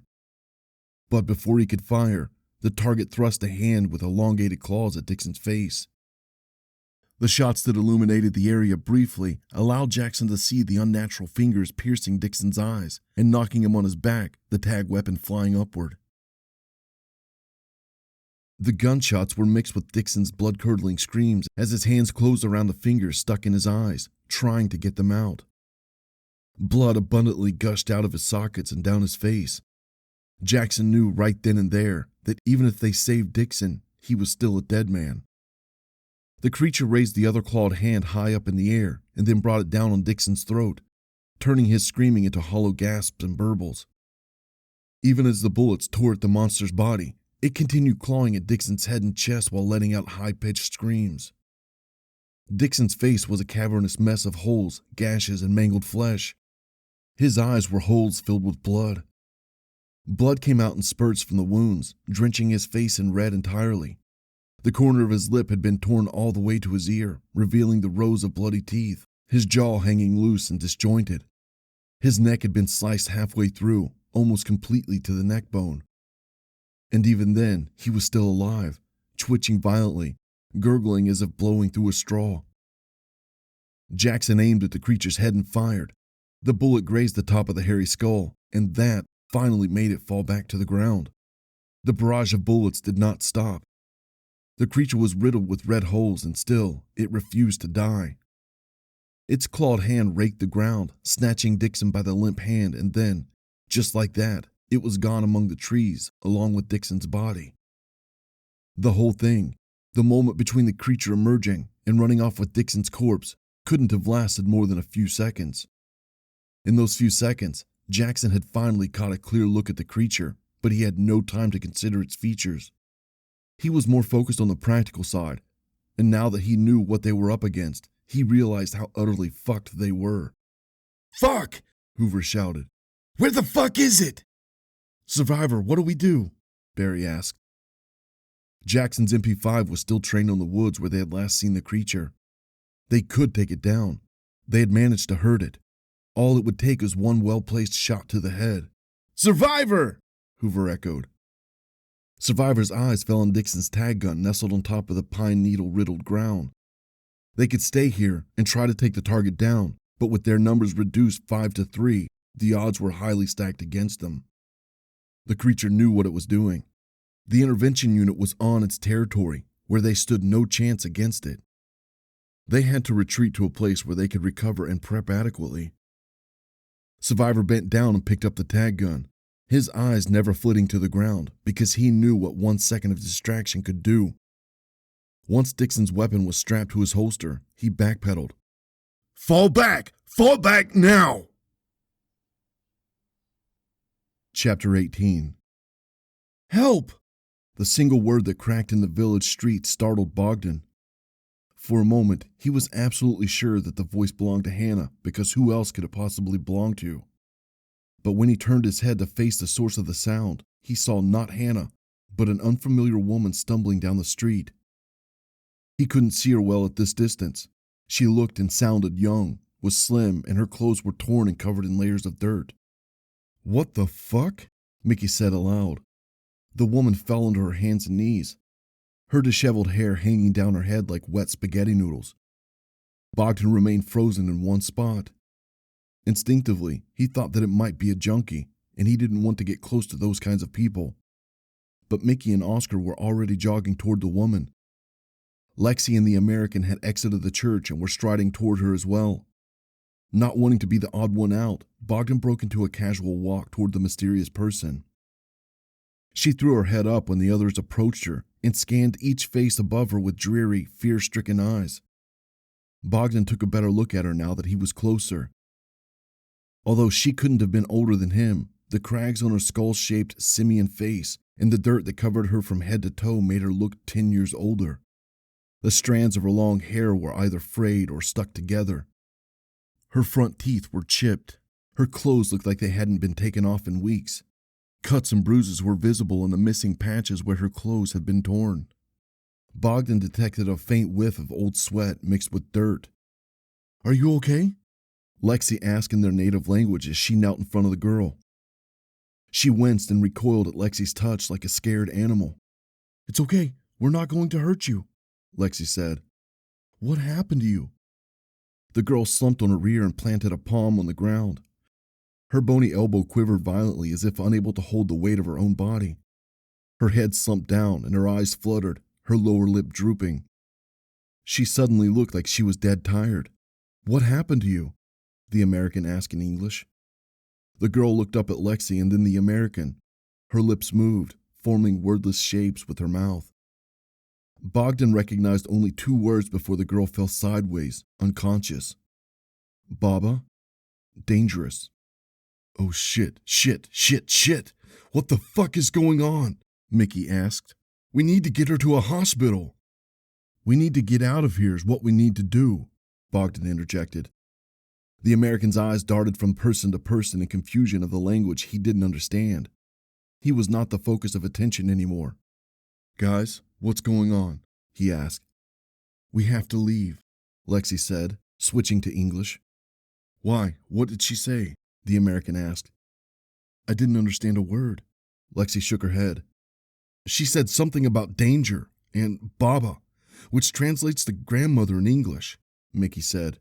"Danger? What kind of danger?" Oscar asked. "Who cares? Let's leave," Bogdan shrugged. Lexi was on her knees in front of the girl. Her hand touched her forehead and neck. "We can't risk moving her like this." "Then leave her be. We'll find help and send them back for her," Bogdan said in their language. not caring whether the American understood or not. Lexi shot him a hateful look. "We're not leaving her behind, Bogdan," she said in English, emphasizing every word of the sentence, probably for her American boyfriend to understand. "I not carry her," Bogdan pointed himself. "Nobody asked you to," the American rebutted. "Shit, Hannah," Oscar said.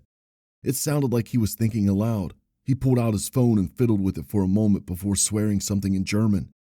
When he brought his phone down, he looked at the group and said, "I have to find her." "Wait, you're leaving right now?" Lexi asked. "What choice do I have? She could be in danger. I mean, look at her." He gestured at the unconscious woman. "He's right. Now's not the time for Hannah to be alone out there," the American said. "We can't go splitting up now. It's too dangerous. Who knows what's out there?" Lexi said. "I'm not waiting until whatever attacked her gets to Hannah," Oscar exclaimed, by the inflection of his timbre, sounding offended. "We'll all go back together, okay? Let's just wait until the girl's up. She could be unconscious for hours. Hannah must be miles away by now. I can't sit and do nothing." "Everyone, calm down," Mickey said. "Fuck this, I'm leaving." Oscar turned around and started down the street. "Oscar, wait," Lexi called out. "Someone go with him. We can't go separating now." The street went mute as the group exchanged glances, wondering who the volunteer was going to be. "Bogdan should go," Lexi said after a long moment of silence. "What? Why me?" Bogdan frowned. "Because your prank was the reason Hannah stormed off." Lexi didn't wait for Bogdan to give a counter-argument before she turned to the unconscious girl. Bogdan inflated his lungs, ready to disagree. But then he noticed the accusatory stares from the others, from the American, which was expected, from Oscar, whose eyes harbored something even deeper, something akin to hate. Even Mickey's facial expression silently communicated agreement with the rest of the group. Bogdan didn't care what they thought. There weren't any official laws in the group. If they had to draw straws over who was going to be sacrificed, and Bogdan got the shortest straw, he would still refuse the sacrifice because the voting system was total bullshit. Unless it worked in his favor. But going back to fetch Hannah also meant getting closer to the forced exit. Whatever predator lurked in the woods, Bogdan didn't want to stay with it. "Okay, fine," he said, groaning to feign disappointment. "Good," Lexi said. "When you find her, call for help. We'll catch up as soon as we can." "We need car keys to find help," Bogdan said, outstretching a hand to Mickey, who knew he had the keys on him. Mickey dug in his pocket. "Call for help using your phones," Lexi said sternly, interrupting Mickey's action. "I won't let you drive off without us," the sentence between Lexi's lines said, but she gave no voice to those thoughts. "What if phone not working?" Bogdan asked. "It will. There's signal in the area." Bogdan nodded and smiled. He looked at the unconscious woman. He was glad that he didn't need to be the one dealing with dead weight. He gave Oscar a firm pat on the shoulder and said, "Okay, friend, let's look for Hannah." Chapter 19. Dylan's thoughts swam in and out of focus. A part of him couldn't shake the feeling that this was all just another elaborate prank. He hoped it was, because the thought of actually being in danger didn't sit well with him. As he stared at the battered, unconscious woman on the ground, scrutinizing the old and new bruises and scars all over her face and body, Dylan knew that this was no prank. It was real, and it meant the danger was real too. "What the heck happened to her?" Lexi asked as she clambered to her feet. Dylan paced down the street, his eyes fixed on Bogdan and Oscar, who were plodding through the undergrowth toward the slope leading back to the trail. In his head, he calculated how long it would take them to get back to the car. Hours, he realized. He hoped Hannah didn't put too much distance between herself and the group so that Oscar and Bogdan could catch up with her. "Hey," Mickey said. He had somehow appeared next to Dylan without him noticing. With his small stature, he moved like a wraith, as Lexi would often say.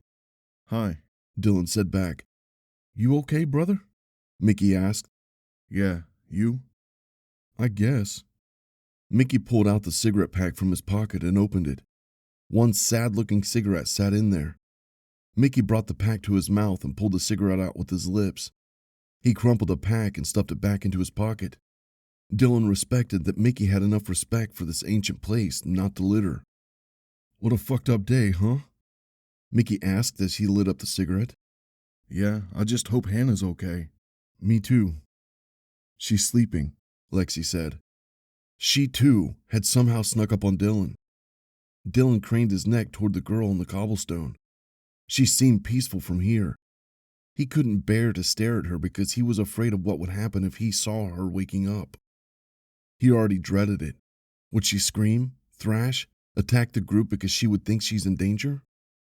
"I don't think she's hurt bad, just scared shitless," Lexi said. "What could scare her like that?" Mickey asked, puffing his cigarette. "Did you see the wounds she has? She looks like she's been in the woods for days. Actually, it could have been weeks easily, even months." She put the stress on the last word and raised her eyebrows. "Okay." Mickey frowned and then opened his mouth when realization draped his face. Dylan understood what Lexi was trying to say, too. "The thing is, I inspected her thoroughly, and there's no doubt about it," Lexi said. "She's the hiker who went missing a while ago." "Shit," Dylan proclaimed. Mickey huffed the smoke out. "I'm surprised she survived for so long," Dylan said. "Me too." Lexi bit her lip. "There's hardly enough food in the woods to survive a few days, let alone months. She must have some amazing survival skills." "Or a lot of luck." Mickey's head tilted. "Whatever it is, she's alive, but she might not have a lot of time left," Dylan said. "We need to get her to safety before it's too late." "She'll be too weak to move." Lexi shook her head. "By the time rescue comes, it could be too late. I'll carry her." "It's a long way back." Dylan shrugged. "We'll take breaks if necessary. If we sit here, it could be hours, maybe even a whole day until rescue arrives. She doesn't have that long." Guys?" Mickey called out. Dylan and Lexi had been focused on each other so intently that they didn't notice Mickey staring back at the cobblestone where the girl was lying. Or rather, where she had been lying. Because when the group looked back at the spot, she was gone. Bogdan was bored. He hated cardio. Nothing more annoying than taking step after step, seeing the same trees over and over, counting the kilometers. He was okay with physically difficult exercises. That way, his mind was at least occupied with something. But this, it was just a boring hike in the woods where everything looked the same. The thought of losing precious muscle mass from the extensive walking he did today bothered him. He knew the atrophy wouldn't come so fast, but he would need to compensate for it by eating a big meal when he returned home. Perhaps a family-sized pizza. It had enough nutrients, and after today, he earned the cheap meal, as unplanned as it was. Oscar's stride was fast and confident. From time to time, he pulled out his phone, probably to check the bars on it, before shoving it back into his pocket with an almost frustrated jitteriness. "Relax, friend. Your girlfriend is fine," Bogdan said, matter-of-factly. Oscar glowered at him for a moment as if to say, "This is all your fucking fault." Whether he was too focused on looking for his woman or afraid to start a conflict with Bogdan, he didn't say anything. Good. Frustrated or not, Bogdan would be damned if he let some asshole foreigner take out his anger on him. "We have to hurry." Oscar leaned forward to gain momentum. They were past the eye and close to the crossroads. It took them well over 40 minutes to reach the place, and they still had a long way to go. "I hate to say this," Bogdan said, "but your woman probably out of woods now." Oscar shot a look at Bogdan. "I sure hope so, but I'm not stopping until I find her, even if it's out of the woods." "No need panic," Bogdan said. "Everything okay." "Okay? Okay? Did you see that woman back there?" Oscar slightly raised his voice. Bogdan was ready to tell him to watch his tone, but he decided not to do it just yet. He would wait a little longer, see if the situation escalated. Then he would threaten the German to shut up. "She was scared, yes, but nothing to be scared of." Bogdan shrugged. Oscar didn't respond. He didn't even dignify Bogdan's words with a look. His initial focus and angered expression instantaneously drooped, replaced by anxiety and concern. Bogdan immediately noticed what the German was seeing. fresh blood right in the middle of the trail. Oh shit. Oscar broke into a run toward the blood. When he halted in front of the streak, a hand clamped over his mouth, his eyes wide, the corners of his eyebrows arched up as if he were about to start crying. When Bogdan caught up, he realized why Oscar was so upset. In the middle of the drying blood was a shoe. Even Bogdan immediately recognized it as Hannah's shoe. The two of them stared at the ground for a little while, too shocked to move or say anything. Then Oscar pointed to the right. There, the blood leads there, he said with a shaky voice. You're going after it? Bogdan asked. Yes, Hannah could be hurt. Hurt? Look at all this blood. She's probably dead. Okay, Bogdan simply said, not wanting to be the bearer of any bad news, no matter how obvious the signs were. The trail was easy enough to follow. The blood that soaked the mossy ground and grass lay in abundance like a trail of its own. Bogdan kept scanning the area because he knew whatever got Hannah might still be close by. He thought back to the cougar scream he had heard with Mickey. As a precaution, his eyes darted around the ground and searched for a stick big enough to defend himself. Hannah! Oscar shouted, his voice booming between the trees, startling Bogdan. Quiet, fool, Bogdan warned him, observing the surroundings a little more fervently. Hannah, where are you? Oscar ignored him. Bogdan gritted his teeth. If Oscar's yelling reeled in the predator that took Hannah, Bogdan wouldn't stick around. Oscar would be on his own. Shit, Oscar shouted in a petulant voice. It wasn't until they were close to a clearing that Bogdan saw it. Stop! He put a firm hand on Oscar's shoulder and brought them both to the ground on their stomachs. What are you? Oscar started and then followed where Bogdan's finger was pointing. The trail of blood ended in the middle of the clearing, right where Hannah lay. She was splayed on her side, facing away from the two, curled in a fetal position. Oh shit, Hannah. Oscar planted his palms on the ground to propel himself up, but Bogdan's hand was on his shoulder again, stopping him from doing so. Oscar gave him a venomous look. No, Bogdan shook his head. It could be a trap. I'm not leaving her. Look at blood, my friend. She's already dead. Oscar jerked free from Bogdan's grip and stood up. Fuck you, he said as he sprinted into the clearing after Hannah. Bogdan pressed harder against the ground, refusing to move, his head swiveling left and right in search of any movement other than Oscar's. Hannah. Oscar knelt in front of his fiancée, both relief and dread washing over him. He grabbed her by the shoulder and rolled her limp body onto her back. The feeling of relief vanished, the dread intensified. Hannah's wide eyes stared vacantly at the sky. Her lips were slightly parted, emphasizing a trickle of blood that crusted at the corner of her mouth. Oscar hadn't noticed the rest of the gruesome details until his hand touched her chest, his fingers coming in contact with something wet and slippery. When he looked down, a hole adorned Hannah's chest, deep enough for Oscar to stick his entire hand into. And even though the sight in front of him was clear as the sun that shone above, Oscar's mind refused to understand what he was looking at, that the person he was holding, who he cherished so dearly, was no longer with him. But before the shock and the pain could even poke their heads out, a scream in the clearing interrupted him. Oh, Bogdan slapped a hand over his mouth to stop himself from screaming. He watched as another person walked into the clearing from the other side of the tree line. He thought it was a person because he couldn't find a better description. Animal didn't quite fit either. What ran into the clearing right at a frozen Oscar resembled an old woman, but it was too lanky for any human. Her limbs were too long and thin, her hands and feet too big. The elongated fingers tapered into sharp claws. The few strands of hair that remained on her head were gray and frayed like an old broom. Her molted face was riddled with wrinkles of old age and saggy skin. Her crooked nose was so long that it almost fell into her mouth. The face itself was what seemed the most natural about her. It was the face of an old woman, and yet something was wrong even there. It was as if she was missing some features that would make her look more human, or that she had too many features that made her look less so. The sack she wore fell loosely against her body, all the way to the ankles, but Bogdan could just barely make out the outline of two tear-shaped tits that sagged to her stomach. Oscar never moved from his spot. His gaze had been fixed on the old woman the entire time as she screamed and dashed toward him at an incredible speed, each large foot closing the distance to the German. Even as she drew a hand back, the clawed fingers contracted. He didn't move. Even as the claw swiped at Oscar's throat, he didn't move until impact.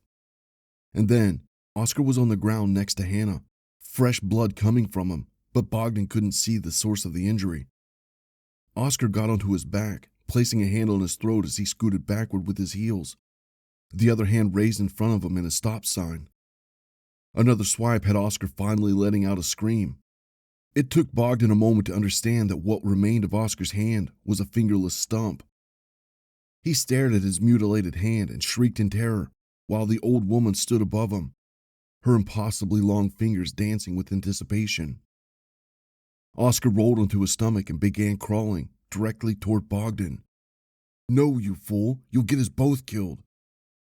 Oscar's injured hand reached in a futile attempt toward Bogdan, and their eyes locked. Those eyes pleaded with Bogdan, begged him to help, but Bogdan was no fool. If he moved from cover, they would both be dead men. The old woman straddled Oscar, one hand on his scalp, the other on his chin. Her fingers somehow seemed to shrink until they were almost normal-sized. The pointed tips seemed to disappear too. "No, no!" Oscar bucked against the woman. Then, his hand started clawing at the woman's. The stumps of his fingers smeared blood over his head in a desperate attempt to get her grip to release. He screamed, a blood-curdling scream, one that Bogdan imagined a person would let out when being burned alive. Oscar's jaw pried open violently, and then it continued unhinging, more and more. A sickening snap came from his jaw as his mouth opened to a size not possible for any human alive. And still, it continued opening under the woman's tug, her fingers digging into the German's scalp and chin until they drew blood. Oscar's screams never let up, even as a series of snaps came from his jaw, even as the corners of his lips tore like pieces of paper all the way to his ears. Then he went limp. The woman still held on to the scalp, but the hand she used to unhinge his jaw let go. Oscar's jaw dangled loosely, his uvula and all of his lower teeth visible, even the barely poking molars at the back of the rows. His tongue comically lolled out of his ruined mouth, a rain of blood dripping from his upper jaw. His eyes fluttered open. He was still alive. The old woman let Oscar drop to the ground and then turned him over on his back. Bogdan felt like vomiting at the sight of Oscar's lower jaw dangling like a loose ball sack. The woman's fingers grew again. It was such a subtle action that Bogdan convinced himself he was imagining the whole thing. Oscar's mangled hand rose feebly, then fell. After all this, he was still alive somehow. The woman sat on Oscar's stomach and with one swift motion dug the clawed fingers into his chest. Oscar let out one final sound, something between a gurgle and a hiss. The rest of his remaining life was spent twitching silently as the woman dug through his chest, and the sounds of squelching blood and crunching bones filled the air. Bogdan knew that the right thing to do would be to look away, but he couldn't. Something was forcing him to stare, and it wasn't just the fact that the creature in front of him was something new, something inconceivable, and that he couldn't pry his eyes away from it. It was the fascination with the violence. As much as it made him sick, he also couldn't stop watching. He had heard about it in the past. People who went to the dark web in search of snuff videos and videos of fatal, violent accidents always went back looking for more, always in search of a death more violent than the previous one, to satisfy their craving for gore. Oscar had stopped moving after a while, long after the woman's hand was buried inside his chest, wrist deep. When she pulled her hand out, Oscar's still beating heart was in her hand. She stared at it with lust in her milky eyes, a tongue licking her retracted mouth. It was a very human look, Bogdan realized. Before he knew it, the woman had bit into the heart. Bite after bite, she tore chunks of it while letting out wild, guttural sounds between chewing. The heart was gone in just a few bites, the only evidence remaining that it was ever in her hands being the blood that drenched her mouth. With that, the old woman stood up and wiped her mouth with her forearm. Her eyes flittered to Bogdan. Bogdan let out a whimper. He was next. She was going to kill him just as she'd killed Oscar. Bogdan planted his hands on the ground, bracing himself for an explosive push-up, already considering the route he should take. Would he even stand a chance against her? The thing looked like an old woman, but it moved so fast. The old woman turned around and sauntered back into the woods that she'd come from, her long, orangutan-like arms swaying next to her body. Just as she entered the darkness of the tree line, she turned around one last time, and that's when Bogdan saw it. He blinked multiple times, convinced that the sight in front of him was just a trick of the eye. Whatever it was, the woman was already gone. Chapter 20. Fuck, where did she go? Lexi asked. She couldn't understand how the unconscious woman managed to disappear on them like that. One moment she was there, weak, barely able to speak, let alone move. And then no trace remained that she ever existed. Hey, lady! Dylan shouted. His voice was loud enough to echo in the village, but no response came back to him. Lexi bit her lip. The woman must have been scared after being lost in the woods for weeks. She might have considered the group a threat, too. Lexi and Mickey shouted after the girl in their local language, yelling that they meant no harm and was just trying to help her. Damn it, it's no use, Dylan said. She's gone. We need to get back right now and inform the authorities while she's still close. Lexi surveyed the village once more. The girl could be anywhere, inside any of the buildings, behind any tree. Or she could be far away by now, running through the woods, putting more and more distance to the village with each passing second. "Lexi!" Dylan called out. Lexi put a hand on her forehead, then lowered it. "Okay, you're right. Let's call for help before it's too late." They gave a light jog to the slope where they had come from. The climb was easy enough, but they were all tired from the hike, which made the ascent more difficult. As soon as they were back on the trail, Lexi whipped out her phone to check for signal. No bars, of course. Throughout the walk, Lexi took her phone out over and over, hoping to make the call go through, but it did no good. "I can't believe we let her slip away like that. How could I be so reckless?" Lexi whined. "It's not your fault, Lexi. I mean, she's delusional," Dylan said. "Yes," Mickey agreed with a nod. "And who knows, if we had tried to stop her from leaving, she might have become violent. We don't have the expertise to handle rescue victims." "I guess," Lexi said, "but it still feels so wrong. We should have kept a closer eye on her. Shit!" Dylan gave her a dolorous stare. "Let's just get out of here. The sooner we call for help, the sooner they can rescue her." But doubt swirled in Lexi's mind. It would take them hours to get out of the woods, and by then, the girl could be anywhere. Lexi was on the fence about turning around and going back to look for her, but then she realized how futile it would be. The forest was enormous. Even if the girl stayed in the village, which Lexi doubted she did, playing hide and seek just in one particular spot would make the job of finding her extremely difficult. Add kilometers and kilometers of densely packed trees into the equation, and the task would become not only close to impossible, but also dangerous. Lexi's gaze was fixated on the ground in front of her. She was tired from the walk.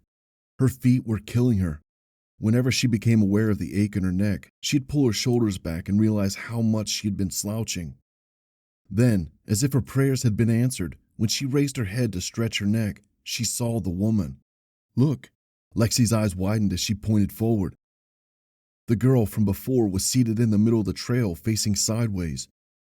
Almost as soon as Lexi pointed to her, the girl's head turned to the group. Her mouth opened in shock, and she clumsily scrambled to her feet, kicking the dirt behind her. "Wait!" Lexi shouted, but the girl was already lost between the trees. Lexi, Dylan, and Mickey broke into a run after her. "Stop!" Dylan shouted. He and Lexi were already among the trees, going after the girl. She was tottering from tree to tree, her legs weaving over each other as she stumbled. "Guys, wait!" Mickey shouted from behind. "Wait!" Lexi stopped and spun around to see what her brother was so bothered with. Mickey was staring at something rustling on the other side of the trail. Lexi's mouth dropped open. Then, Bogdan emerged from the bushes, red in the face, out of breath. "We have to get out of here." He uttered in the local language in one clipped sentence. "What happened? Where's Oscar?" Dylan asked. Lexi turned around to see where the girl was. She was already at least 100 meters away. How did she manage to gain that much distance from them in such a short time? "Dead." Bogdan's word cut the air. "He is dead." The air went mute with shock and tension until Dylan broke it. "What the hell are you talking about? What do you mean, dead? What happened to him?" "Dylan, there's no time. The girl's getting away." Lexi's head intermittently darted from the group to the girl, who was now disappearing and appearing behind trees. "Monster," Bogdan said. Everyone looked at him. Bogdan wasn't joking this time. The fear that seeped out of his eyes was so real, so tangible, that Lexi fully believed that the threat in question really was a monster. "Monster," Bogdan repeated. "Old woman, big nails. He took a few deep breaths before continuing. "She take out Oscar's heart." "What? Is this a joke?" Dylan hissed. Lexi looked back at the girl. She would be gone soon. Lexi couldn't wait any longer. "I'm going after her." "No, we must leave, now. Monster is close." Bogdan groaned, his nostrils flaring with fear and frustration that the others weren't listening. The gesture seemed so out of his character. Whatever Bogdan had seen, it must have been terrifying. "Wait for me!" Lexi shouted, and without waiting for the others to respond, spun around and beelined after the girl. She ignored Mickey and Bogdan's shouts, warning her that she was going to get lost and die. Only a minute into running did she realize that Dylan was by her side. She realized then and there she loved him even more because he was with her despite the possible danger they were facing. They were closing distance to the woman. Every now and again, she looked back at her pursuers and her face contorted into a rictus. "Please wait, we're not going to hurt you," Lexi shouted. But the girl refused to stop. How she had so much stamina after being so battered was beyond Lexi. Adrenaline was one hell of a thing. For a brief moment, she looked back in the direction of the trail. She couldn't see anything past the rows and rows of trees. "Fuck, oh fuck, fuck!" Mickey grabbed his head with his hands as he watched the trees. No signs of his sister or Dylan. He needed a cigarette right now, but he was all out. Shit. He was torn between running after them or waiting. Getting swallowed by the trees could only cause more trouble. They'd all be scattered, unable to find each other, in more danger than they already were. "What the hell do we do? Shit, what should we do?" Mickey moaned aloud, his feet itching to break into a dash toward the woods. "We have to leave, Mickey," Bogdan said. His voice was still electrified, on edge. "We have to leave right now." Mickey inhaled deeply. The fresh air did him no good. He needed smoke. Nicotine. "What happened to Oscar?" Bogdan looked over his shoulder as if he expected someone to be standing just behind him. When he made sure they were alone, he looked at Mickey and said, "It killed him. He raised a hand to his chin, then lowered it. "What did?" Mickey upturned his palms. "It was a woman." "A woman?" "Yes," Bogdan nodded fervently. "An old woman."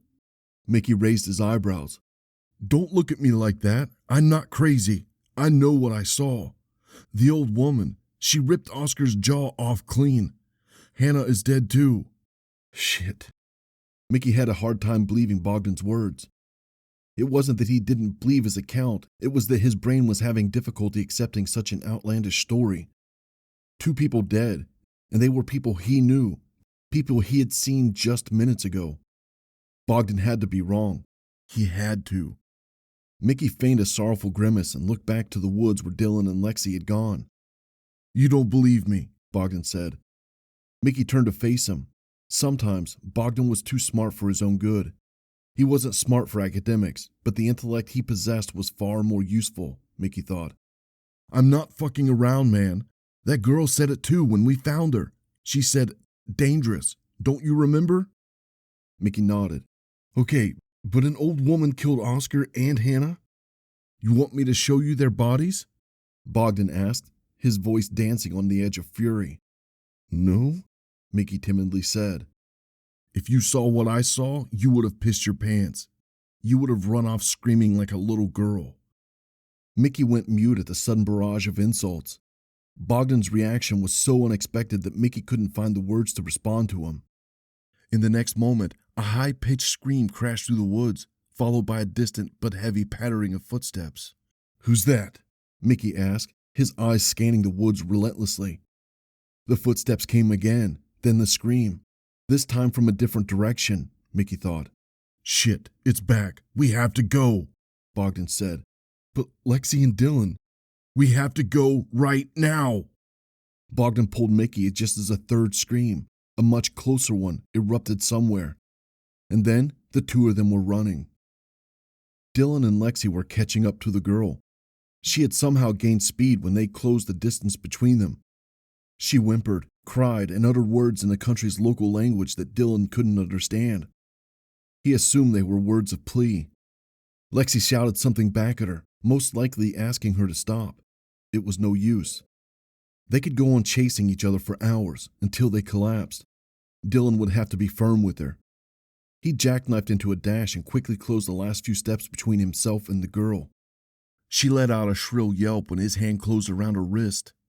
Unable to break free, she turned around and hit him over the head with the side of her fist. "Calm down!" Dylan shouted before the next hit landed directly on his nose, sending a powerful surge through his nostrils, his eyes watering. Unreasonable anger flooded him.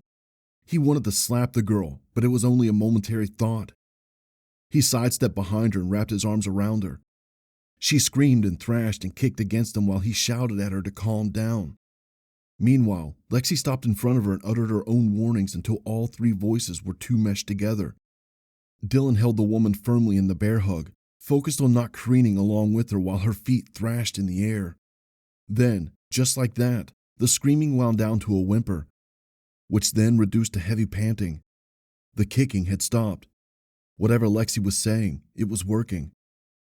Dylan still refused to ease his grip on the girl, his gaze trained on Lexi. Lexi's eyes flittered to him, and she gave him a nod of approval. "It's okay. You can let her go." Skeptically, Dylan gradually loosened his grip on the woman. She didn't try to fight back.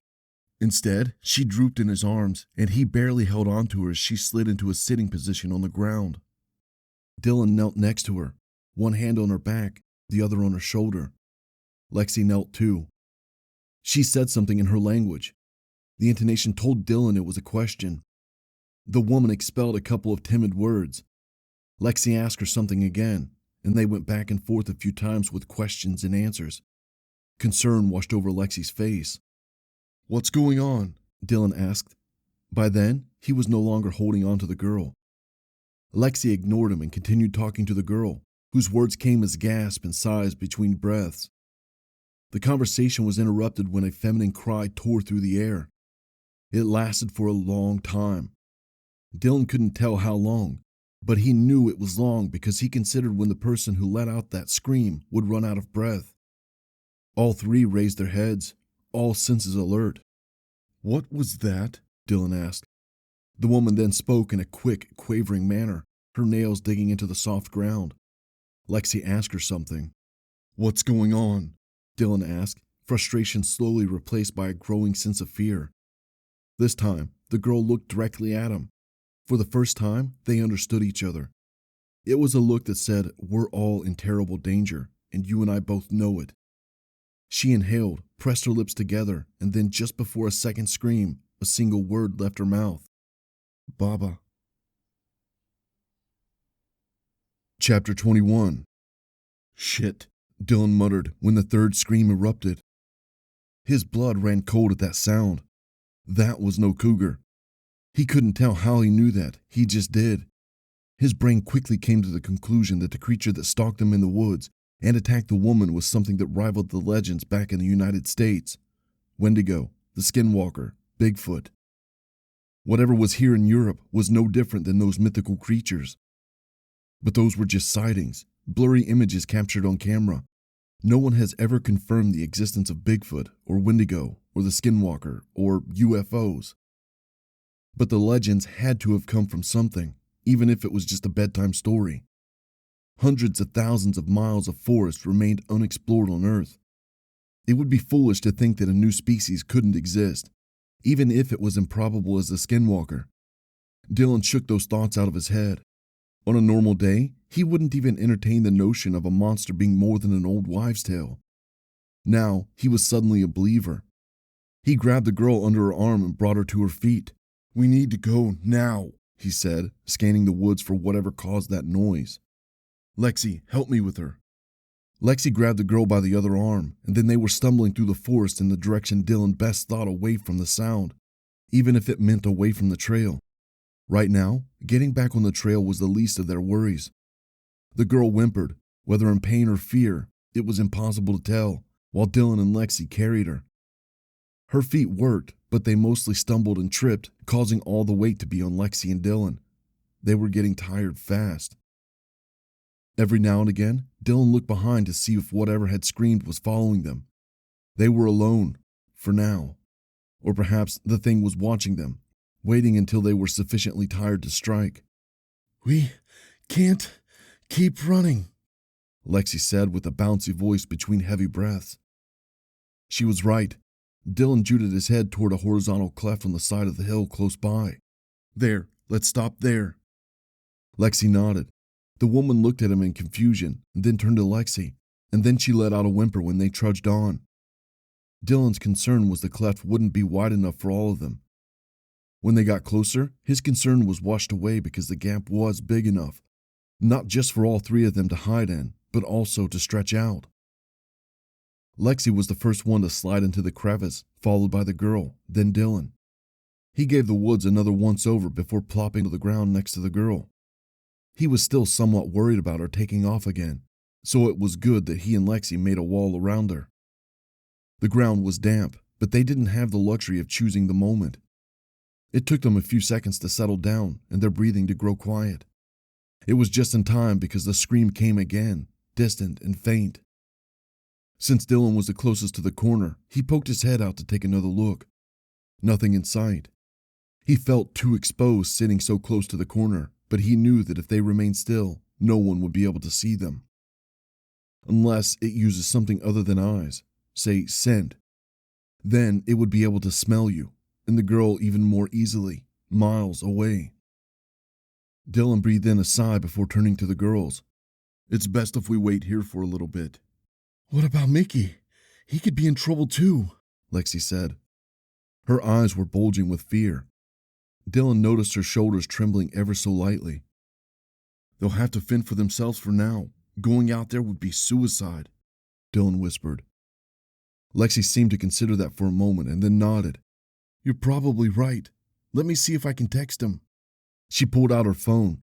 Her trembling fingers flew across the screen before finishing the message, tapping a button, and continuing to stare. The dirty woman's gaze was fixed on the phone as well, as if it was the first time she had seen such technology. "Nope," Lexi shook her head. "Shit. We'll look for them later. For now, we really should wait until the coast is clear."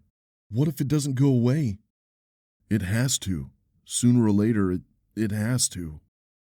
He hoped that his words would reassure Lexi.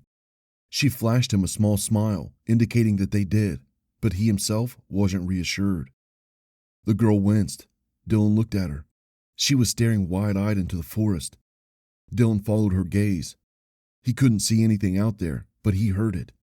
A heavy patter of footsteps. Dylan turned to Lexi and the girl and motioned for them to get as low as possible. The girls slinked into lying positions, pressed firmly against the ground. Dylan remained where he was, assuming the best position he could to block them out of view as he stared at the trees. The footsteps drew closer and closer until they stopped. An eternity later, they proceeded, but in a slow, cautious manner. Tiptoeing, Dylan realized. That itself wouldn't have frightened him that much were it not the fact that the footsteps approached the hideout. A wimpy hiccup came from the girl. Dylan pressed a hand on her thigh to indicate to her to be silent, his gaze still fixed on the trees. The footsteps were mere feet away now, each step crunching loudly, announcing its arrival, telling the trio that they had been found and that it was coming for them. Dylan pressed his back into the wall. What could he do? The only thing left to do was hope that the creature would walk past the hideout without noticing them. The figure stepped into view, staring aside. Dylan's breath hitched in his throat. Even if he wanted to, he couldn't move. Then, the creature turned its body toward the hideout. Down here. Bogdan dropped into the tall grass. Mickey mimicked him, then spat. Fuck, there are a lot of bugs in here. Quiet, you wanted to find us? Bogdan hissed, angry at Mickey for talking too loudly at a time like this. From here, they had a good view of the woods, particularly the area from where the scream had come from. Bogdan's heart raced fast. His eyes stung from the lack of blinking.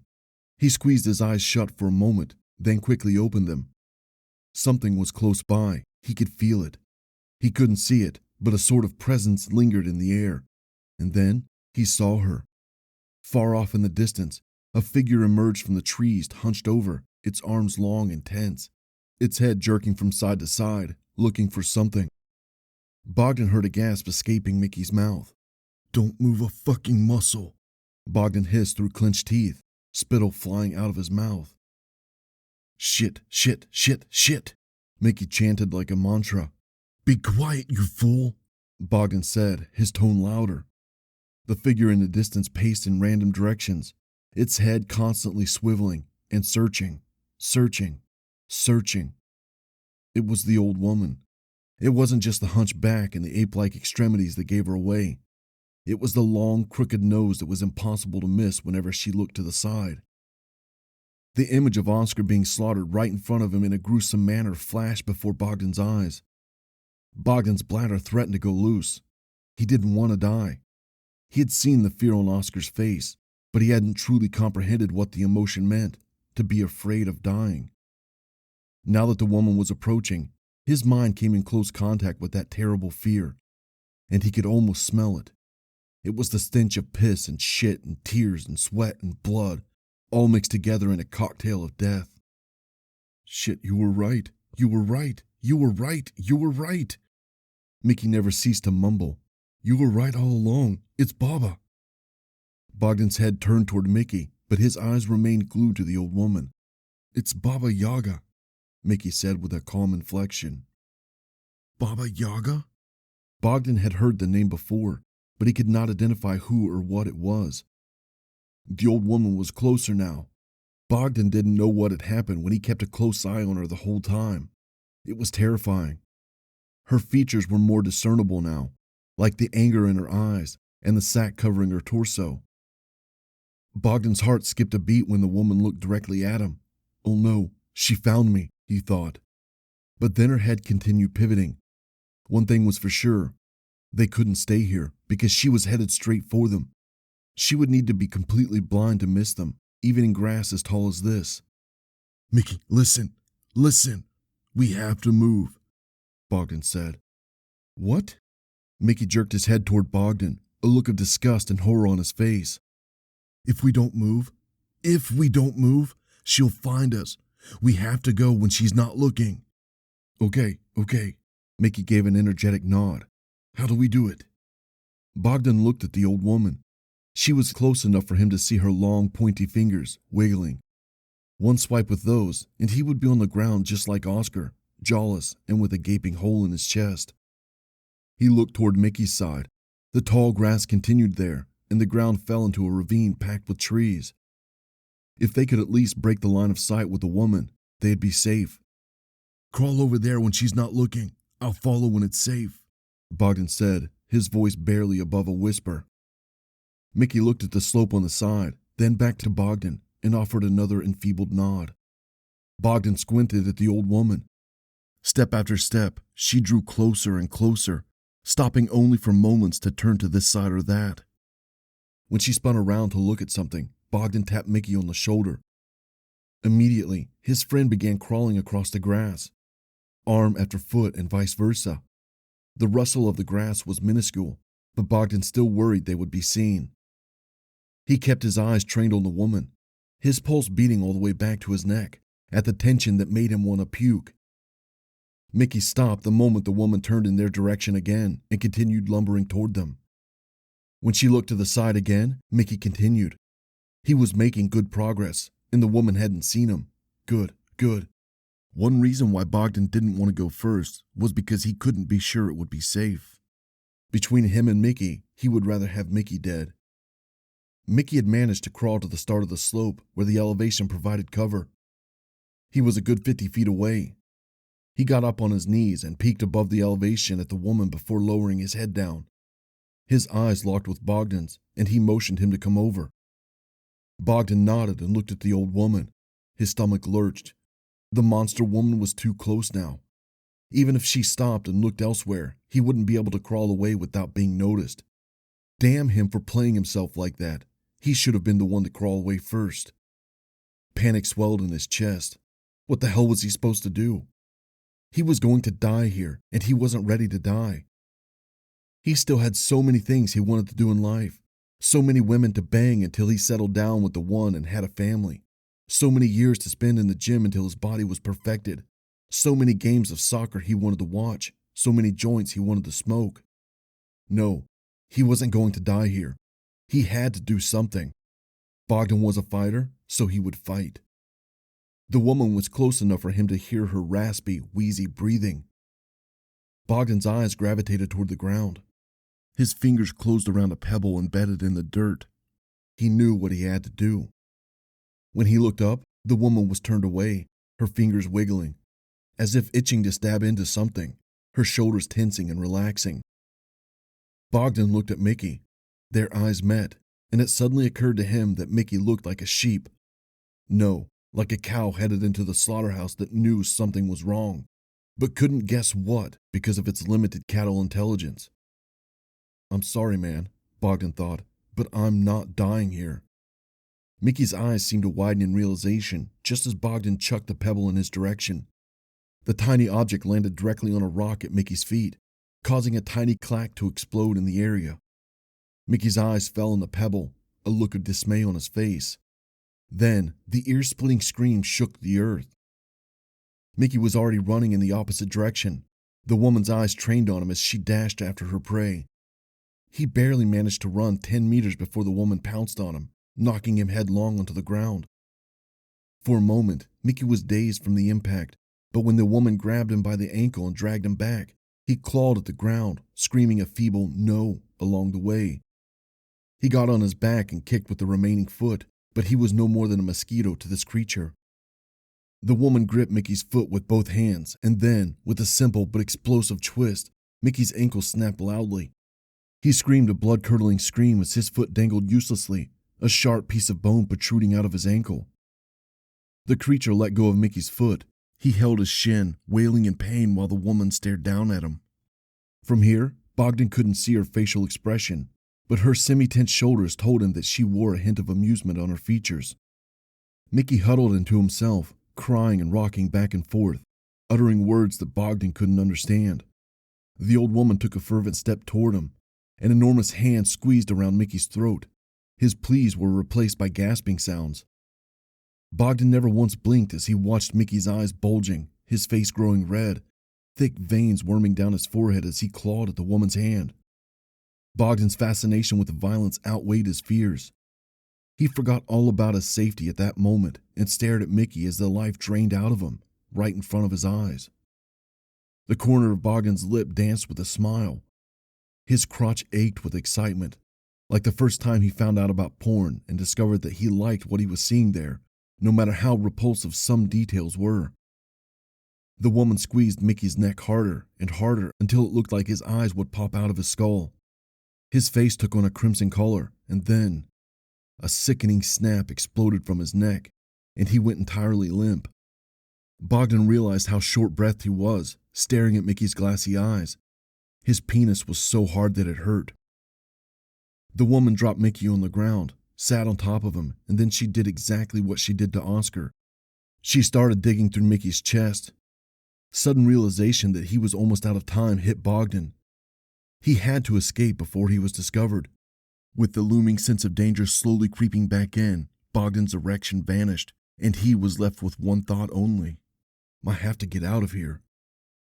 Luckily for him, the old woman was busy breaking through Mickey's ribs and burrowing her nails through his chest, trying to reach the grand prize. Bogdan crawled in the opposite direction, constantly looking over his shoulder. It would seem that the woman conveniently took her time with her meal this time.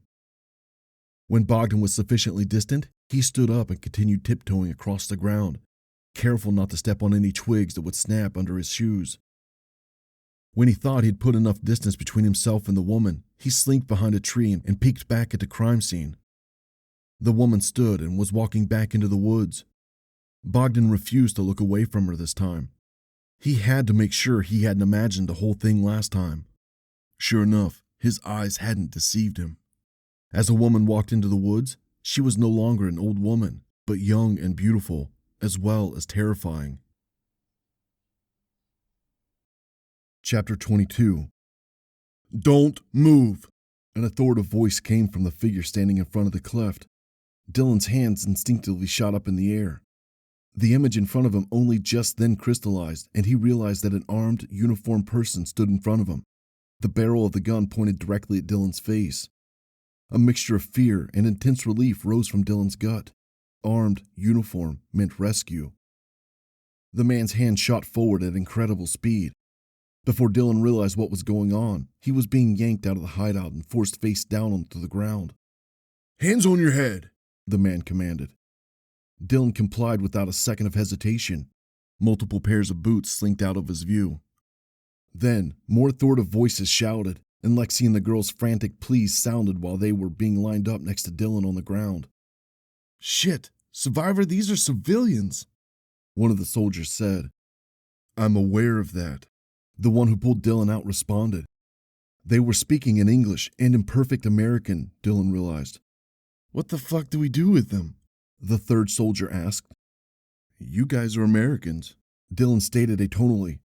The point of the sentence was for them to know he understood them and that he too was American. The soldiers went mute for a moment. Then the one who pulled Dylan out, Survivor presumably, said, "You're not from around here." "No, sir," Dylan stated. "Sparks, Nevada. My name is Dylan and I'm here on vacation." "And these two?" "Locals," Dylan said. "Lexi is my girlfriend. I don't know the other woman's name." "What are you doing here?" "We went on a hike, but then something." He paused, knowing how absurd the rest of his story was going to sound. And yet, being pinned down by soldiers in the middle of the forest meant for hiking was already crazy enough. Something about the whole thing told Dylan that they would believe him. "Something attacked us, killed our friends. Then we ran into this woman. She's a hiker who's been missing for weeks. We were trying to hide." "Who attacked you?" Dylan hesitated for a moment. "We thought it was a bear or a cougar, but there's a monster in these woods." More silence. Dylan's heart raced while he waited to see what was going to happen next.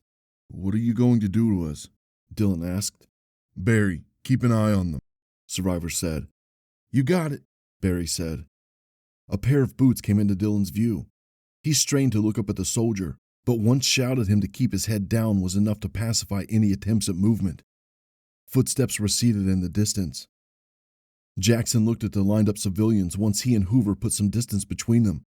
It was clear they were innocent people who had found themselves in the wrong place at the wrong time. They weren't supposed to see the intervention unit. The mission was going worse by the minute. "This is Alpha Team. Respond," he said into the radio. Seconds later, the tiny voice of the pilot came through. "I hear you, Alpha. Give me a sit rep." "Dixon and Trope have been killed. The target's still on the loose. We have 3 civilians in custody. They know about the existence of the target." "Shit. I'll be in touch with HQ. Stand by." Jackson shifted his weight from one foot to the other, scanning the horizon for the target. When he turned to Hoover, his voice was laced with worry. It was the face that most likely reflected what Jackson thought. Not only was the situation foobar, but now they were faced with the dilemma of what to do with the civilians. Whatever HQ commanded, it wouldn't bode well for the unit. If they ordered them to evac, the civilians would slow them down. If they ordered termination, no one enjoyed doing that on the rare occasions that it happened, and the company made sure to stress it at all times. During the first phase of training of new intervention unit cadets, the instructors always talked about the time one officer let a civilian leave the strike zone because it was a mother begging to go back to her 2 young children. The woman turned out to be a code red entity that proceeded to murder 5 people before being contained by the fat guys. "Alpha, do you read me?" the pilot asked. "Loud and clear. Status?" "You are to evacuate the civilians. The guys at the borders will take care of the rest, the pilot said. Hoover breathed an audible sigh of relief. Copy that, Jackson said. And the target? Your mission still stands. God damn it, Hoover said. Those orders were to be expected. HQ probably knew the risk when they sent the team to the mission, but it was too late to fall back. Dixon's tag gun was still strapped to Jackson's belt. Just one good shot and they could get out of the hot zone. Roger that. Heading to the LZ now, Jackson said. He and Hoover exchanged a look with each other before heading back to Barry and the captive civilians. Dylan watched the two soldiers talking to each other in the distance. He heard the distinctive crackle of a radio and a voice talking to Survivor, but he couldn't discern the words. A few exchanges later, the soldiers returned. All right, stand up, Survivor said. No one moved. Dylan wanted to make sure the soldiers were talking to them and not amongst each other. Hey, you can get up from the ground, the commanding soldier said. Dylan looked up to see Survivor staring down at him. That's how he knew it was okay to move again. He stood up, helped Lexi up, and dusted himself off. Lexi, in turn, assisted the woman. Dylan breathed a sigh of relief. For a moment there, I thought you were going to execute us, Dylan scoffed. Survivor stared at him cold-faced. Then, his lips turned into a vague, lopsided smile. Right. We're getting you out of here. Stick close. Do everything we tell you, and you'll make it out of these woods alive. And if you see anything that we don't, shout. Cougars can be tricky motherfuckers. Cougars? Lexi asked. The soldier looked at her, then simply said, Yes, cougars. Move. Wait, she can't walk on her own. Lexi gestured to the girl. She was seated on the ground, her head slumping. She looked like she was going to lose consciousness. What's wrong with her? Survivor asked. She's been lost in the woods for weeks. She's too weak to move. Barry. Survivor looked at one of the soldiers and jutted his head toward the woman. The youngest looking of them all approached the woman and effortlessly hoisted her over his shoulder. All right, move it. Survivor's sentence stopped when his eyes fixed on Dylan, growing narrow with focus. No, not Dylan. On something behind him. Chapter 23. Jackson had noticed it right away. The bulbous shape that stuck out from the tree. It was so well blended into the environment that any person not specifically trained to look for such irregularities would have missed it easily. The moment his eyes fixed on the shape peeking from behind the tree, Jackson's weapon was raised. Contact! He shouted as he squeezed the trigger. The young man, Dylan, crouched with a yelp that was drowned out by the ensuing gunshots. A banshee-like scream came from the trees. Jackson's hand was on the tag gun, ready to be fired at the target. Move! Move! Barry ushered the civilians out of the danger zone, the woman still over his shoulder, his sidearm drawn. Survivor, go! I'll distract it! Hoover shouted as he fired off a few rounds into the trees. He knew as well as Jackson that they stood no chance against the creature here, not among the trees that it loved so much. Maybe Jackson could get a clear shot and manage to tag the monster, but it would be wild luck. And it was risky. Not to mention that he had civilians on him now, too.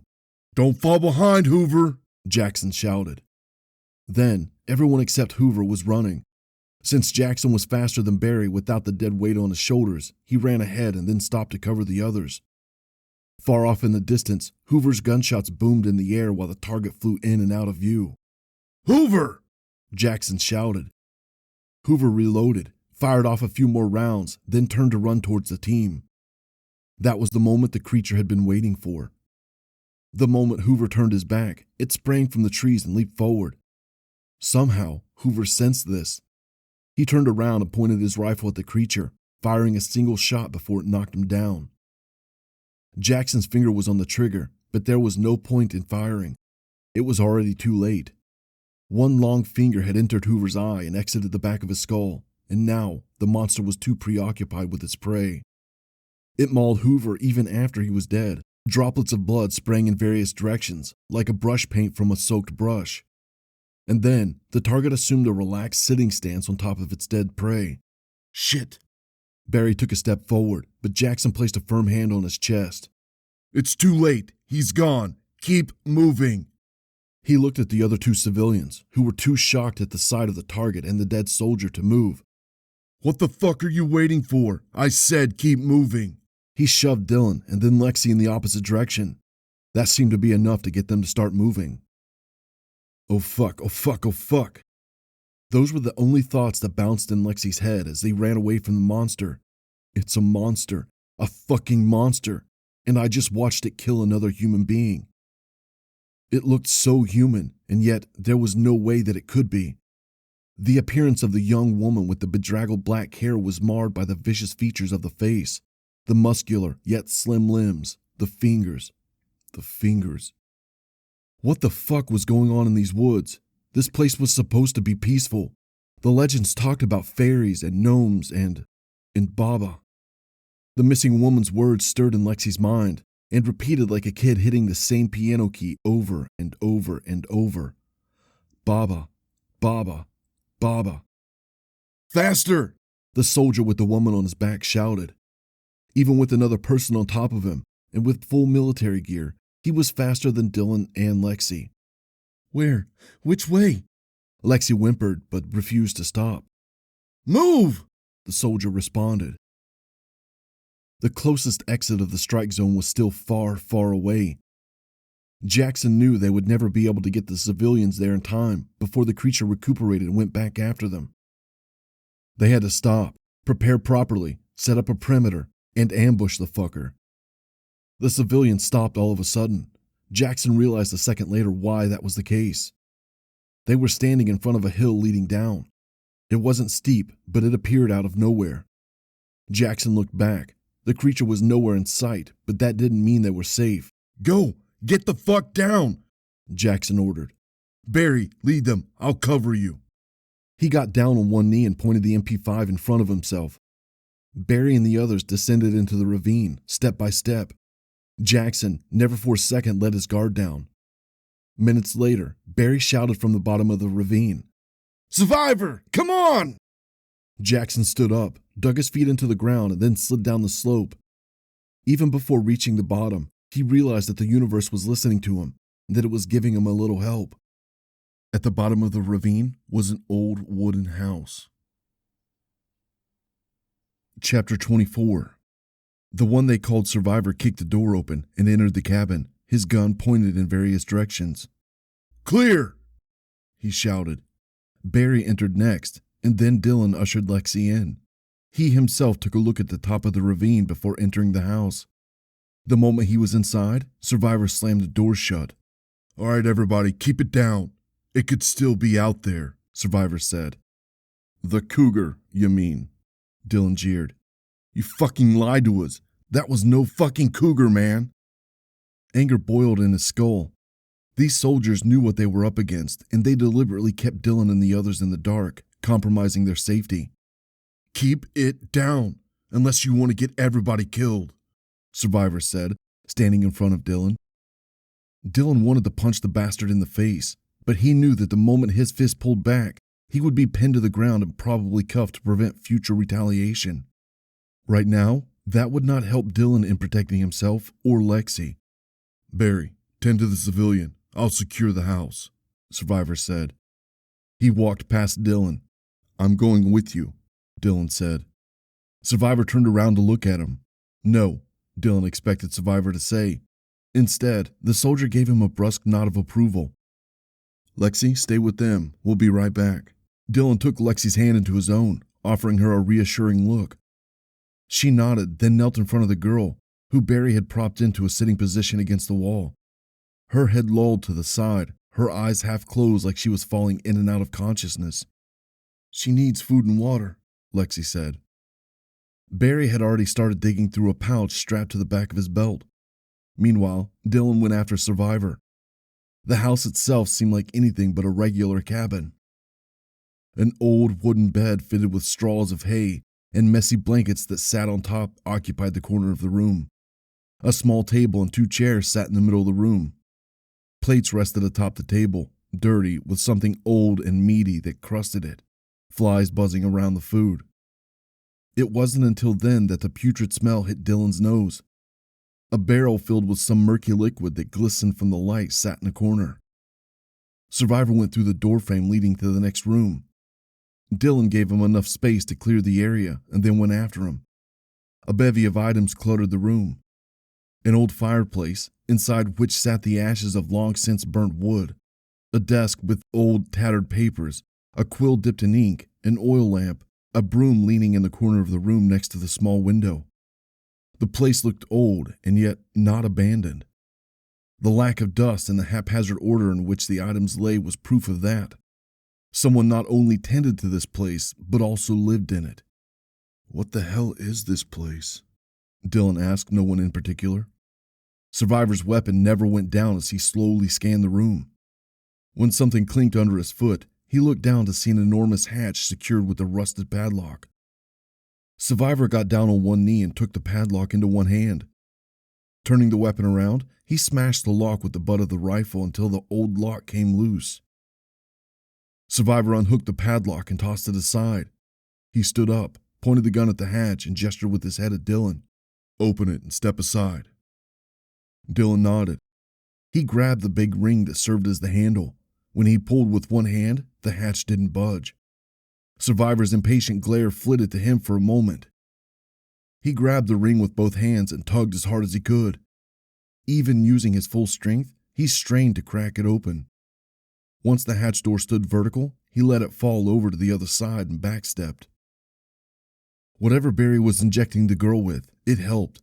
Probably fluids used for people who suffered from dehydration. The woman fell in and out of consciousness, her eyes mostly remaining closed, occasional moans escaping her mouth. "Is she going to be okay?" Lexi asked. Barry ignored her as he focused on pumping her with fluids in the syringes. He bit the cap off one of the injections and removed it from the needle before injecting the contents into the girl's thigh.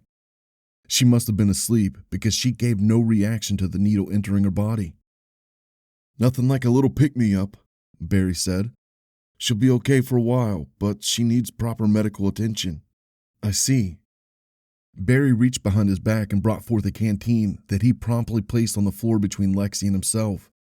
"Here, let her drink this when she wakes up, but make sure she's fully awake. Got it?" "Yeah," Lexi nodded. "Okay. If she asks for food, give her something light." Lexi couldn't tell if she felt safer or not with the soldiers around. She was glad that they were here to help with the girl and keep them all safe, but how much would they really be able to protect them? After what happened to their teammate back there, it was all questionable. Baba, Baba. The words refused to leave Lexi's mind. They clung to her like mosquitoes to a sweaty body. No matter how hard she tried not to think this way, the words bore a significance that she did not yet understand. "Any idea who she is?"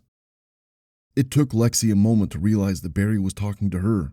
"Yeah, okay," she gave a belated answer. "Yes, she and her boyfriend had gone hiking a while ago, and then they went missing." "Any sign of her boyfriend?" "Not that we know. We were barely able to get a word out of her. She just kept saying dangerous, and..." Lexi looked down, her sentence trailing off. "And?" Barry asked. "And Baba." "Baba?" "Yeah, it means grandmother in our language, but I don't know." Lexi shook her head. It was too difficult to think properly right now. Too many things floated in her mind. Among all the thoughts was a worry for Mickey. She wondered if he and Bogdan had managed to get out of the woods. Barry shot up to his feet and approached the nearby window, cautiously peeking outside. Lexi cast another look at the girl and then stood up as well. "Listen, my brother is still out there." Barry gave her an indifferent look before focusing on the window without saying a word. "He's in danger out there. We have to help him," Lexi insisted. "Sorry, you saw what's out there. We can't go. Not yet." "Yes, I saw what's out there. All the more reason to go out there and help him." "Not a chance, lady. It would be suicide." Lexi gritted her teeth. Barry turned to her, his look of reticence turning into something akin to compassion. The moment he opened his mouth, she realized it wasn't compassion, but indignation. "Look, 5 of us came in here. Now there's only me and Survivor. I watched my teammates get killed in ways you can't possibly imagine." He stood so close to her that she could smell the gunpowder on him. So if you want to rescue your brother, go on ahead. Knock yourself out. I'll even give you a gun." With that, he turned back to the window. The entrance to the basement was too dark. Jackson switched the light mounted to his gun on. The beam instantly illuminated the shabby wooden stairs. Before taking the first step down, Jackson looked up at Dylan and said, "If you want to come with me, fine, but don't get in my way." "Sure," Dylan said with a hint of defiance. Jackson put his foot forward on the first step. As he descended, he had to stoop to avoid hitting his head on the edge of the hatch. A damp smell, damper than the one upstairs, entered his nostrils. The steps creaked under his heavy boots, but 10 steps later, his feet were touching the basement floor. It was then that the smell of dampness was replaced by a redolence he knew all too well. The stench carried with it a sense of fear, despair, and foreboding. It was the smell of death. Dylan suppressed the gag when his eyes fell on what Survivor's torch illuminated. The mess on the table was too difficult to identify at first, but it looked like something that would be found in a butcher's shop if all the meat was tossed carelessly on a pile. "Oh, what the fuck?" he asked, his forearm pressed over his mouth and nose. Survivor took a step forward, his torch mechanically rotating from one side to the other. Just before the light left the table, Dylan saw something that resembled a human foot. It was just his imagination. He hoped to God that it was. Please, please, just his imagination. Because he didn't want to end up like that. Just a dismembered corpse on the table of a basement in the middle of the woods. The torch attached to Survivor's rifle illuminated more desk filled with vials and flasks and all sorts of strangely colored liquids that sat in them. Jars filled with viscous, dark matter and some kind of fleshy object swimming in them sat on the tables. Thick, dusty tomes with tattered edges stood in piles like Jenga towers. More books covered the ancient bookshelf by the wall. At the center of it all stood a large, charred cauldron. What in the fuck did we stumble into? Survivor lowered his gun, and Dylan wanted to scream at him to keep it up and keep his finger on the trigger because, for the love of God, they were all in terrible, terrible danger. "Let's get back up," Survivor said. Dylan was glad to hear his voice because the silence was unnerving, and he felt like the tension was growing with each passing second. Survivor's voice broke that tension. "Hey, you still with me?" He gave Dylan a pat on his chest. "Yeah, let's go back to the others," Dylan said, his tone ghastly. Survivor nodded, and then they went back upstairs. Dylan couldn't close the hatch fast enough. Lexi sat next to the woman, whose breathing had steadied. She looked like she was sleeping peacefully. Every now and again, she would stir or twitch, a word escaping her mouth before resuming her snoring. Barry continued staring out the window, tirelessly scanning the view outside. It had been a few minutes since Survivor and Dylan left. There had been metallic smashing sounds in the other room, after which they spoke something she couldn't decipher. Then they went quiet. Lexi wrapped her arms around her knees and leaned her chin on them. Now that the adrenaline had completely subsided, all she could think about was how coming here was a huge mistake. Of all the places she could have chosen, and there were many, why did she have to go with the one where some hikers had gone missing? She was afraid of closing her eyes. Whenever she did, she saw that thing mauling the soldier. She saw the features of the monster too clearly. It wasn't the long limbs or the claws that scared Lexi so much, but the face that radiated pure, unfiltered hate. Or maybe it wasn't hate. Maybe it's just a hunting instinct, just like all predators living in the wilderness had.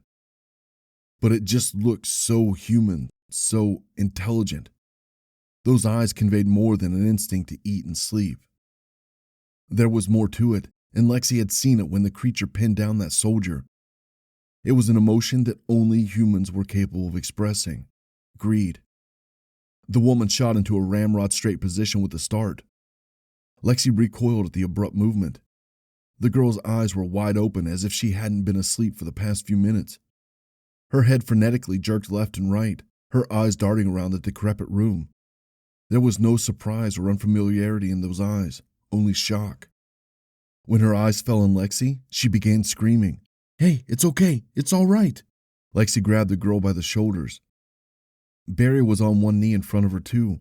The girl's scream turned into a whimper, and then she buried her face in her hands and sobbed. "It's okay. You're fine. We're here to protect you." Lexi stroked the girl's back. It was tense like a rock. The girl relaxed into Lexi's arms, which was a good sign. It meant she trusted Lexi enough. Lexi placed a hand on her hair. It was greasy and crusted with dried mud, tiny leaves, and twigs tangled inside her strands. "Shh, it's okay. We're here. What's your name?" Lexi asked. Isabella, but my friends call me Izzy," she said. It was the first coherent sentence that she had uttered that day. Lexi smiled at the progress they were making. Maybe being here today wasn't such a terrible thing after all. Maybe it was a sign from the one above. "Izzy, okay?" Lexi repeated, mostly to make the girl feel safe at the sound of her own name. "You went missing in these woods some time ago." Isabella looked down as if considering that for a moment, a frown creeping up on her face. A second later, she shook her head, her eyes meeting Lexi's again. "I'm sorry, I don't remember." "What's she saying?" Barry asked. "Wait," Lexi told him in English before turning back to Isabella. "Okay, you were with someone else. Do you remember that?" "With someone?" Isabella said as if uttering the words for the first time. She squeezed her eyes shut as if in pain. It's okay. Don't push yourself. The news said you were with your boyfriend. Do you remember?" "The news? Boyfriend?" She blinked sheepishly and then pain washed over her face. Jay. His name was Jaden. Oh God, She clamped a dirty hand over her mouth and sobbed into it for a moment. "It's okay. You're safe with us," Lexi lied. She couldn't risk causing the girl to panic. "We'll keep you safe, okay?" Isabella's hands dropped. She looked up at Lexi with a tear-stricken face, her lips quivering. She sniveled a moment longer and then said, "It's not me I'm worried about." "What do you mean?" "Baba is coming. She's coming to get you," Isabella said, her breaths becoming shallower. At that moment, Survivor and Dylan entered the room. Dylan looked surprised to see Isabella awake. Survivor was unfazed. "Hey, look at me. We'll be fine. We're safe in here, okay?" "No, you don't understand." Isabella raised her voice, her hand firmly squeezing Lexi's forearm, jagged nails digging into her skin. "This is Baba's house, and she's coming back." Chapter 25. "A claymore over there should do a number on it," Jackson said, pointing to the spot where Barry should place the landmine. "Got it. Arming now." Barry hurried to the spot and got down to place the mine. It was far enough from the house to give them time to prepare in case the claymore did nothing to the target, but close enough for them to have their crosshairs on it once the explosion went off. "I'll place a tripwire here, here, and here." Jackson pointed to the spots, then looked at the civilians. "If things go south, don't go running in those directions because you'll be blown to pieces." Lexi bit her lip at that.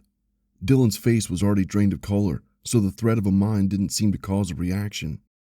The girl, Isabella, was still inside the house. "You'll be fine," Jackson said. "Go back inside for now. We'll be there in a bit." "Armed and ready to go," Barry stood. "Barry, get over here." Jackson motioned him over. The civilians were back inside the house by then. "What's up?" Barry ran up to Jackson. Jackson gave the top of the ravine a once-over, then put a hand on Barry's shoulder. "Listen, things may not go so well for us here." "I'm aware of that, Survivor. Whatever you command, I'm seeing it through to the end." "Cut the bullshit, Barry. You have a wife and a kid on the way. When the target arrives, and if things start to go bad for us, I want you to run back to the LZ. Tell HQ the mission was a failure and convince them to send the fat guys. This is way too big for one intervention unit. Got it?" Barry's lips stiffened. "We're going to complete the mission." "That's what every officer would like to believe. But we have to be realistic here. The odds are stacked against us. So if you see we're in trouble, go. If you can save the civilians, do it. But if you have to choose to save yourself." Barry opened his mouth, and Jackson knew that he was about to disagree, so he quickly interrupted. "Don't try to be a hero. Trust me, it never ends well. There's no shame in running. Retreat, recover, and live to fight another day. Barry's lips turned into a smile. It was an unexpected gesture. That's rich coming from Survivor. You always put the mission first. That's what the people say, and you always make it out alive. You're immortal. Jackson grimaced. He could tell Barry that surviving was not always better, that surviving meant being left behind, that it meant going on mission after mission, an endless cycle, until Lady Luck finally gives up on you. Instead, he simply said, "It's a curse, not a blessing. Remember that." Dylan felt trapped, like finding himself at a party he didn't want to attend. Only this one was 100 times worse. Unlike the parties, he couldn't just make an excuse and leave. Unlike the parties, he wouldn't be met with judgmental glares, questions, and urges from people to stay this time. Here, he would be punished without warning. The worry that invaded his mind made him feel like he was going crazy, and he desperately needed to distract himself. Either Lexi sensed this, or she wanted a distraction of her own, because she sat next to him and put a hand on his knee. "You okay?" Dylan asked. "No," Lexi shook her head. "I don't think I am. We'll get out of here. Survivor and Barry are setting up defenses now." "I guess. I'm sure Mickey and Bogdan are okay. They're probably far out of the woods already." Lexi's hand pulled back and she looked down at her lap. A little bit of silence ensued. The anxiety on Lexi's face was clear, but he didn't know what to say to make her feel better. It wasn't until her head rose that he realized that the worry was related to something else and not the already known situation. "I don't know what you think, but Bogdan and I were never a thing," she blurted. Dylan blinked. He stared at her for a second, his lips slightly parted. "What?" The single word came from his mouth. "All he ever did was hit on me, ever since I've known him. Even when Mickey told him to stop because I was uncomfortable, he said okay and then continued doing it. I never once responded to his remarks."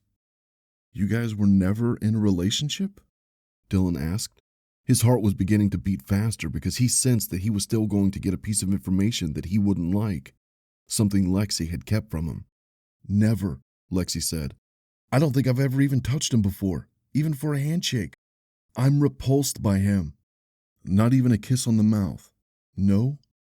"But Bogdan said—" Dylan replayed Bogdan's words in his head. He tried to remember them exactly as they were. Oh yes, very close friends. Forget past American. It's always full of pain. But he never really said it, did he? He hinted at it, but he never outright said it. Why? What the hell was his game plan? "What did he say?" Lexi asked. "I don't know. It's just, from his words, he sounded like you two used to be a thing. A huge one." Lexi's gaze lingered on Dylan for a moment. Then her lips curved. She threw her head back and let out a guffaw.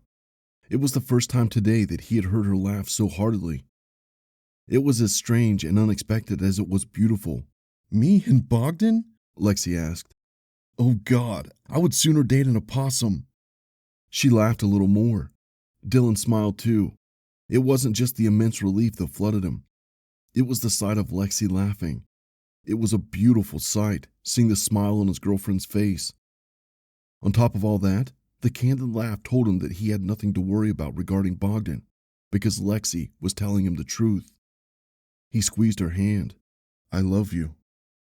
And he knew, as the words left his mouth, he truly did. But he also didn't know if he would get another chance to tell her that. So even if he felt nothing, he would still say it. She smiled at him. All at once, the door burst open, and Survivor and Barry waltzed inside.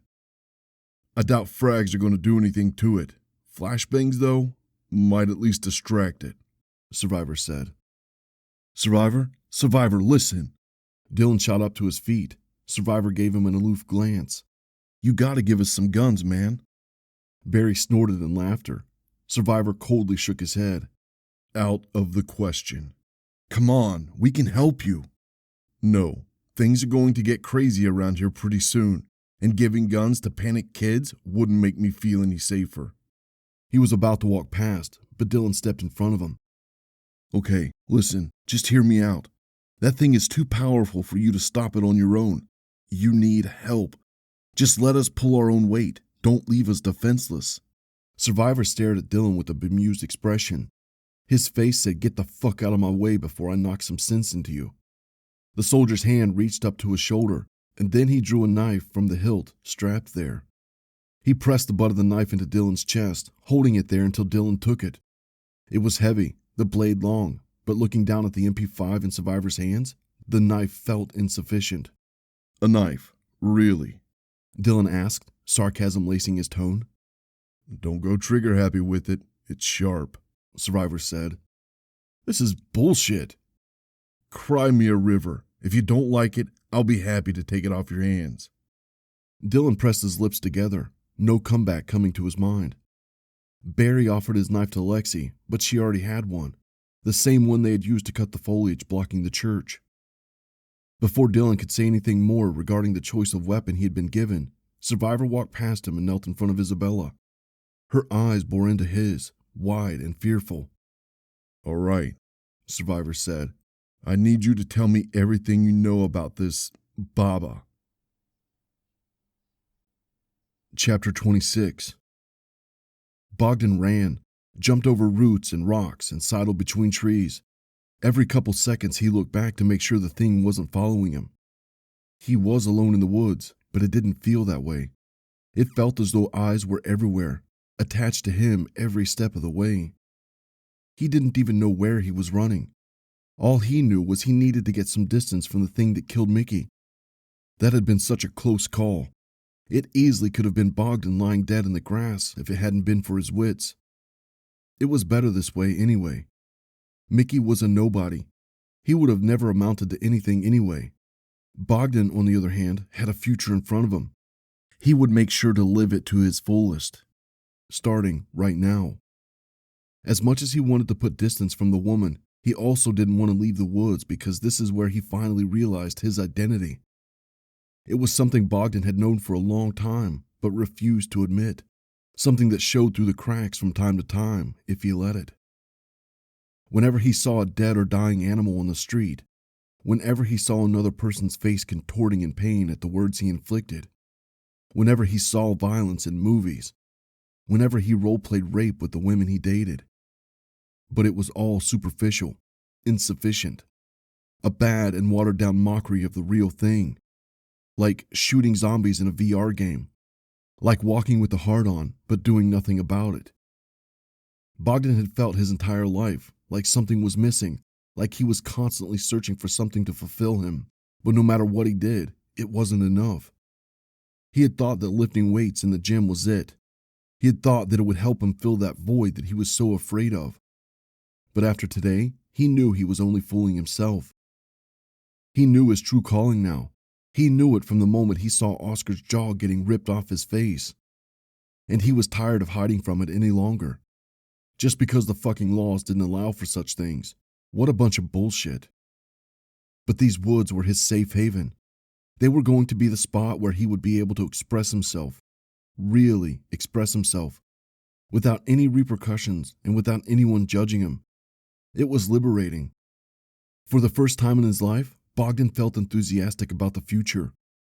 He would even go so far as to say that he was happy, which is something he didn't think he was capable of. Being content? Yes. But being happy? That was new for him.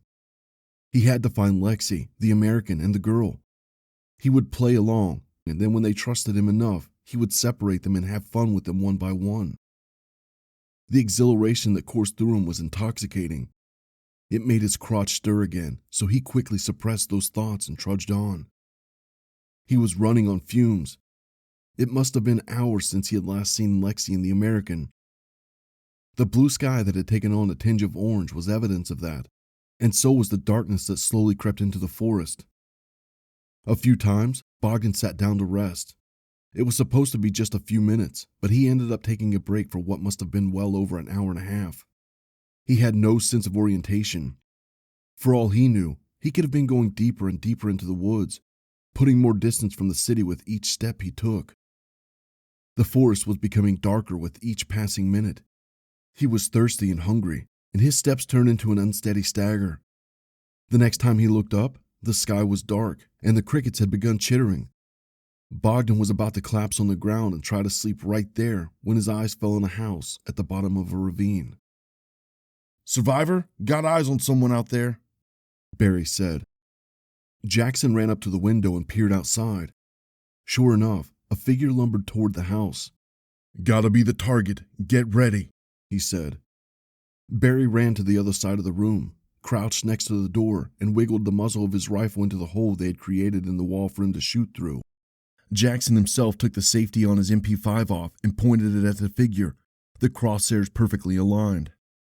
Earlier, he had taken the suppressor off his rifle. No need for it anymore. "Claymore's going to go off when he gets closer.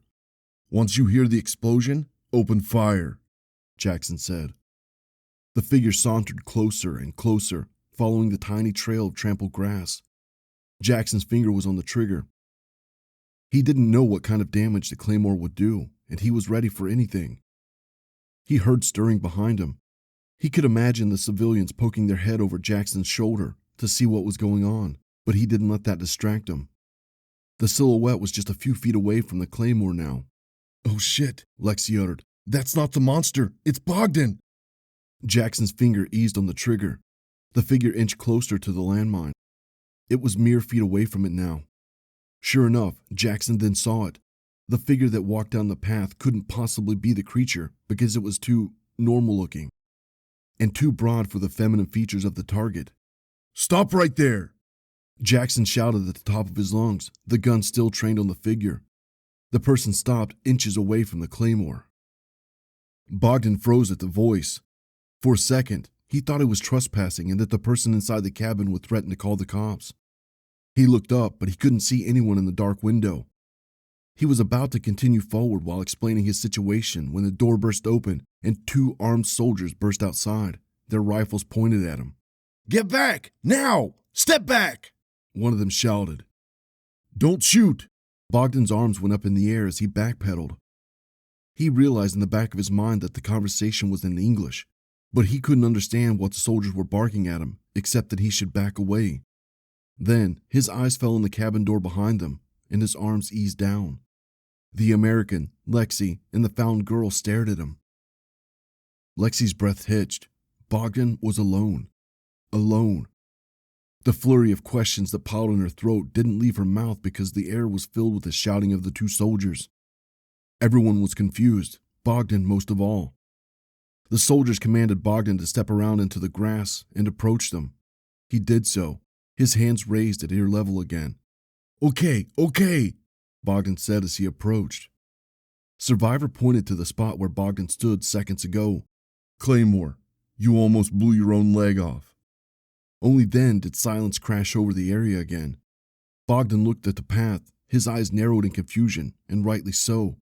He couldn't see the claymore since it was so well hidden. "Where's Mickey?" Lexi asked. The question just flew out of her mouth because she couldn't stand the tension. She had to know what happened to her brother and why the heck he wasn't with Bogdan. Bogdan looked at her. It was the first time their eyes met since he arrived at the cabin. His chest inflated, and Lexi knew that bad news was going to come out of his mouth. Before he could say anything, Survivor interrupted. "Back inside, now," he commanded. They had no choice but to listen. It was too dangerous to stay outside anyway. Once the door was closed behind him, any vestiges of light remained were snuffed out. As much as Lexi itched to turn on the torch of her phone to see Bogdan's face more clearly, she knew that Survivor and Barry would reprimand her the moment she did so.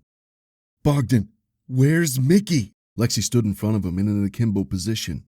Her entire body trembled violently. Darkness obscured his face. He could have been harboring any facial expression. "Sorry," was all he said. The word cleaved Lexi's gut. Her arms drooped as she waited for a follow-up to that information, because what the hell did sorry mean? Why was Bogdan apologizing? Mickey was okay, right? He had to be. It was Mickey, her brother, who had dodged accidents dozens of times throughout her life. A family member doesn't just suddenly die like that. That woman, she killed him, Bogdan said, clearing all doubt. "The hell she did," Lexi said. "What the fuck do you think you're saying? I'm going out there to find him." The moment she took a step toward the door, Voices in the cabin exploded, urging her to stop. The soldiers were already blocking her path. "Move out of my way, damn it!" Lexi commanded, tears of anger blurring her vision. Survivor refused to budge. She thought she could see the ghost of a compassionate look in his eyes. "Lexi!" Bogdan's stern voice grabbed her attention. She spun around to see what he wanted. He shook his head. "Don't." The room's temperature seemed to drop by 50 degrees. Lexi felt dizzy. Buzzing filled her ears. She had to lean on her knees to stop herself from collapsing. Someone said something, but she couldn't hear it. Someone's hand touched her back, and she wanted to scream at the person to leave her the fuck alone, not touch her. "I'm sorry," Bogdan said in their language. "I tried to help. She caught us off guard. I tried to save Mickey, but I couldn't do it. I did my best. I really did." Lexi couldn't breathe. She only just then realized that she was crying. Her legs buckled and she fell sideways on the floor, shrinking into a fetal position. Someone, Dylan she assumed vaguely, knelt next to her and held her by the shoulder and back as she shuddered with uncontrollable sobs. The world around her disappeared.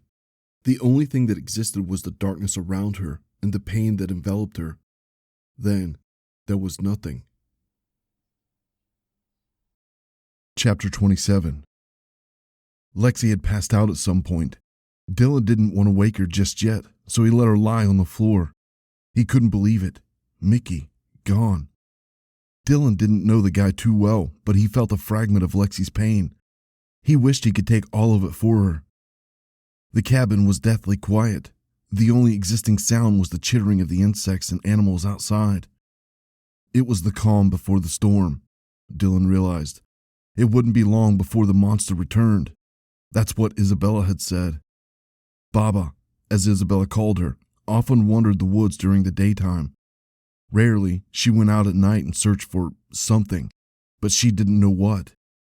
The group couldn't get too many details out of Isabella before she broke into a panic, sobbing fit. She kept telling them to get out of the cabin, to leave before it was too late, but Survivor and Barry wouldn't hear of it. "She say you can't stop her." Bogdan translated Isabella's sentence. "She's not indestructible," Survivor retorted. "We'll take care of her." But there was an uncertainty in his tone. It was vague, microscopic, barely noticeable. But Dylan noticed it because he'd been in Survivor's company for hours, and he had heard him speak, so the change in his tone was very easy to detect. "She keeps calling her Baba. The hell does that mean?" Barry asked. "Grandmother," Bogdan said. "But Mickey says something about Baba Yaga." Isabella seemed to wince at that name, meaning that Bogdan was onto something. "Baba Yaga?" Barry asked. "Yes. I heard about that," Dylan said. "She's a witch of some sort from Slavic folklore." Barry scoffed in ridicule. Dylan ignored that remark. "So, what do we need to know about this Baba Yaga?" Survivor asked. "If I remember, she can be good or bad in stories. Sometimes she helps people, but other times she deceives them. That's all I know. Oh, and that she has a house that walks on giant chicken legs." Survivor stared at Dylan incredulously for a moment. "What about combat skills? How do the heroes of the story kill her?" "I don't know. Sorry. Lexi might know something." Isabella rose to her feet. She began speaking frantically. Her words were all connected, not a second of pause between them. Everyone stared in confusion except Bogdan, who retained a focused look. When the girl was done speaking, Dylan jutted his head toward Bogdan. "What did she say?" he asked. "She say Baba must eat human hearts. It make her look young. She always want to look young." "That explains the killings," Barry said. "Doesn't change a thing," Survivor said. "We still don't know how to kill her." "What must we do?" Bogdan asked. "See if there are any weapons around. You might need something to defend yourselves with," Survivor said. Bogdan nodded, seemingly agreeing with the soldier's idea. He stood up and sauntered into the other room. Dylan frowned. This might be the only chance to get to speak to Bogdan alone, and he wasn't going to pass it up. He followed Bogdan into the room. Bogdan's eyes flicked from object to object. The only thing he could use as a weapon was the broom in the corner of the room, but that was ridiculous. The broom would not even annoy the old woman, let alone hurt her. But Bogdan wasn't looking for a weapon that could hurt Baba Yaga. He was looking for a weapon that could hurt the others. The soldiers who were with them complicated things a little, but it didn't matter. Bogdan would find a way to get rid of them and then devote his time to the American and Lexi. Lexi. She would be his dessert. The thought of her in torn clothes, thrashing against him while he violently thrust into her over and over until climax caused his crotch to tingle. And then, when he was done using her for his sexual pleasure, he would snuff out her life. He imagined his hands wrapped around her neck, squeezing her throat and watching her eyes roll back, her resistance growing weaker, her screams mute. She would be forced to stare at Bogdan's face in those last few seconds of her life, and Bogdan would stare back, reveling in her inability to defend herself. He would finally show her that she wasn't better than him like she thought she was. Bogdan shook his head to chase those fantasies away. Too early. Way too early. He would need to be patient and bide his time, and then he would get what he wanted. A smile stretched his mouth when his eyes fell on the rusty axe under the desk. It was tucked away so close to the wall that he hadn't even noticed it at first. He took it in his hands, feeling the weight of it. It would be easy to swing. He gave it a small test swing, imagining the American's skull in the way. Even with the rusted blade, his head would crack open like a coconut. "Hey," a voice startled him. Bogdan craned his neck to see the American standing at the entrance. "Hi," Bogdan said stupidly and lowered the axe, his gaze turned away from the American. "Didn't think you'd make it out there," the American said. "Yes, me too. I thought you were dead." The American paced around the room behind Bogdan. Bogdan didn't like being in his presence. He also didn't like the strong desire to split his head open with the axe. "So, what happened out there? After we split, I mean," the American asked. Bogdan turned around. The American was facing him, his eyes glued to him. "I told you already. Baba Yaga killed Mickey." "How did that happen?" Bogdan didn't know if the questions were interrogational or if the American was simply curious. He assumed the former because Bogdan always kept his guard up and expected the worst from people. "We were in woods, then woman came out of nowhere," Bogdan said. "Mickey and I stay hidden, but woman saw him. She ran after him and killed him, and I escaped." The American ogled Bogdan for a moment, then nodded. Content that the American's questions were answered, Bogdan turned around to continue looking for more weapons. "I thought you said you tried saving Mickey," the American said. Darn it. Bogdan froze. He was caught in the lie. He had to think fast. He spun to face the American again. "Yes, I did." "Well, did you?" "Yes, but you just said you ran away." "I tried to take woman off Mickey, but she too strong, so I ran." Bogdan refused to look away. Looking away would mean he was weak, and Bogdan was anything but weak. "I see. Are you sure there isn't something you're not telling me?" Anger was starting to rise in the pit of Bogdan's stomach. "What that means? You say I'm a liar?" He pointed a finger at his own chest, his face contorted into a grimace. If the American was fazed by this display, then he did a pretty good job at hiding it. A moment later, the American took a step closer to Bogdan. He was now inches from Bogdan's face. "Wouldn't be the first time, would it?" the American asked. Bogdan was taken aback by the American's display of courage, but he didn't let himself recoil in front of him. Still, even with the axe in his hand, Bogdan suddenly felt challenged, and he didn't like that. He didn't like that the American was showing him that he would be difficult to tackle. The feeling was familiar to Bogdan. The reason he started going to the gym in the first place was to feel more powerful, and the packed muscles helped him with that, until he once ran into a guy Mickey's size who didn't back down during an argument. Bogdan had seen in the little guy's eyes that he was ballsy enough to fight despite Bogdan's size. The fight never came because the others at the party had intervened, but the little guy had more than enough time to throw colorful insults in Bogdan's direction while he stood silently and took it. The encounter had left Bogdan's ego bruised, and for many nights, he fantasized about running into the little shit on the street and knocking some sense into him. He would not let the American give him the same feeling. Bogdan was the powerful one, and he would prove it. He couldn't wait to embed the axe in the American's neck. I think you're lying, Bogdan, the American said, just like you lied about Lexi. Bogdan smiled. Is that what you think? Yeah, I don't know what your game plan is, but I'm keeping an eye on you. Bogdan heaved the axe over one shoulder. The blade was facing the American. One tug on the axe down, and he would be finished. And, in fact, he thought about doing it. Why not? He could say it was self-defense. He would have the perfect reason for killing him. A crazed, panicked American thought his girlfriend was cheating with Bogdan and came after him, so Bogdan had to kill him. A simple story that could not be proven otherwise, not in this place. But how would the soldiers react? Would they shoot him on sight? Was the American the only one who suspected Bogdan? Or would Lexi fan the flames too? You're focused on wrong man, American. His hand squeezed the handle of the axe, his arm muscles flexing. Then, footsteps cut through the darkness. Just then, the old woman walked into the room. Bogdan's heart stopped for a moment. His eyes widened at the silhouette with frayed hair standing in the doorway, until he realized that it was just Isabella. And then it hit him. It hit him so hard that he forgot the American was in the room with him. No, it wasn't just Isabella. Tell me what really happened, the American said. Bogdan looked back at him, then his eyes flitted to Isabella. That was when an idea struck him.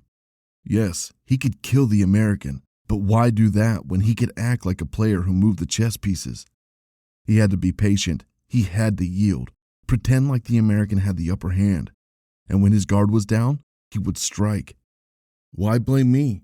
I spent all day out in woods. I almost die out there. He raised his voice slightly. Instead of blame me, you should focus on the monster, or we will all die. Isabella gave Bogdan a weird look before walking to the other side of the room. Bogdan inched closer to the American. Listen, American, we are all in danger. Greater danger than you can understand. It is in this room with us. Dylan blinked, but his facial expression remained unchanged. She does not understand English, so act natural. The woman, she is the monster. The American frowned, his mouth contorting into a jeering rictus. It was a look that said, "You did not just say something so stupid." Before the American could interrupt him, Bogdan said, I know you think I lie, but listen, it is her. She is He turned to the corner of the room where Isabella was inspecting the desk. She didn't seem to be paying attention to them. She said herself. She said the monster must eat hearts to become young, and I saw it. Saw what? The American asked. Bogdan couldn't stomach his smug face, but at least he had his attention, which was good. The question he asked meant that he was at least willing to listen to Bogdan's story. I saw the monster. She is old lady, and then she eat Oscar's heart. I saw her. She become young woman. So what? The American shrugged. What does that have to do with her? Are you blind? Bogdan resisted the urge to gesture to Isabella. She went missing long ago. She's supposed to be died, but she is alive. How, I ask you, how? Isabella briefly turned to face Bogdan and the American. He expected her eyes to turn white, fangs to grow out of her mouth. Instead, she turned back to the desk and fiddled with the tools on top of it. She was Baba Yaga. He was sure of it. And if he was wrong, it didn't matter. She was unimportant anyway. Think about what I say, Bogdan continued. We never see her. His eyes shifted to Isabella. Or the old woman at the same place. And I see her turn into a young woman who looks exactly like her. That's ridiculous, the American said. Of course he would not believe Bogdan. She has been with us the entire time, and we heard screams elsewhere. It's not her. Maybe there is more of them. Bogdan spread his arms. I don't know, but I know she is involved. His arms drooped, and he placed a hand on the American's shoulder. This next part was important. He had to be really convincing in showing emotions. I have seen her, Dylan. When she killed Mickey, when she killed Lexi's brother, my friend. 1 second, it was old woman, and then he ran a palm in front of his face. Then it was her. He couldn't, of course, be 100% sure that it was Isabella, but it sure as hell looked like her. Ragged, with disheveled hair, bruised and cut in places, the similarity was too uncanny. The American's face slackened, just for a second. He looked at Isabella. He was starting to consider Bogdan's point. Good. It was so easy changing people's minds in distressing situations. Everyone was willing to jump so quickly at the suggestion of a scapegoat. "We must kill her," Bogdan said, his eyes fixed on the American. "You're out of your fucking mind," the American said. "Are you willing to stay inside room with her? Because I would not for 1 minute. She is the monster, no question. You will see. She will soon turn into old woman, and then it will be late. We must kill her." The American's eyes were fixed on Isabella. He was actually considering the possibility that Isabella was Baba Yaga.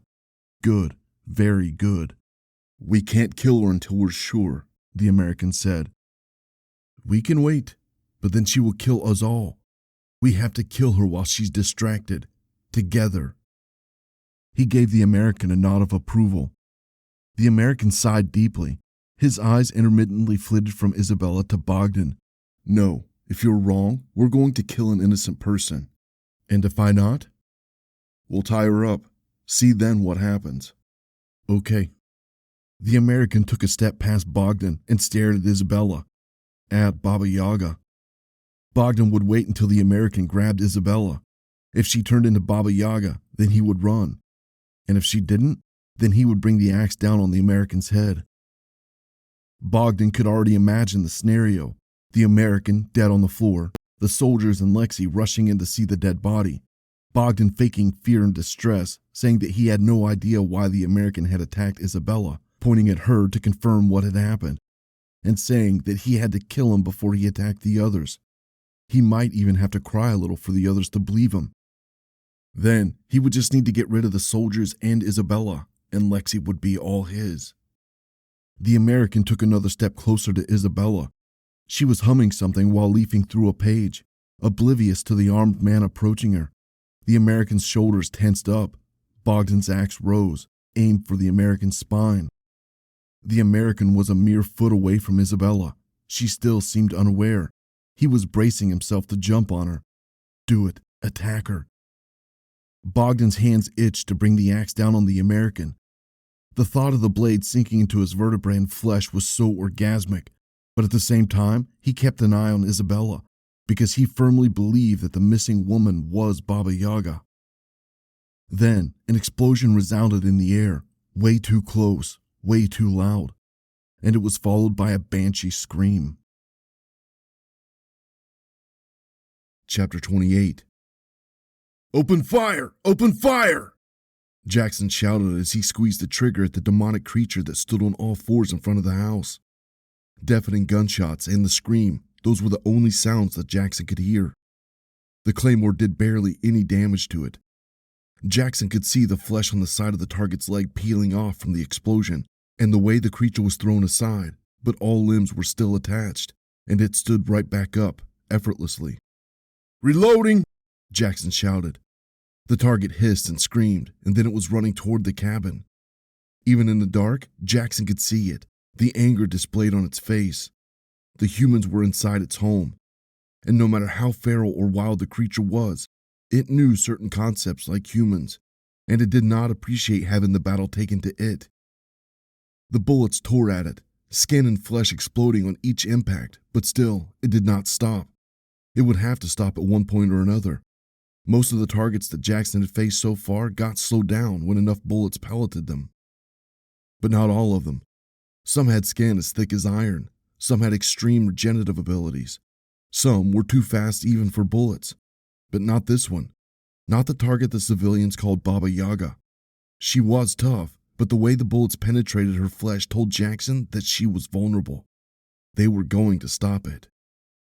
Dylan's head turned toward the source of the explosion. Isabella did the same, her face covered in fear. Lexi was at the door staring at Dylan, her head focused on something else in the room.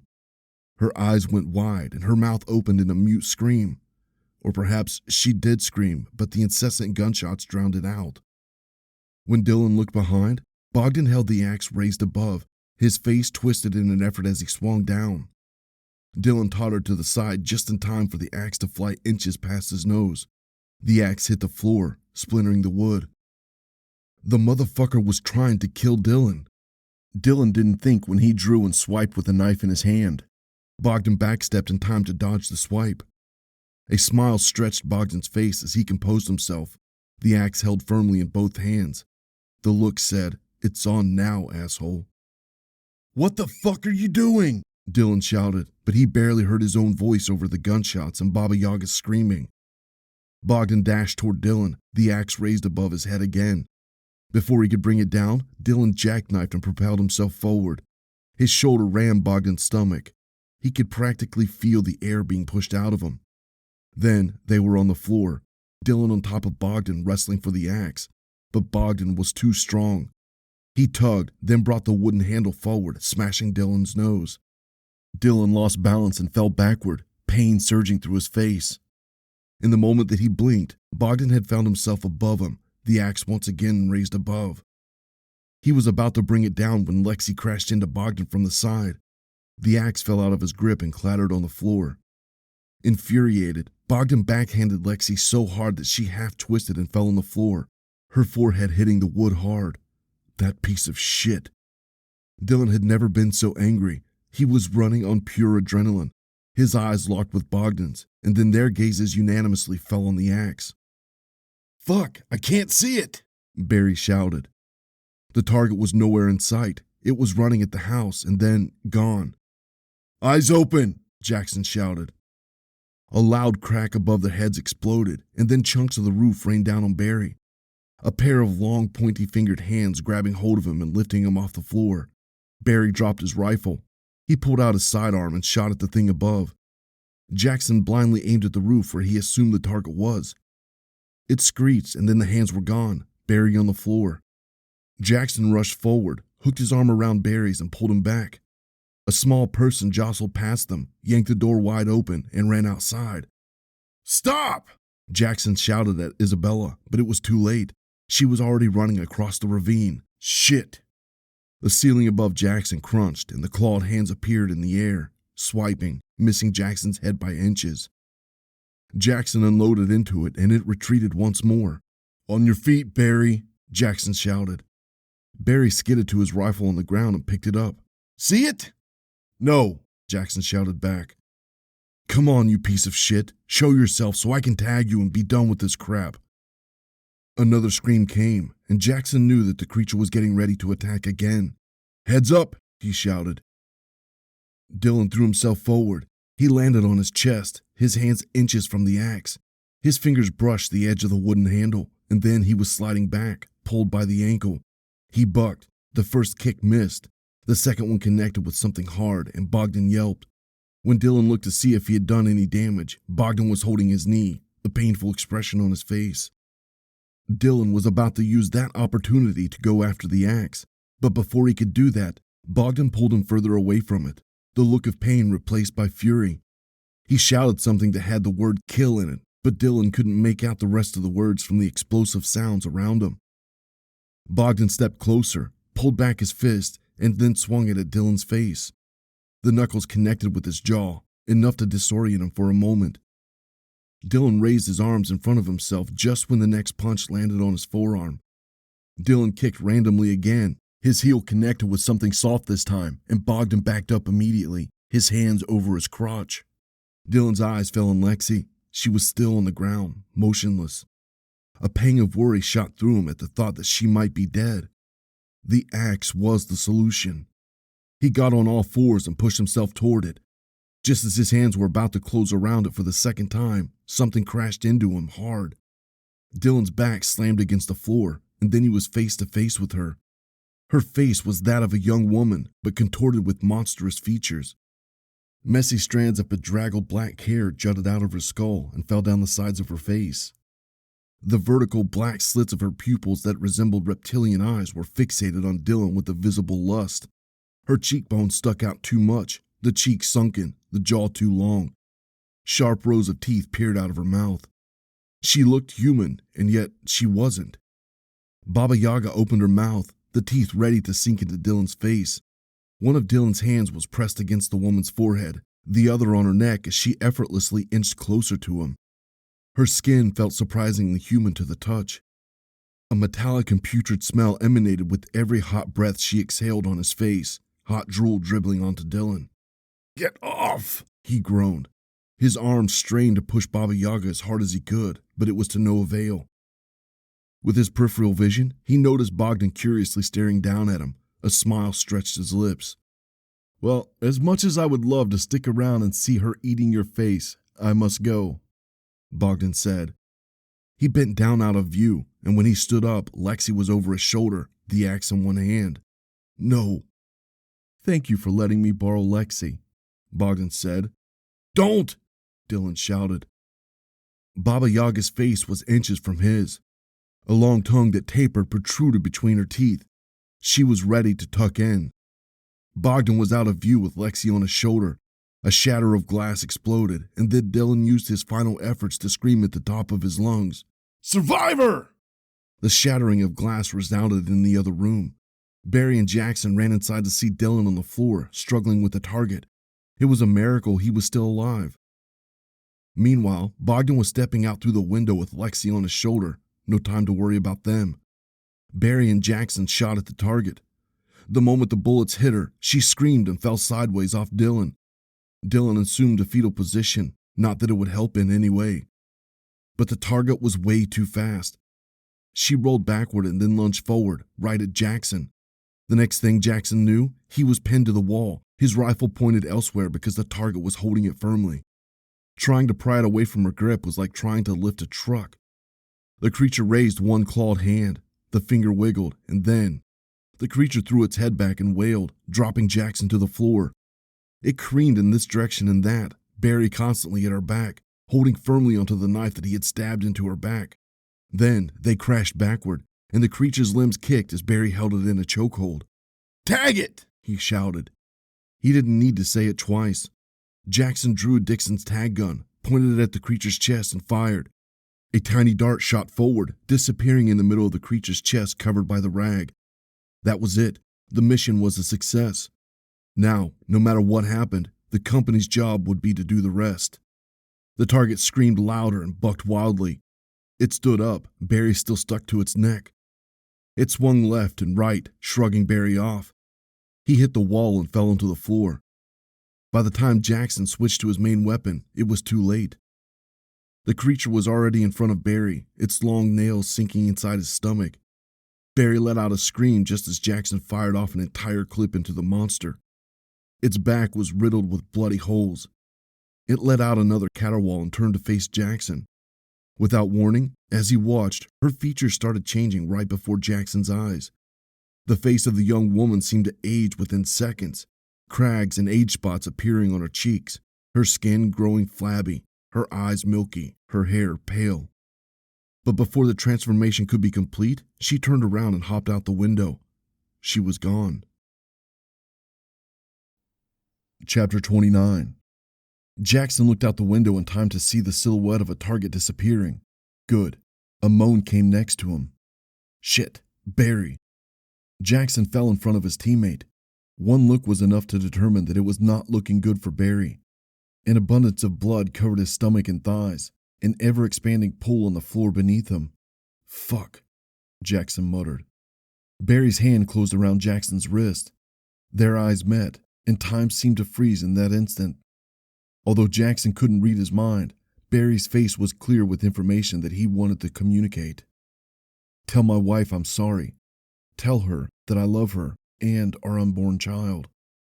The moment seemed to last forever. Then Barry went still. His eyes remained open, but they were glossed over. Dead. I'm sorry, Barry. Rest in peace, Jackson said. He closed his teammate's eyes and stood up. Cold and cruel, perhaps, but there was nothing else he could do. He couldn't take back death. And when you work for the company, lingering on what could have been would only cause further deaths. Survivor! Bogdan's kidnapped Lexi. We have to go after her, Dylan shouted, pointing out the window. No, Jackson said. Dylan looked like he had been slapped. What? This is Alpha Team. Come in, Jackson said into the radio. Read you loud and clear, Alpha. This is Survivor. The target has been tagged. Heading back to the LZ. Got one civilian with me. We're all that's left. After a short moment of silence, the radio crackled. Roger that, Survivor. We'll stand by. Let's move. Jackson looked at Dylan and then motioned for him to follow. Wait, you can't be serious. Dylan caught up to Jackson and put a hand on his arm. Lexi is still out there. You're out of your fucking mind if you think I'm going to... His sentence went mute when Jackson pinned him on the wall with an elbow pressed against his neck. For the first time in a while, an emotion jostled to the front of his mind. Anger. He didn't think Barry's death would hit him, but it did. Guess I'm human after all. Have you not been paying attention this entire fucking time? Do you not see what we're up against? Jackson shouted. My entire team is dead. Barry had a pregnant wife who will never see him again. Dylan went still. His body was stiff, but he offered no resistance. He stared at Jackson with a mix of fear and disgust. You're lucky you're still alive. Jackson backed away and then started to the door. There's a helicopter close by, ready to take off the moment we enter. If you want to live, you can come with me, and we'll drop you off out of the hot zone. If not, suit yourself. I don't give a shit either way. He didn't wait for Dylan to give him an answer before he was already out the door. Dylan stared down at his feet. He hated Survivor for doing this to them. To the soldier, Dylan, Lexi, and the others were just numbers. Dead weight that happened to tag along. Now that the mission was complete, Survivor didn't care what happened next. Dylan's eyes flitted to the broken window. Bogdan was out there somewhere with Lexi. But so was Baba Yaga. And she would not give up so easily. Dylan was sure of that. What chance did he stand against her? He approached the window and stared at the vast, endless darkness that swallowed the forest. He could go out there. He might even be able to find Lexi and Bogdan. He might even be able to save Lexi. But then they would be back at square one. Baba Yaga would still get them. Even if he didn't manage to find them, she and Bogdan would still be dead by morning. The woods belonged to the witch. She knew them better than anyone, and she wasn't going to let any visitor escape. Not while they still had beating hearts in their chests. Dylan bit his lip hard. He bent down to pick up the knife on the floor. He hated himself so much in that moment. He hated himself even more when he turned around and went after Survivor. Bogdan trekked through the woods, stumbling and tripping multiple times with the weight on his back, but he never once fell down. He knew exactly where he should go to have privacy with Lexi. The village stood in front of him, engulfed in darkness. Bogdan could not wipe the smile off his face as he strode down the cobblestone path, looking for a good place to set Lexi down. Most of the houses were too dilapidated, too dirty, even for his standards. Then his eyes fell on the derelict church. His smile stretched further. Lexi was somewhat religious, from what Bogdan could tell. What better place to desecrate her than in the house of the god that she loved so much? Yes, that was it. That was the place.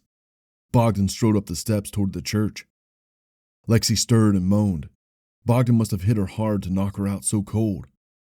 Once again, he couldn't help but be proud of himself and the way he had managed to get everything working in his favor. By now, Dylan was a heartless corpse inside the monster's cabin, and the soldiers were most likely dead too. That would mean that Bogdan and Lexi were next, but Bogdan didn't care about that yet. Right now, he had only one plan in mind. As he sat Lexi down, he thought about the fun he was going to have with her. She was in for one hell of a wake-up call. Dylan lumbered after Survivor, occasionally breaking into a jog to catch up with his fast pace. The looming sense of danger was gone for the moment. All that remained was shame. Dylan would need to live with what happened tonight for the rest of his life. He would never return to this country. What he wanted to do was pretend nothing ever happened. For a second, he convinced himself that he could do that. Return to the United States, delete any evidence that Lexi ever existed, and start anew. But he would never be able to erase the evidence from his head. All the memories they'd shared, all the laughs they had had together, all the sensual kissing and touching, the way Lexi was so thoughtful toward him, the way she supported him every step of the way, no matter what problem he had. Dylan stopped in his tracks. Survivor must have noticed that because he turned around to face Dylan. "Come on, the LZ is close," Survivor said. But Dylan didn't move. He couldn't move. An obvious realization crashed over him so hard that he wondered how he hadn't seen it. Lexi, his girlfriend, the love of his life, the person he wanted to spend the rest of his life with. All of a sudden, the emotions that he felt towards Lexi were 10 times more powerful than they had ever been. They were potent enough to clear out the night and move every tree in the forest out of the way. And with it came the impending sense of desperation. Lexi was in terrible, terrible trouble. Dylan couldn't leave her to die. No, he had to go back for her, right now. "I can't leave." He shook his head. Survivor's face contorted into shock. Dylan didn't even know he was capable of making such a face. "Thank you for everything," Dylan said, and then spun on the balls of his shoes and dashed in the opposite direction. "What are you doing?" "Get back here!" Survivor's voice echoed after him. "You're going to get yourself killed! Hey!" But Dylan wasn't listening. With the knife firmly clenched in his hand, he sprinted back to where the action was, back to where Lexi was. He was going to save his girlfriend. "Stupid little fuck," Jackson muttered to himself, frustrated. He had no intention of going after Dylan. That would be suicide. Plus, it wasn't part of the mission. The mission always came first. As Jackson stared at Dylan merging with the darkness until his silhouette disappeared entirely, he couldn't help but admire Dylan's courage. He was a diamond in the rough, and with a little work, he would have been a great fit for the intervention unit. "Survivor, you're late. Where the hell are you?" the tiny voice on the radio asked. 5 minutes, Survivor said. He gave the tree line a final once-over. He shook his head, turned around, and continued toward the LZ. Chapter 30. Lexi opened her eyes. Her vision was blurry. She couldn't figure out where she was and what had happened. All she knew was that it was quiet. Too quiet. A bright orange light stood in front of her.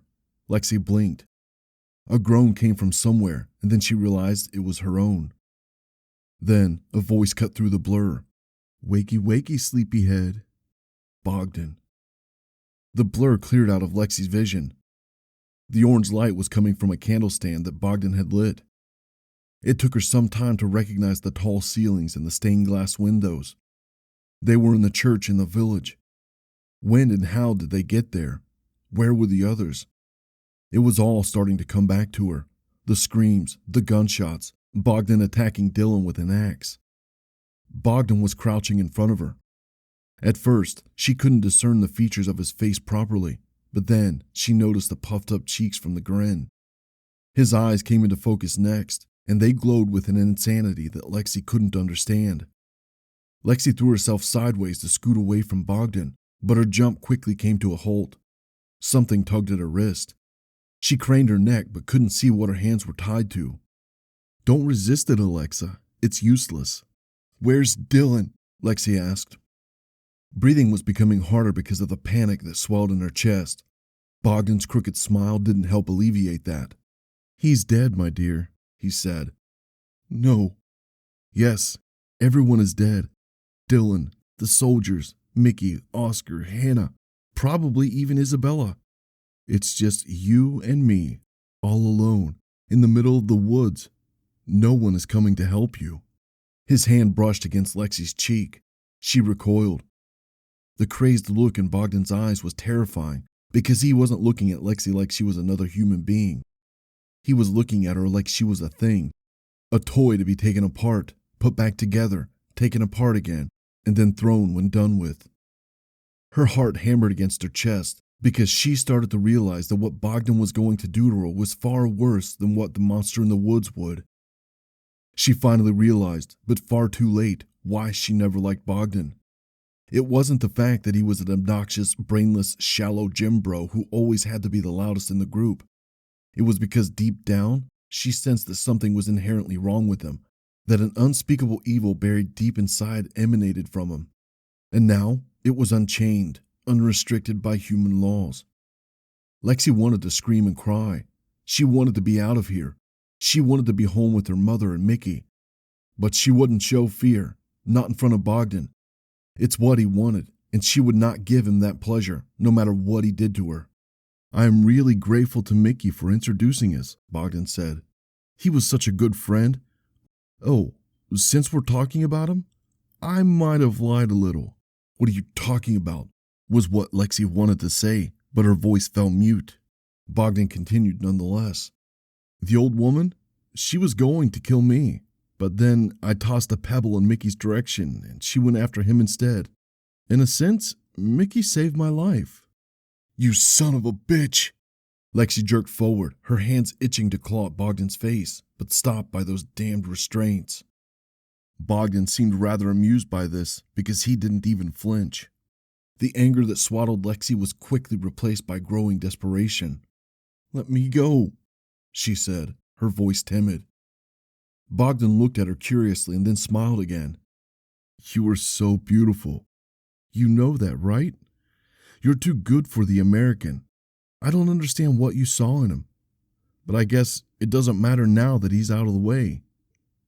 Now you're going to be all mine, all night long." He leaned closer. Lexi moved her head away and closed her eyes, Bogdan's warm breath on her neck. His dry lips brushed against her neck. It felt like insects crawling over her skin.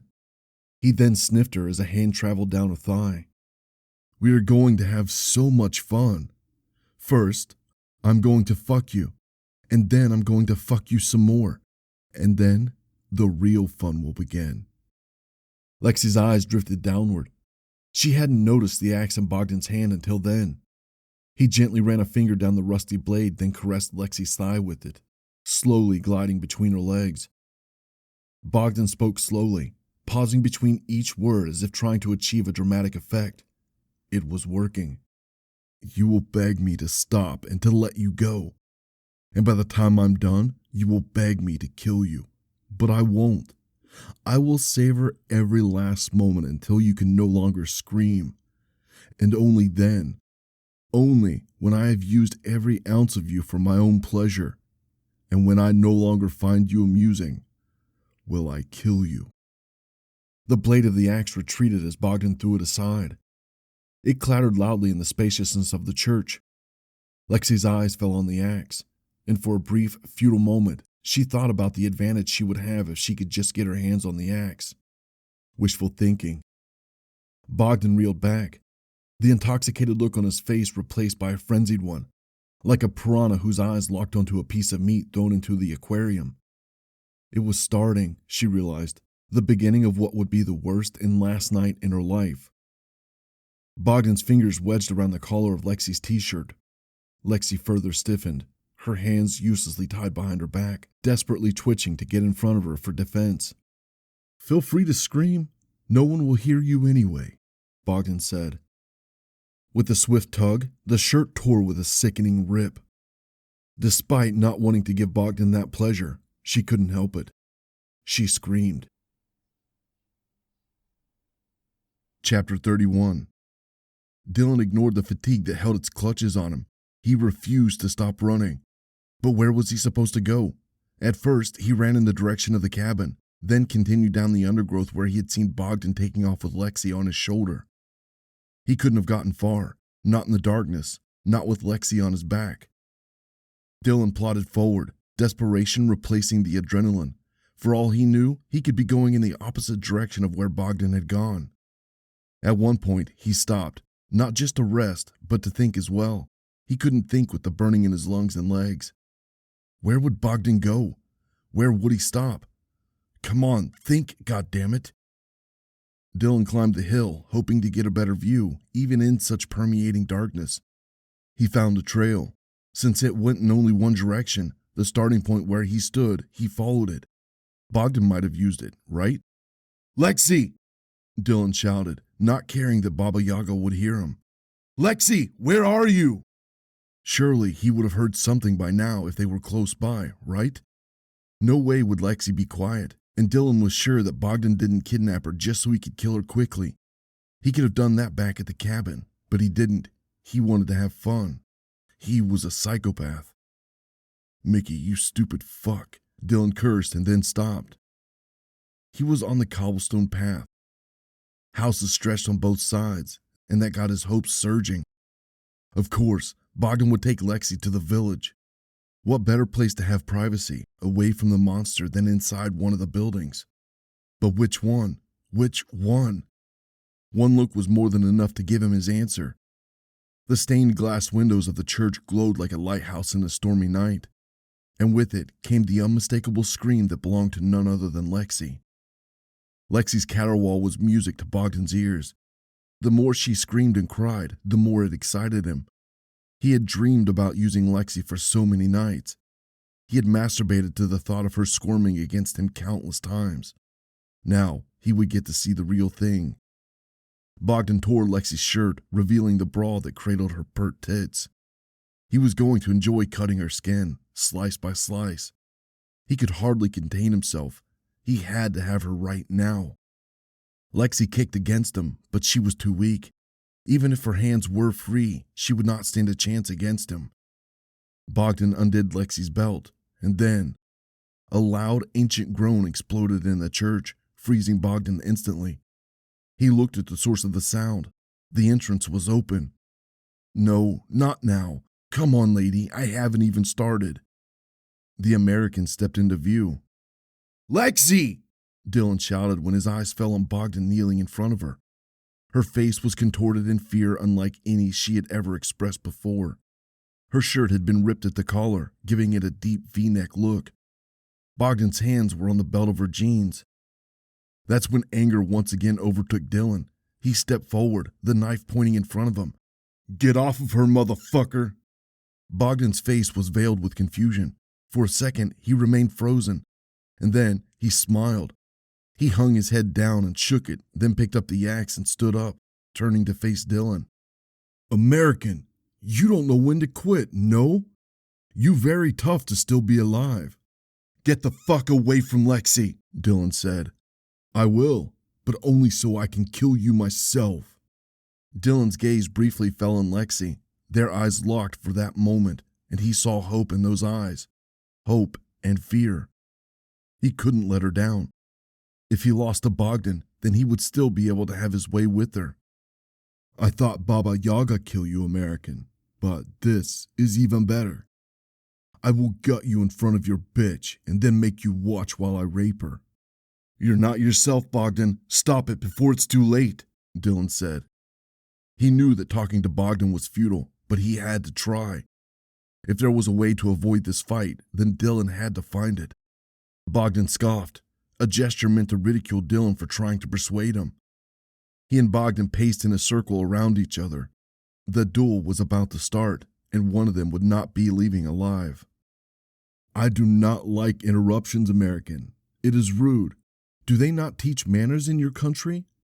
"You're going to pay for what you've done, you piece of shit," Dylan responded. He was looking for an opportunity to attack. Bogdan held the axe too firmly. He would be ready for Dylan's attack, and with such a big weapon, Dylan was at a disadvantage. He had to wait for Bogdan to attack first, then dodge the attack and go for a counter. "Leave before it is late, American. You cannot win this fight," Bogdan said. "You're afraid. That's your problem. You're chickening out." Bogdan's features momentarily went rigid.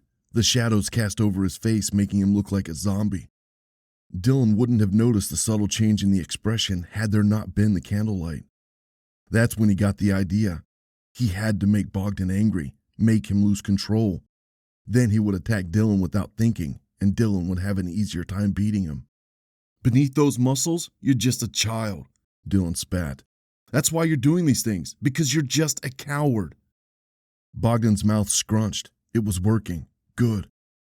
Of course, the insult that would hurt someone who had big muscles was something denoting their femininity.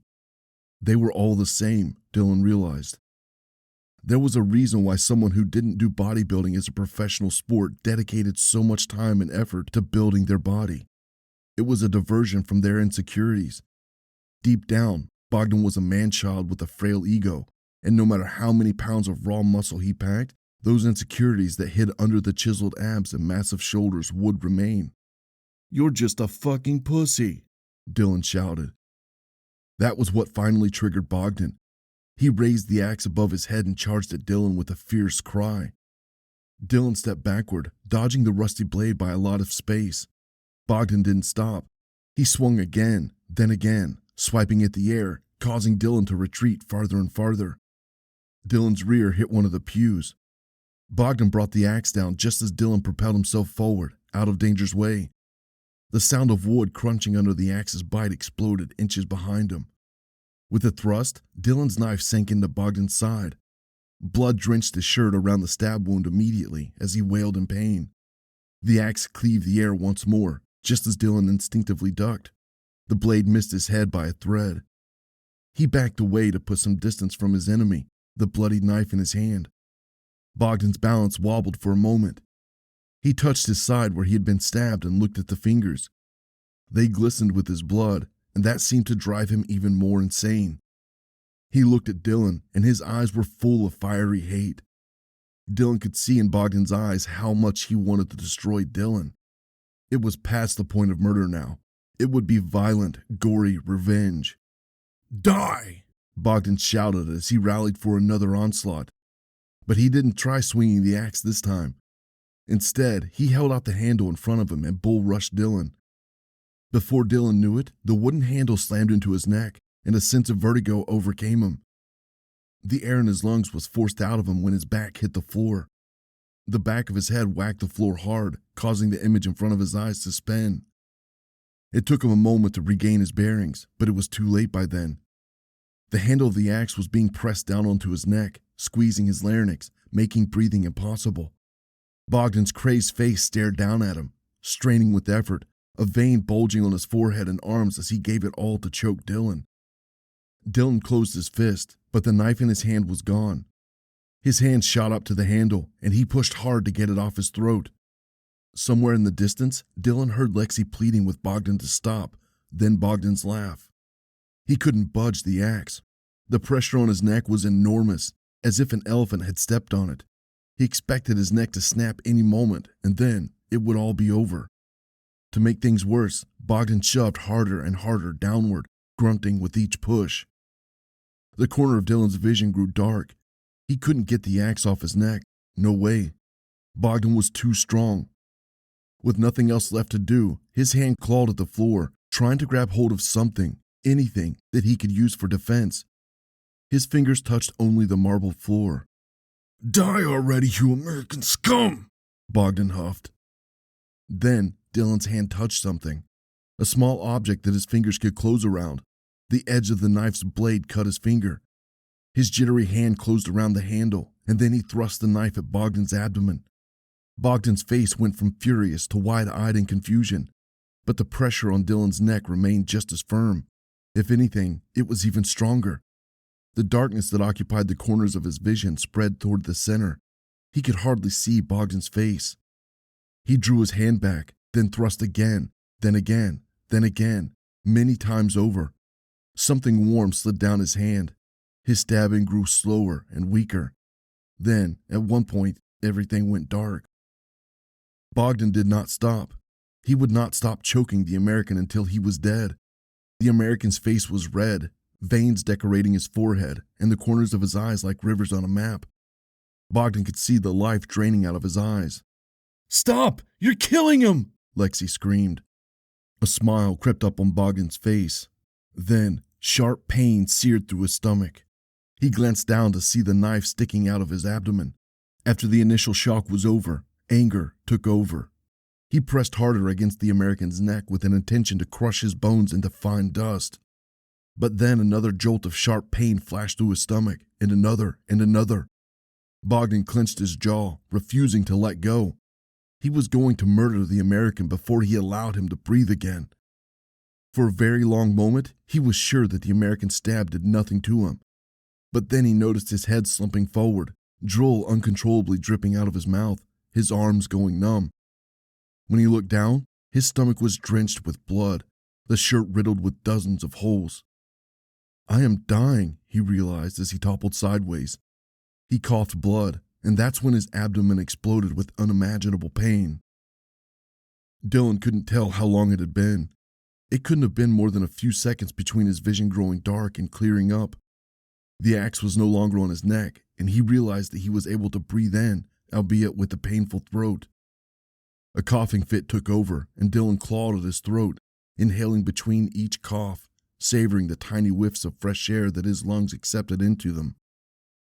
Lexi was screaming something, but he couldn't focus on her words. Bogdan was on the floor next to him, on his back, his blood-drenched hands on his stomach. He was coughing and shaking, his face vacillating from one painful expression to another. Relish enveloped Dylan as he stood up. That feeling grew even stronger when his eyes locked with Bogdan's. They were pleading eyes, eyes that begged for mercy, mercy that he himself wouldn't have offered. "Dylan!" Lexi cried out, and only then did Dylan's oxygen-deprived mind register her. His eyes searched the floor. So much blood was smeared on it until he located the knife. He bent down and picked it up, his legs wobbly. He ignored how sticky it was from Bogdan's blood. He staggered to Lexi and dropped onto his knees. He dangerously tottered to the side before planting a palm on the floor to balance himself. Floaters still swam in his vision from the choking. Dylan rebalanced himself and sawed through the binds that held Lexi. As soon as her hands were free, she leaped into his arms and sobbed. He hugged her back harder than ever before. For a while, all they did was hold each other because they couldn't do anything else. Dylan savored the ecstatic relief, enjoyed the warmth of Lexi's body, and reveled in her crying, because if she cried, it meant she was alive. "You came back for me," Lexi said at one point, her head buried in Dylan's chest. "Of course I did." Dylan forced a smile. "You're the love of my life. Did you think I'd just leave you behind?" Lexi hugged him harder, and they spent some more time in each other's arms. Then, Dylan grabbed Lexi by the shoulders and said, "We have to go, Lexi. We have to get out of here." She gave him a flurry of nods, and then they were on their feet, dragging themselves toward the exit. Dylan's entire body still felt weak.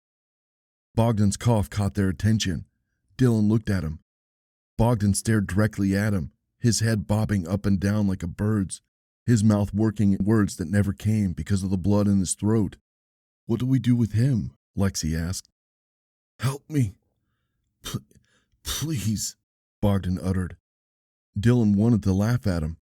He shuffled to the axe on the floor, bent down and picked it up. The blade dragged across the floor until it was up in his hands. The action took a lot of energy from him. Dylan stepped above Bogdan and stared down at his pathetic face. "Don't." The word left his mouth, interrupted by a gurgle in his throat. "Please." No mercy for this piece of shit. Dylan gripped the axe in both hands, raised it high above his head, then held it there. No, he didn't hesitate. He enjoyed the look of fear in Bogdan's eyes. Then he brought the axe down. The blade sank into Bogdan's chest with ease, despite the rust. His body jerked upright momentarily, a miserable "gah" escaping his mouth before the back of his head hit the floor again. His eyes squeezed shut, his lips pulled back into a snarl. He looked like he was crying. Dylan tried to pull the axe out, but it was stuck firmly in Bogdan's chest. He didn't know that could happen when the axe was used on humans, and he regretted ever having to learn that. He wiggled the axe back and forth to loosen the grip. Blood gushed out of the wound. Dylan unstuck the axe. Bogdan's body spasmed as new blood dribbled out of the corners of his mouth. His eyes locked with Dylan's, and then he went still. He was dead. Chapter 32. The cool night air felt good on Lexi's tear-stricken face. The moment she and Dylan exited the church, it hit her. She would be leaving the forest without Mickey. She would have thrown up had she not been so tired. Instead, she collapsed into a sitting position, buried her face in her hands, and dry-sobbed. Dylan stroked her back and uttered words of comfort. Surprisingly, they helped a little. He was still by her side. They had survived a dance with the Grim Reaper together, and for that reason, Lexi somehow felt closer to Dylan. She knew that if their relationship was strong enough to survive a killing spree in the woods, It would be strong enough to survive anything. I love you, she said between hiccups. I love you too, baby. I'm sorry. Dylan wiped the remaining tears off Lexi's face. What are you sorry for? Dylan hung his head down. I didn't appreciate you enough. I haven't told you, but I wasn't sure about the future. About us. Lexi finished the sentence for him. Yeah, he nodded. Lexi swallowed, another wave of panic seizing her. You don't love me anymore? His eyes flitted at her as if to ask, how did you know that? He then smiled and said, I wasn't sure at times. Before tonight, I could never tell. And now? Now I'm sure of one thing. And what's that? Dylan looked down again, a pensive gaze on his face. He then looked up, inhaled, and said, I don't care where we live. I don't care if you never get your visa. I don't ever want to be away from you. Lexi couldn't help it. A chuckle escaped her mouth. She leaned forward and hugged him. Whether this was Dylan's clumsy way of proposing to her, or if he was just putting the idea out for future consideration, Lexi didn't need to think about the answer. Mickey popped into her mind. She could picture his reaction to Dylan's proposal. He would throw his hands up, shout at the top of his lungs, My sister is getting married, and then put on loud music and get the heavy drinks out. New tears welled up in her eyes at the thought of her brother, and she could not stop them this time. She would never get to hear her brother's laugh again. She would never get to scold him over the stupid things he did or said without thinking. She tried to remember what the last thing she said to him was. It was back when she and Dylan chased after Isabella. He had stared sheepishly at them, scared out of his wits. She might have yelled something like, "We'll be right back," or "Wait for us." She couldn't remember. If she had known that this was the last time she'd ever see him, she'd have taken a few seconds to run up to him and hug him and tell him to take care of himself because he was her brother and she loved him. She hadn't done that in years because Lexi and Mickey just had that sort of tough love relationship, the one where they were like two brothers rather than a brother and sister. And now he was gone, just like that. Lexi sobbed hard while Dylan held her. She was perfectly aware that sitting out in front of the church was not safe, but she couldn't will herself to move. She cried for Mickey. She cried for Hannah and Oscar. She cried for the soldiers who got caught up in the mess. She cried for Isabella and her boyfriend, wherever they were. She cried for everyone who had ever had the bad luck of running into Baba in these woods. An eternity later, her eyes were dry and the tears stopped coming, but the pain didn't. Still, she felt sufficiently strong enough to move again. She gave Dylan a nod to indicate that she was okay, and with his help, she stood up on wobbly legs. Maybe we should find a place to stay in the village until morning. It's a long way back, Dylan suggested. Lexi vigorously shook her head. No, please. Let's just leave. I can't stay a second longer in these woods. Please. Okay, Lexi. Yeah, let's go then. Dylan agreed without hesitation, and for that, she was immensely grateful. Their walking pace was noticeably slower. Lexi could hardly raise her foot. As much as she wanted to collapse onto the cobble street and close her eyes, the thought of plopping into a warm bed was a lot more appealing. First, a warm shower to clean off all the muck, blood, and dirt. Then she would collapse in her bed. Her head would sink into the fluffy pillow. The soft blankets would rest over her like a gentle cloud. The cars outside her window would be white noise to help her fall asleep. She would drift into a 15-hour-long coma, and when she woke up, an approaching patter of quick footsteps snatched Lexi's attention. She turned around just in time to see an old, toothless woman dashing at her at incredible speed. Chapter 33. Dylan's head was killing him. Orange light that banged against his closed eyelids was what woke him up. He tried opening his eyes, but the light was too bright, so he spent a moment blinking, waiting for the stinging to go away. Oh! He groaned, the back of his head throbbing insanely. Shuffling came nearby, then a whimper, one that he recognized. Dylan? Lexi's voice called out to him from the blur. Dylan? Dylan tried to move, but he couldn't. He blinked hard a few times, and finally, his eyes cooperated and stayed open just a little longer. The orange light was coming from an oil lamp. Everything else around was brown. The walls, the ceiling, the floor. The smell of must and copper wiggled into his nostrils. Dylan was suddenly wide awake. His heart hammered inside his chest as he jerked his head up to see himself splayed on his back on a table of some sort. Thick iron shackles strapped to his ankles and wrists. We're back at the cabin. Dylan fought against the restraints, his arms and legs flailing and kicking, but it was no use. "Dylan," he heard on his left. When he turned his head, Lexi was strapped next to him on a similar table. Long since dried blood stained the wooden surface under and around Lexi. Dylan's breath hitched in his throat, and an overwhelming sense of desperation took him over when he realized what the table was. It was the one inside the basement where he had seen the human organs with Survivor. Oh God, please. No, not this. No, no, no. Lexi was crying. Dylan wanted to cry too because he knew what was coming.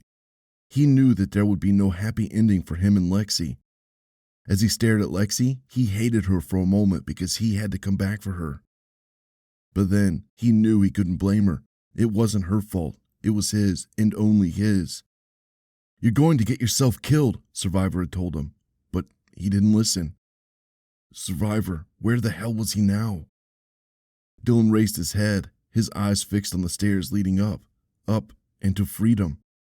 Any moment, Survivor was going to come down those stairs, a gun in his hand, and he was going to get Lexi and Dylan out of these shackles. No, he wasn't. Dylan knew that. It was just his brain desperately clinging to hope. Shit! He threw his head back, hitting the table hard with it in frustration since he couldn't use his fist to punch stuff. He squeezed his eyes firmly shut for a moment, not believing that any of this was real. This couldn't possibly be reality. Another infantile thought surged through his head, in which he convinced himself that this was all just a bad dream. The pain in his head proved that it wasn't. The shackles on his wrists and ankles, too, and the smell of death that heavily hung in the air. "Dylan," Lexi sobbed. "What's going to happen to us?" Dylan turned his head to face Lexi. In that moment, he needed her more than anyone or anything. He desperately wanted to hug her or even just touch her, but their tables were separated by at least a few feet. All he could do was watch. Lexi, listen to me," Dylan said, tears streaming down his face. "We're going to be okay, all right? We're going to be okay." A blatant lie, but he didn't know what else to say. Lexi's lower lip quivered, and then she burst into another crying fit. A door opened somewhere. Both Lexi and Dylan went quiet. The stairs creaked as something descended. Dylan raised his head and watched as the elongated shadow danced on the wall. It's Survivor. It has to be him.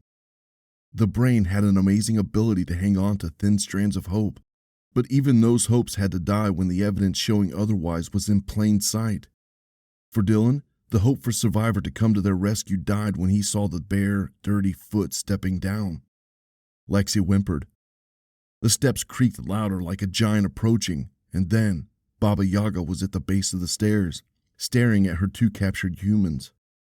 She was an old woman this time, and for the first time that night, Dylan saw her clearly, and not through blurry, erratic movement and rabid, murderous attempts. Her grizzled hair covered half of her molted scalp. The lines and crags made her face look like a raisin, like she was 300 years old. Her lipless mouth was sucked inside. Her eyebrows were thick and white. Hair stuck out of her large nostrils. A long and crooked nose fell downward. A thick mole covered her elongated chin. Her milky eyes expressed indifference. She slouched, the hump on her back standing taller than her head. Her arms were flabby, dotted with age spots, forearms riddled with a bevy of veins. Her oversized hands looked big enough to crush a skull, and yet, as she stood there, wheezy breaths coming out of her mouth, she looked so frail and vulnerable. Briefly, her eyes locked with Dylan's. He couldn't bear to stare at her for longer than a second, so he averted his gaze to Lexi, who was staring back at him, probably for the same reason. The old woman waddled between the two tables. An ancient smell wafted along with her. She walked out of view, and Dylan craned his neck to keep her in sight. She stopped in front of something, and then rummaging noises came from where she paused. Dylan's heart rate increased. When Baba Yaga turned around, an enormous tool akin to pliers, but with serrated blades, was held in her hand. Dylan felt sick. He felt like he was going to pass out. Baba Yaga stared at the tool and then looked at Dylan.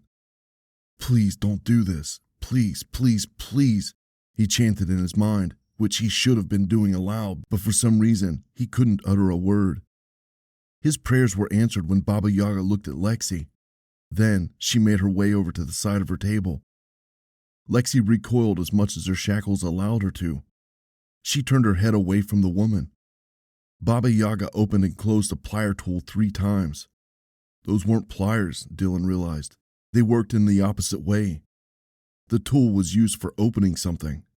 "Hey, stop! Stop!" Dylan shouted.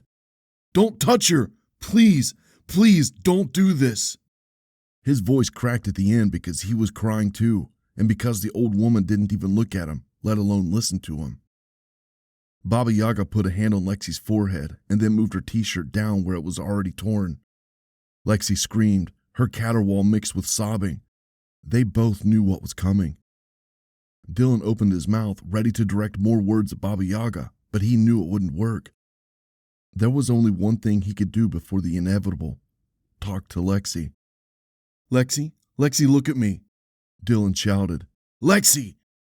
Hesitantly, Lexi turned to face Dylan. Their eyes locked, and for a moment she calmed down. "I love you, Lexi. I will always love you," he said. She smiled through tears. She actually smiled. "I love you too," she said. Baba Yaga raised the tool and then brought it down on Lexi's chest. The blade went deep inside Lexi's chest with a gruesome squelching sound. Lexi's smile morphed into an O shape on her lips.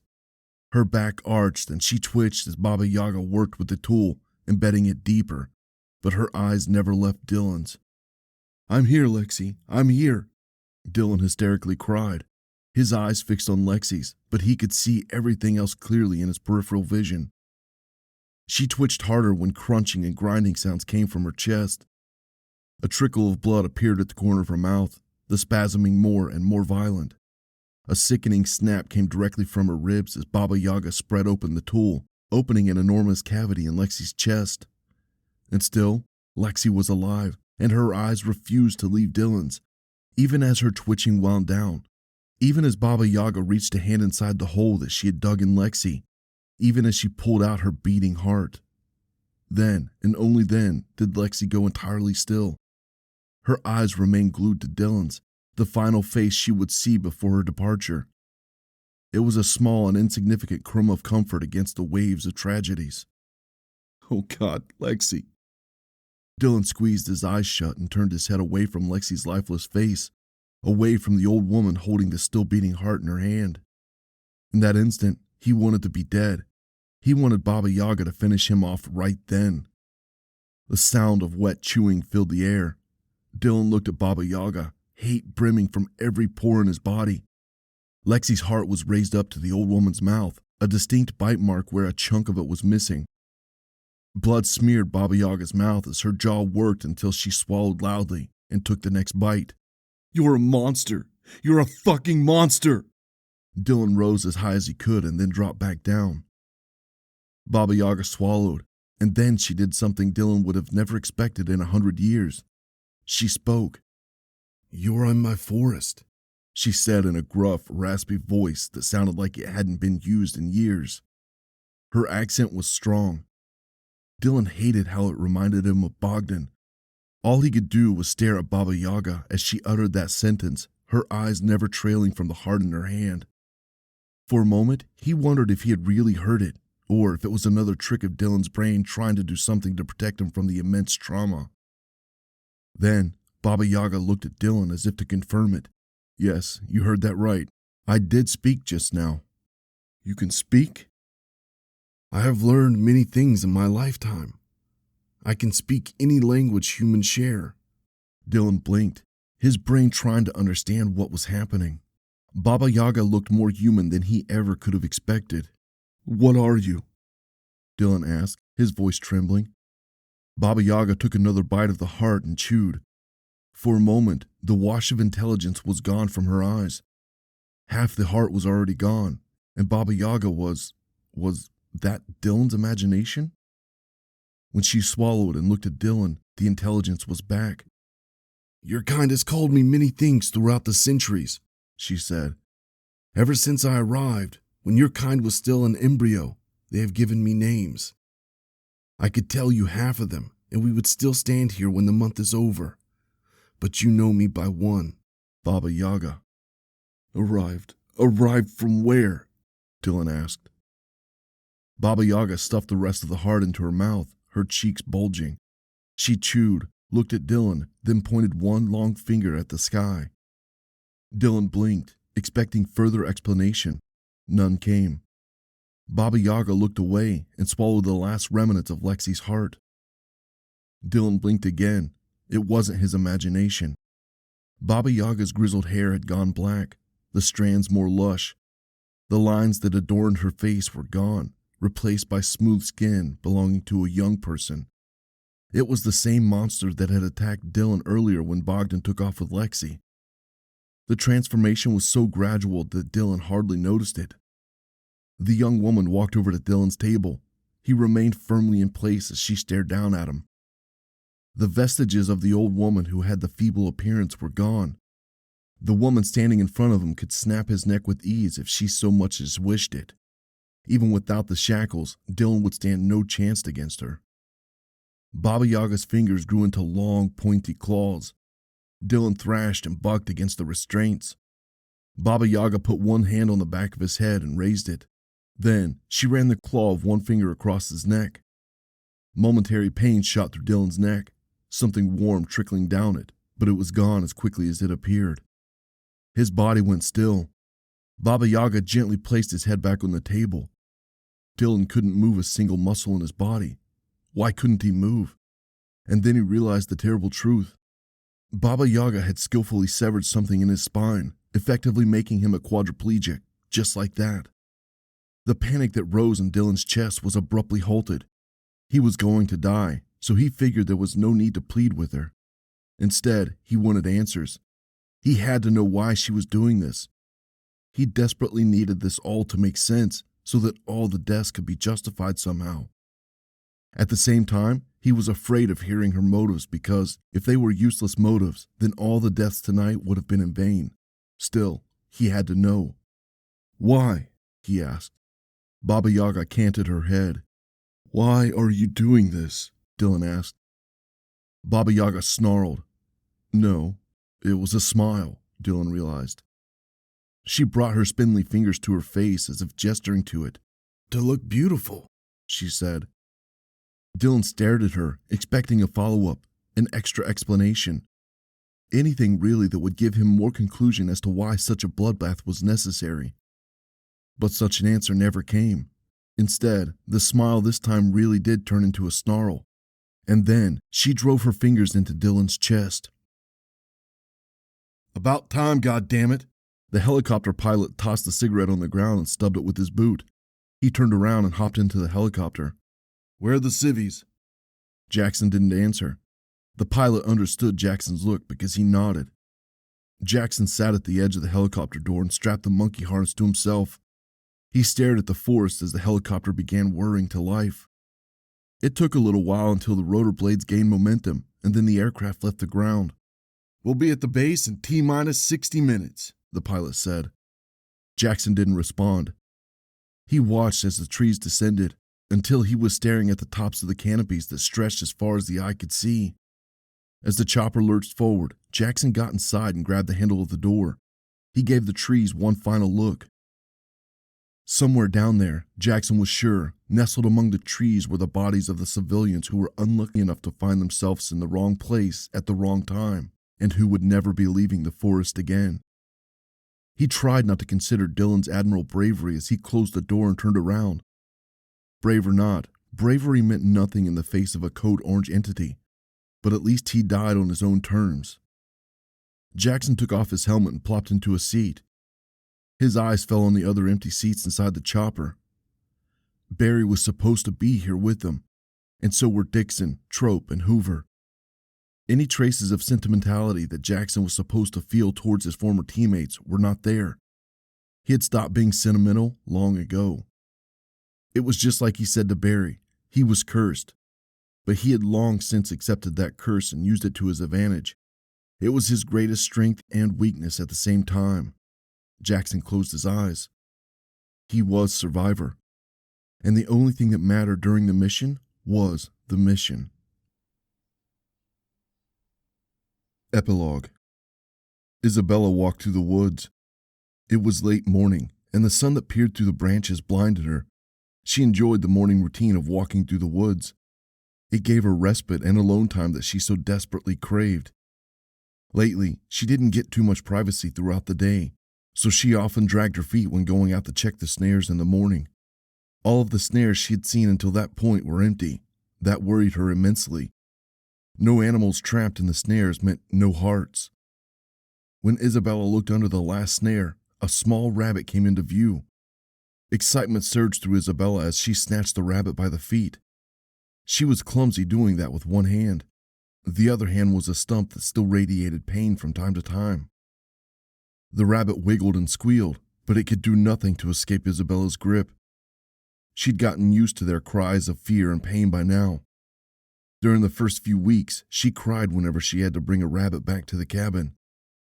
Now it was just a part of her routine, nothing emotional about it. Isabella spun and sauntered back in the direction of the cabin. The snares had been placed some distance away since animals refused to come close to the vicinity of the cabin, but fewer and fewer showed up even there as of late. If it continued that way, the snares would need to be moved even farther away. Isabella descended the hill and then climbed another elevation. Her stamina was so much better lately, until she reached the abandoned village. She never got tired of its ancient beauty. Sometimes she would sit in the middle of the cobblestone street and listen to the chirping of the birds. Those were fleeting moments that gave her repose from the daily chores. She didn't think about running away, not anymore. Not after that fateful night when Baba punished her for being disobedient. Isabella looked down at the stump of her hand. She could still feel her fingers there sometimes. Phantom pain, that's what they called it. Escape from Baba was impossible. This was her life now, and the moment she accepted it, living with that knowledge became a lot easier.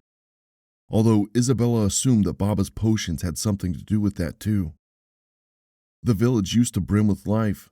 That was what Baba had told her. It had been a happy bunch of people minding their business, just like Baba. They happened to build their village close to her hut, and being alone for so many years, Baba had gone to introduce herself. She was still young back then, young by Baba's standards, but way past the age of living for any mortal. Baba wanted to introduce herself to the villagers. She ate the heart of an animal to assume her temporary young appearance and went to the village. She introduced herself to the villagers with gifts, but they were too distracted because the leather worker's daughter had fallen ill with an unknown disease.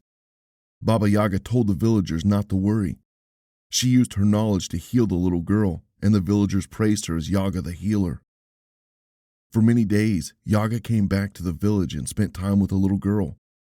They had become like grandmother and granddaughter, or more like mother and daughter, because the girl's mom had died years earlier. Baba Yaga had never loved anyone as much as she loved the girl. But then, the little girl began behaving strangely. The villagers had found her one day in the woods, crouching over a dead rabbit. The heart of the animal had been ripped out, and the girl had eaten it. The villagers suspected black magic, and they gathered with torches and sickles and pitchforks, and they went to Baba's house. Seeing the old woman, and not the young lady who had healed the little girl, the villagers' suspicions that she was a witch were seemingly confirmed. Baba Yaga tried to explain herself, but the villagers wouldn't listen. They tied up Baba Yaga, and then burned the little girl alive. Even her father watched as she burned at the stake. No one intervened. When all was done, they warned Baba Yaga to never come close to the village, or the same would happen to her. The death of the little girl broke Baba Yaga. She tore free from her binds, and then returned to the village, and then she slaughtered every man, woman, and child that lived there by tearing out their hearts and eating them. The population of the entire village had been wiped out in a single night. Eating the hearts of humans had corrupted her. It showed her how beautiful she could be even if just for a fleeting moment. She had become addicted to it, and with each human that stepped into her domain, she would consume a heart, temporarily becoming young in appearance. At the same time, it was her revenge against humans. But the more hearts she ate, the weaker the effect had become. The appearances not only lasted a shorter time, but they also disfigured her, made her into a terrible monster. And still, she could not stop for years, decades, centuries. She still couldn't stop. But she did change. When she found Isabella, she saw that little girl in her, and that awoke a dormant protective instinct that she had long ago forgotten about. Isabella's resemblance to the girl was what made Baba Yaga spare her life in the first place. Now, she protected her, even if it didn't feel like that at times. Baba Yaga loved Isabella because she was like the girl, and she hated her because she was a human. Isabella descended the ravine and stopped in front of the door. The rabbit in her hand had gone limp. Isabella looked down at it to see if it was still alive. The quick rising and falling of its chest confirmed that it had simply given up resisting. Isabella pushed the door open and stepped inside. Baba was in the working room, mixing something up at the desk. "Baba?" Isabella timidly called out. Baba jerked toward her, a wheezy gasp escaping her mouth. When she saw who stood at the doorstep, she turned back to the desk. "Baba, there was one rabbit in the snares." Isabella raised the rabbit. "Put him on the table, daughter," Baba said. Isabella did as instructed, but refused to let go of the rabbit. A moment later, Baba was next to Isabella, a flask of purple liquid in her old fingers. She threw her head back and imbibed it until the concoction was entirely gone. She then nodded at Isabella, her eyes fixed on the rabbit. "Now, do it like I taught you." By now, Isabella knew how to rip the heart out. She pressed the rabbit onto its back with the forearm with the missing hand, picked up a knife on the table, and raised the blade. The rabbit knew what was coming. It squirmed and screamed until the blade went through its tiny body. It twitched a little and then ceased moving. "Now, quickly, while it's still alive," Baba said. Isabella carefully carved a hole in the rabbit's chest. Then she dropped the knife and dug her fingers inside. She pushed through the slippery liquid until she felt the lump that was the heart. She gently closed her fingers around it. Baba had said that one had to handle the heart like a butterfly, not squeezing too hard to damage it and not too gently to let it get away. The tiny heart pulsated in Isabella's hand. Good. Give it here, daughter, quickly, while it still beats," Baba gingerly said, a titter escaping her mouth as she brought her hands forward, her palms upturned. Isabella dropped the heart in Baba's hands. Baba tossed the entire heart into her mouth. She gave it a few meager chews before swallowing it whole. She then froze, her eyes frantically darting around the room. A hand rose to her face, then the other. She touched her sunken cheeks, her nose, her forehead, her hair. "Is it working? Is there any difference?" Baba asked, her eyes wide like saucers as they trained on Isabella. "Yes," Isabella lied. The word left her mouth before she could think because she knew that if she didn't answer fast enough, Baba would punish her. "Liar!" Baba bellowed. She let out a screech, slammed her oversized palms on the table, then grabbed the dead rabbit by the feet and flung it across the room. The rabbit's body whacked against the wall with a thud, leaving a stain of blood on the place of impact. Isabella's shoulders instinctively shrugged in startlement, but she didn't dare move. If she did, it would only infuriate Baba even more. "It's not good. This is your fault," Baba screamed at Isabella. "I'm sorry, Baba." Tears ran down Isabella's face. "Do not cry with me, you little peasant. Shush." And then Baba's face went slack. She looked up and remained frozen like that for a moment. A smile stretched her lips. Only a few teeth remained in that mouth. Although Baba Yaga looked like she was in the grave with one foot, Isabella knew she would continue to live for hundreds of years more. Baba Yaga looked down at Isabella, her face full of joy. Humans! Humans! She grabbed Isabella's hands and let out a shrill laugh while twirling in a dance. She then became serious as she said, "Daughter, go out there. Do your thing. Distract them just like you did with the ones before. I will do the rest. Do you understand?" Yes, Baba. Isabella nodded. Good, good. Now go. Baba pushed Isabella out the door. Isabella was already making her way toward the village where she would wait for the passersby to approach. Then she would fake being injured and needing help, and they would come to assist her. By then, it would be too late to leave Baba's woods. Daughter? Baba called out. Isabella turned around. Yes, Baba? Baba stood at the door glowering at Isabella. Do not play any tricks this time, because if you do, it will be you on that table again, and you will lose more than just a hand this time. With that, she slammed the door shut before Isabella could respond. What choice did Isabella have?